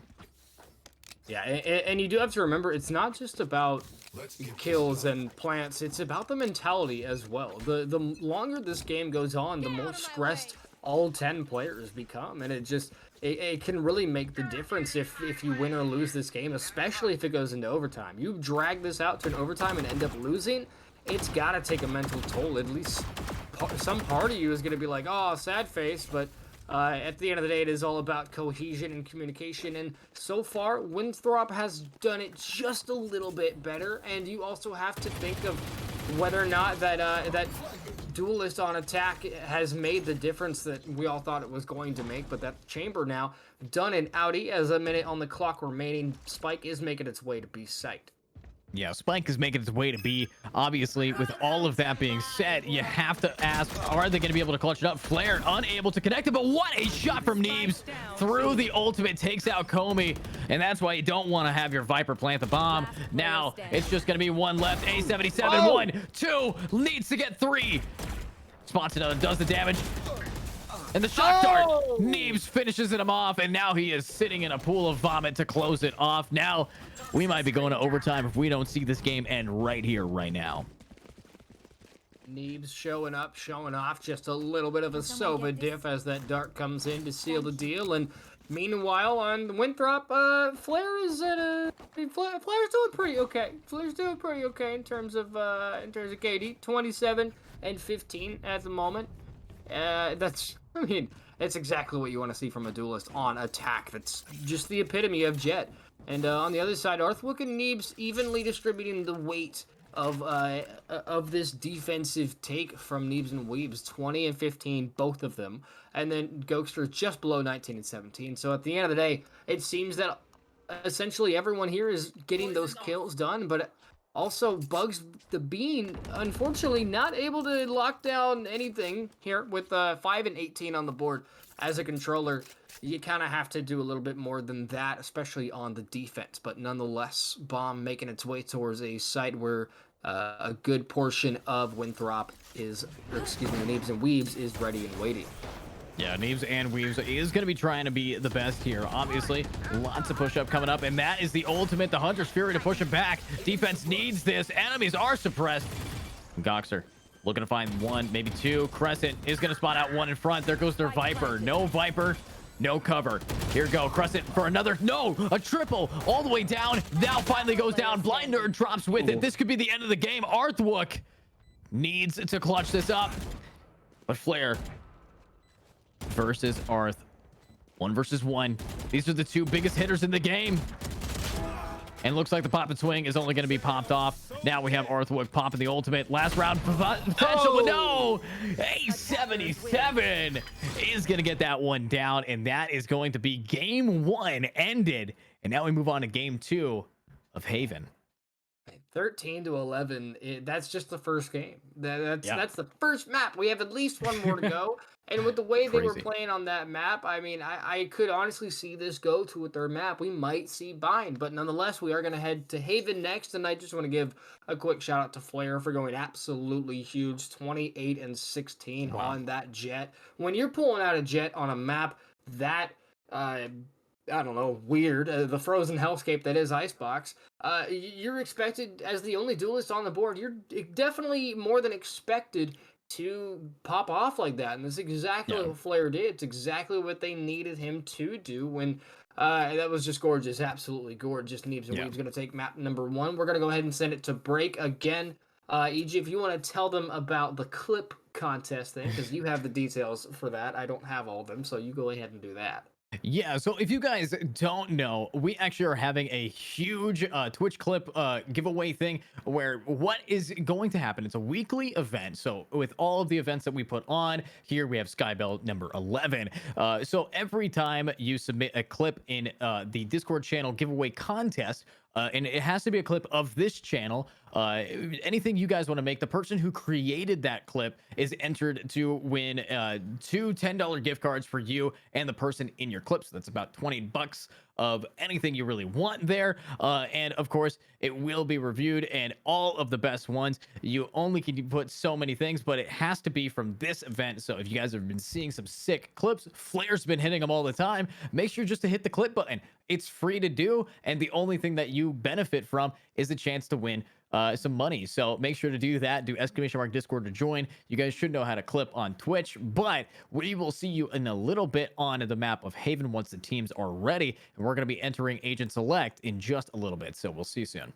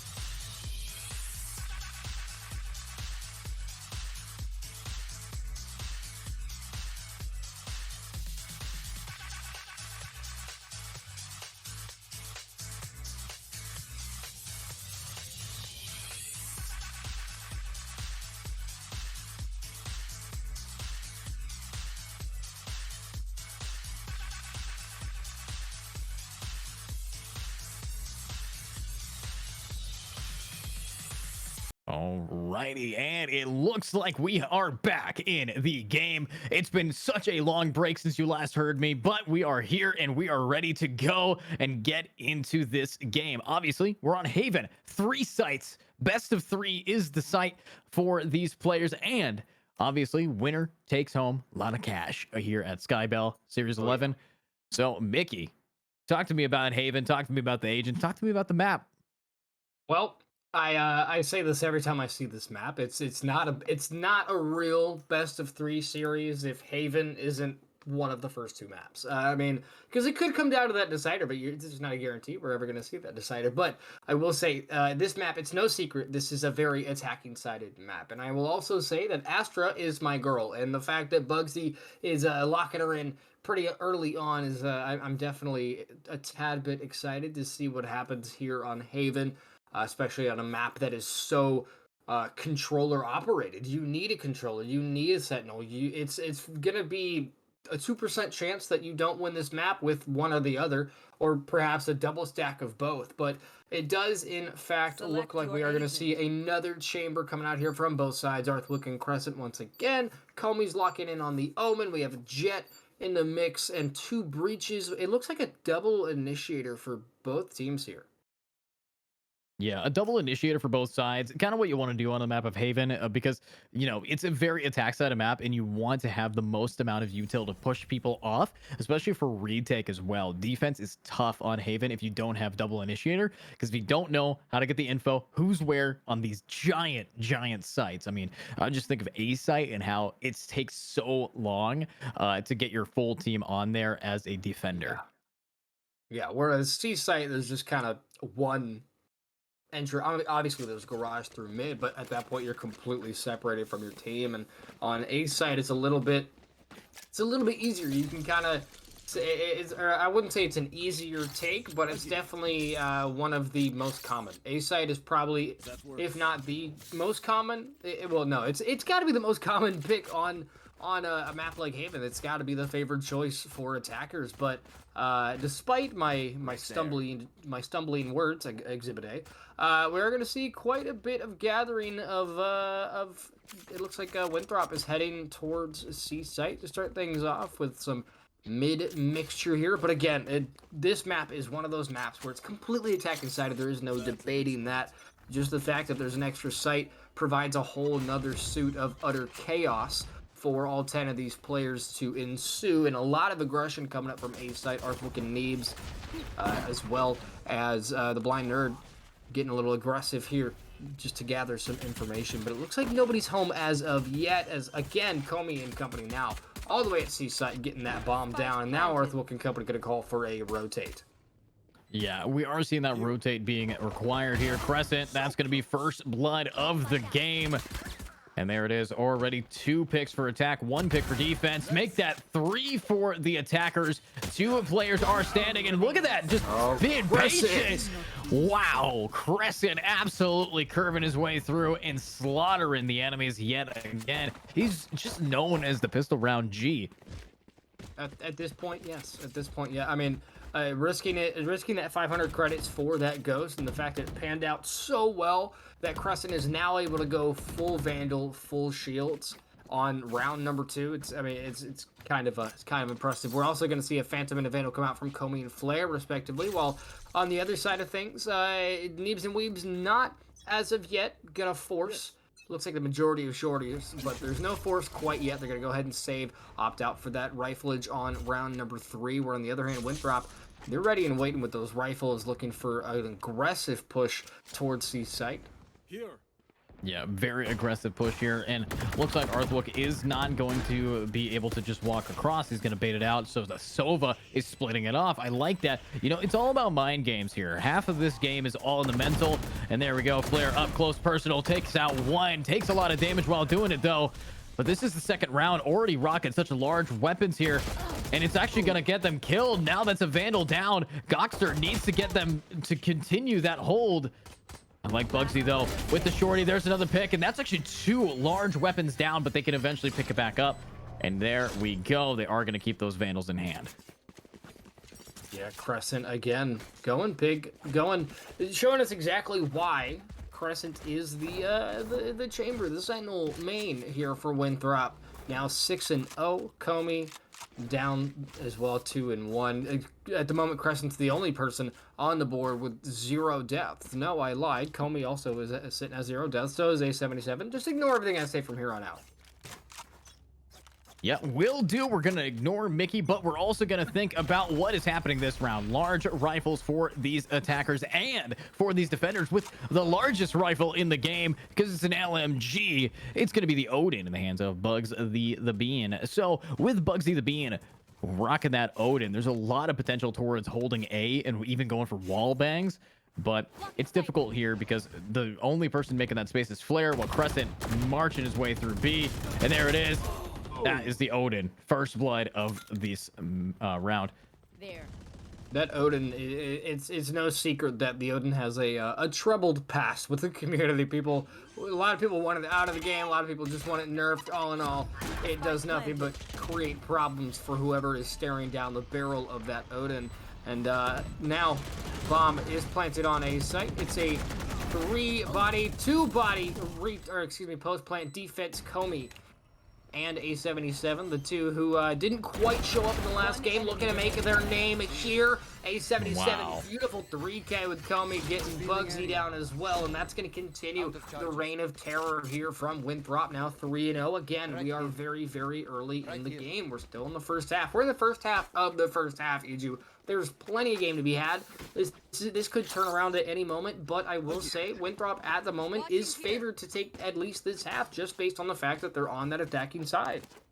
Yeah, I mean, that is kind of what we need to see here. Obviously, so much from these attackers has been their aim just trumping over most. And right now, this is how we saw the last game go. But once we see a little bit of a shift in momentum, obviously, Arthwook, very up close personal, anchoring on top of that box. He does have that TP away, but I don't think he actually got spotted here. And I think if he just holds it down, he might be able to get 1 or 2, but no, it gave away his position. He got greedy, and no, he is down. Bugsy the Bean now here looking for more as these defenders don't have a lot to live for. Comey, that's one. Flare, that's another, but Goxter with the trade. Just has to get the other 4. Obviously, it's tough, though. And that is it. Attack is very, very happy about their 4-round lead right now.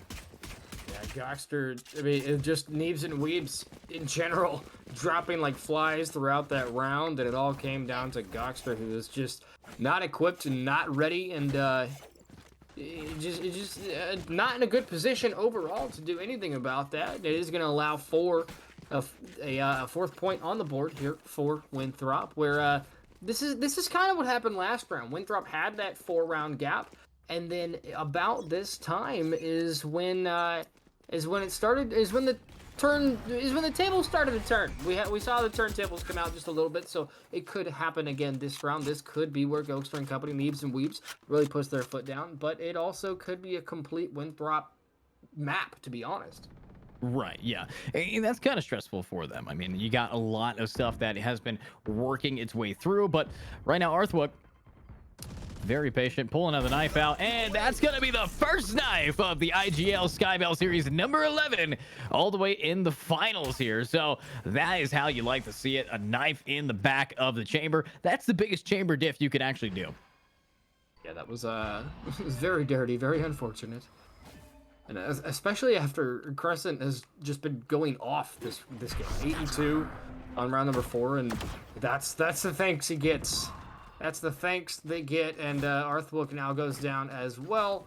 Both chambers down and out, both sentinels down and out. Blind Nerd now essentially alone on C site, trying to do what they can to buy time for the team to rotate. And Nazi with a quick flank through garage, gonna make sure that he does go down. And Flare now doing the same beautiful shots. He's blind, it doesn't matter. Bugsy goes down at the hands of Flare, as does Gokster, and now Flare gonna make it down to a 1 versus 3 scenario, and now he's got the backup he needs. But Neebs, beautiful 2-piece, makes it a 3-piece on the board. Neebs now gonna spot out Comey, the paint shells. He lands right on him. The showstopper now. This could be it. This could be the point where Neebs and Weebs begin to take their slice of the cake, but unfortunately, A slice of the cake was cut, and then it was about to be served, and the dog ran across the table and ate it, and they don't get any bit of it except for a crumb that was left on the plate. And unfortunately, Winthrop is going to continue that reign of terror, now 5 rounds in a row.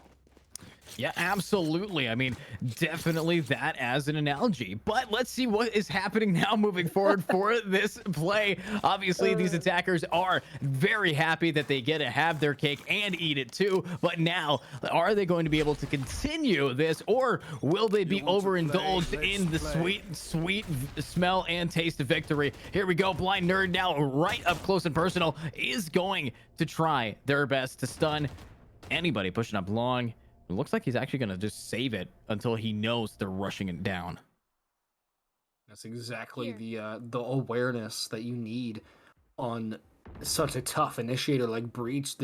Not like most initiators in this game. Breach is the only one where there's really no information to be had off of that util. You know, Sova obviously has the pings, Fade's got the haunts, even Sky as an initiator, the flash pops notify you when there's an enemy. Breach doesn't have anything like that. So the fact that we are seeing awareness come out from Blind Nerd, saving that, waiting patiently is going to allow them to preserve that information and their positions. But now it looks like, man, this is just ring around the rosy. The mind games from both teams.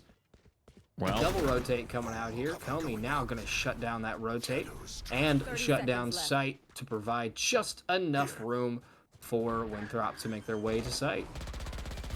There we go. It looks like Spike Planner is going to go down, and here we go. 3 versus 2, and there is Goxter getting the pick, and there is Flare down as well. 2 versus 2, 15 seconds. They have to get the spike planted, but it's actually right underneath Goxter's hand, but he is out of ammo, but no one is hitting their shots. And luckily, it finally ends with only 4 seconds remaining on the clock. That was, I think what happened was cats walked on everyone's keyboards. I mean, everyone who has a cat, I mean, even if you don't have a cat just walked on the keyboard. That's what happened. We'll chalk it up to that. Stray cats from outside running on keyboards and stuff. Exactly. Jumping through the window. You know, if you live in the city, you know exactly what I'm talking about. Those cats jump through your window, grab your keyboard, and just run off. And before you know it, you're accidentally planting Spike on site. And it's a pretty big problem in the Valorant community. There's actually a Reddit thread dedicated to r/cat keyboard. Stray cats stealing things. Anyways, moving away from that awfulness, I'm so sorry, my brain tonight, dude. Anyways, a lot of action happening again towards C site. It seems to be the favored site so far. Comey and company looking for any kind of information or space to be created here to get bomb down. Yeah, bomb needs to go down here, and I think that it might just be enough. Here we do have Comey looking to see what kind of damage they can really bring to the table. Obviously, Goxter won here, just looking for some damage.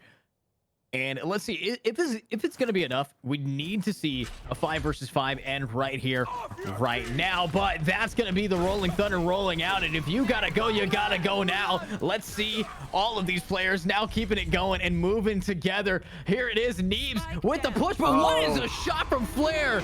Oh my goodness. That is the damage that you need to be seeing. Spike ready to get planted here by Flare. Only 2 remaining to try to retake it. Crescent going for this, but no, he wants the shot. Crescent, oh no. Arthwook still alive, just getting buried with the players. It's like an elephant burial ground, just everybody dead and on the ground. That was just, I don't even know what to think about that. Chamber on chamber, just the shot whiffage was just so unfortunate, but unfortunately, it didn't really amount to much. Now 7 rounds in a row from Winthrop. Crescent 9-3, Flare 8-6 again. That Duelist Sentinel duality coming out, the duo as they say, as the kids say. This is, so far, it's definitely been a Winthrop map, and this is exactly what you expect on an attacking-sided map like Haven. Yeah, I mean, this is attack-sided map, and it is an attack-sided scoreboard. 0-7 right now, and all of the damage for these players to go. But unfortunately, Crescent is the only one back line and about to meet demise to Bugsy the Bean. And Bugsy wants to push up here, but I do love the amount of util that we're haven't been seen. Luckily, Bugsy, close range, Right there. stinger, right in time, is going to get picked off. Unfortunate for this Astra. No more controller for these players, and they just have to go for it.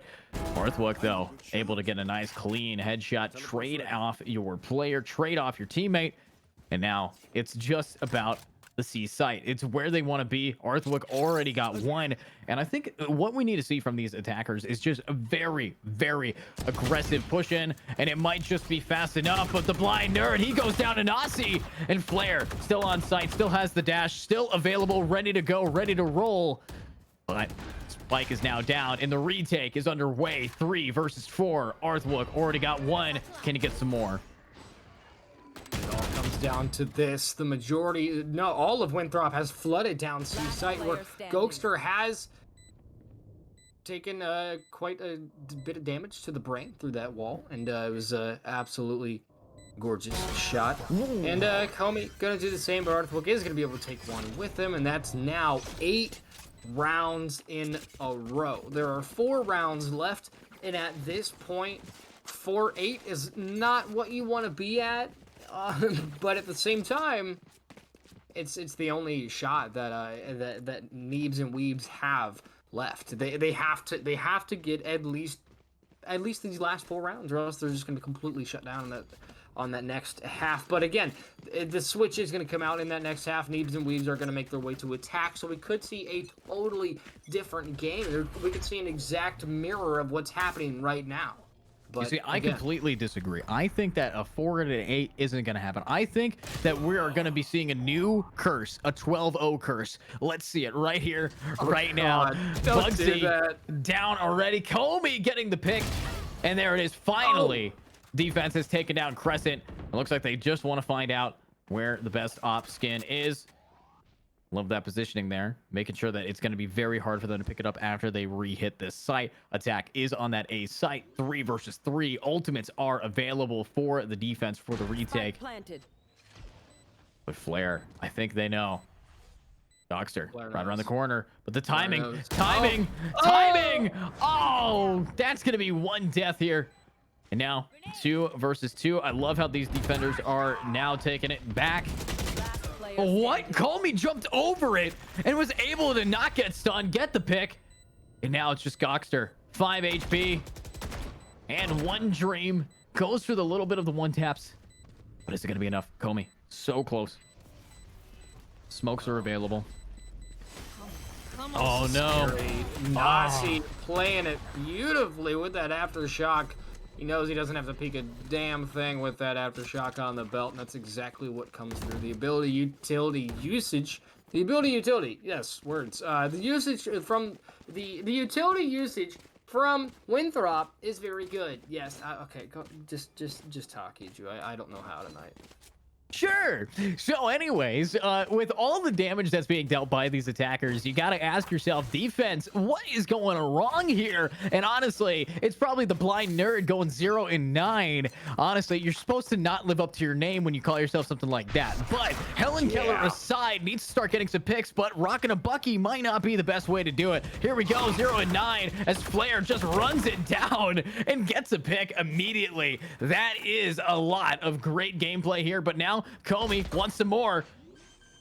Comey's ready, communicates to his team. Some people are going to be there. A little bit of a blind, and there it is. The flashbang's out, but Flare's also blinded. Oh no! My goodness. Bugsy's alive, but not so much longer. Blind nerd, though. Oh my goodness. Really thought that they might get their first kill that time, but unfortunately, I was so wrong. So many Ray Charles moments happening here on Haven. And it makes you wonder, the blind nerd, do you think they consume donuts? Because somebody at some point today said, do not get a kill on Haven, because this is just not what you need to see from an initiator. Okay. Yeah, that is it. That is going. I'm writing that one down to use next time, I guess. But let's see what is happening here with these guys going straight in. It's Arthwook getting lots of damage down to help Bugsy get the finish blow. And now A77 is here to stay. This could be the first round that they win. Oh, Neebs no. is down. Arthwick is there. But oh my God, defense was off to such a great start. But then what happened? I blinked and you missed it. Everyone's dead. Just like you said, Adrian, this could come out to a 12-0 scoreline in the first half, and that would be one hell of a comeback for Winthrop to have off of that 13-11 loss on Icebox, and we could very well be seeing a third map here, and I wouldn't be opposed to it. I love Bind. I love watching teams flail about on such a weird map with teleports because people don't know what that is, and it's going to be an interesting one to say the least if we get there, but again, we are still in the first half. Yeah. I know it's an 12-0 11 curse. round difference. Exactly. That could it could be an 11-1 curse for all we know. There could be all kinds of curses, but it's definitely looking like a Winthrop map at the moment. They've just been so consistent, and Neebs looking to close the gap there, but unfortunately Comey is gonna go ahead and prove me right and get a quick refrag trade ski, and now Arthwook and company are going to make that rotate back to C site where Bomb is now headed. Yeah, and I mean, Nasi here, very, very happy with the kind of gameplay that they have been putting on right now. This attack side, there is not a single person that has been lagging behind. Flair was doing such a clean job early. Yes, it's currently at the bottom, but when you're an initiating duelist that just has to get your team on a point, you're doing your job right, and that's why they're still up so many points here. Not a single person on the defense has as many kills, but here we go. Nasi will get Arthwood. Comey will get Bugsy. Blind Nerd, last person standing. Nope. Come on, get your first kill. Get your first kill. Just one. No, you died to a shorty. Oh, I'm gonna be honest, full caster bias. I was honestly rooting for the Blind Nerd right there. That's the only time I've actually rooted for one of the players, and I really wanted that to happen, but unfortunately, 0-12 is gonna be the personal scoreline for Nerd. Died every single round so far and has not received any kind of compensation for it. And compensation, there's been very little. I just realized the defense last round had not saved a single time. The bomb never exploded. They just died. And they just dead. It's just been nothing but a slaughter. And I mean, we have a combined 29 kills between Nasi and Comey, another 12 from Crescent, A77 with 10, Flair with 9. I mean, all in all, everyone's pulling their weight over on Winthrop, and at the moment, I think it's gonna be a Winthrop map. Wow, look at that positioning. The fact that Neebs is able to just sit there, let that bomb get defused, and still walk away for free. How is this working? What is happening? Defense. I mean, Neebs is happy about that, but there we go. Comey's gonna get one, but it's now a 3 versus 2. This could be the end of the game right here, right now. The Astra, though, last one standing. It's just gonna be you. Blind Nerd gets his first pick. No, second. Needs to get 3 to clutch it, and no way! Oh my, no! As I said, 12-0 curse. We're seeing a comeback. Let's bring it to overtime. And it's the Blind Nerd of all players to initiate the first of hopefully many rounds to come from Neebs. I mean, this is they're definitely patting him on the back right now. That's what's happening. That's what's happening in Discord. And it has been confirmed. Neebs, despite that last round, what we just saw, that movement, Neebs is not an NPC. But again, at the end of the day, the cohesion, the conversations between those teams, it seems, oh my goodness, between those players, I should say, it seems that Winthrop just has it down pat, and at the moment, Neebs and Weebs can't afford to not be talking to each other. Wow, I mean, there we go, though. Comey can't communicate with his team saying, hey, help me out, and they do. There we go. Flair gets one, but Blind Nerd unable to connect the shots right through the smoke. A lot of damage, though, but no! Nerd is down. It's just Bugs, and Bugs is going for it. Everything resting on his shoulders to clutch this up, and here he is. He spots one, gets it, but there's someone behind him, and it's over! No! Bugsy the Bean will be buried with the rest of his team, and that is the end of the finals here. Honestly, as chat said it best, you can't have a 13-0 after such a close map one, but GG to everybody on that game. Not a single person on attack was below someone on the defense. That was a slaughter. So congratulations to everybody on the team of Winthrop. You guys have brought your A game to this game, and you will be taking home a lot of money. So, Jesus. But Mickey, that is going to be the end of today. Just a 2-0 massacre for everybody here. And GG to everyone. Mickey, how did you feel about being here for the last 2 games? Well, I do want to say I messed up team names multiple times during that game, but it's okay. We're moving on. But all in all, it's always fun working with IG. I'll work with you, EG. I feel like I see you every week. Oh, yeah. And it's always an honor coming in, seeing this these flooring, exhilarating games. And this one was a bit of a shutout, this last Haven game, but again, it's always fun. It's always fun. And GG's to Winthrop. That's beautiful. It's a $320 prize pool that's now been split, the majority of going to Winthrop. And that's going to be it for us tonight. So, EG, if you want to go ahead and take us out, man, thank you for having me. Yeah, and I will be taking us out, but not with a sniper rifle, but instead with some words. Hi, guys, it's me, EduCast. Thank you so much for watching here on IG League. We also have in January a big 3K divisions popping up. So if you guys want to be checking that out, make sure to go into the Discord or go to the website or both at igleague.com or join the Discord in the chat below. Obviously, this has been a great tournament to watch. We had 30 teams. I've been here since I think round 2 forecasting, and obviously that is a lot of gameplay. So if you guys enjoyed my commentary, you can always check me out over at Educatinator on Twitch. Not Twitch, Twitter, and EduCast on Twitch and TikTok. But also, we have Sir Mickey here. Sir Mickey, where is your wonderful ats at? At SIRMICKYYY, Sir Mickey on Twitter with 3 Ys, because that Mickey is taken. But By yeah. what? The big mouse? The mouse has that one? No, it really does, because I don't have an E, but I don't know. It's some dude in Hungary, and he refuses to give it to me, but it's fine. Oh, I speak Hungarian. You hit me up. Can you negotiate for me? I can negotiate a little bit. But that being set aside, we'll do that behind the scenes. GG to everybody. Thank you so much to IG League for putting on these tournaments once a week. SkyBell Series number 11, I say, has been pretty successful. If you guys have any sick clips, make sure to put them in the Discord for a chance to win some gift cards. And of course, we will be seeing you guys soon and later. But thank you again to Hydra for being our producer and observer today. Have a great night, everybody. We'll see you next time.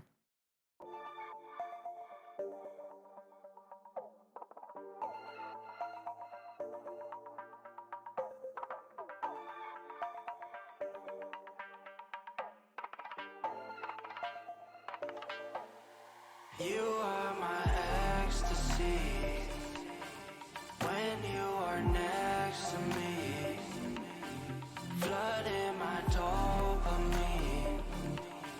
Stay here right next to me. Oh, you make me feel like I can touch the sky. You make me feel like I can touch the sky. Hey, don't call me. Come with me, saw me rolling. Like, whoa. You took all my love like you stole it. Got me like, whoa, yeah, whoa.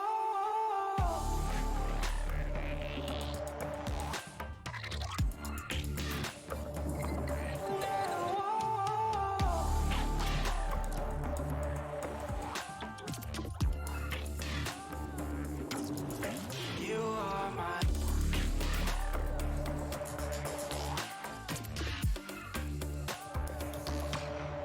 You are my.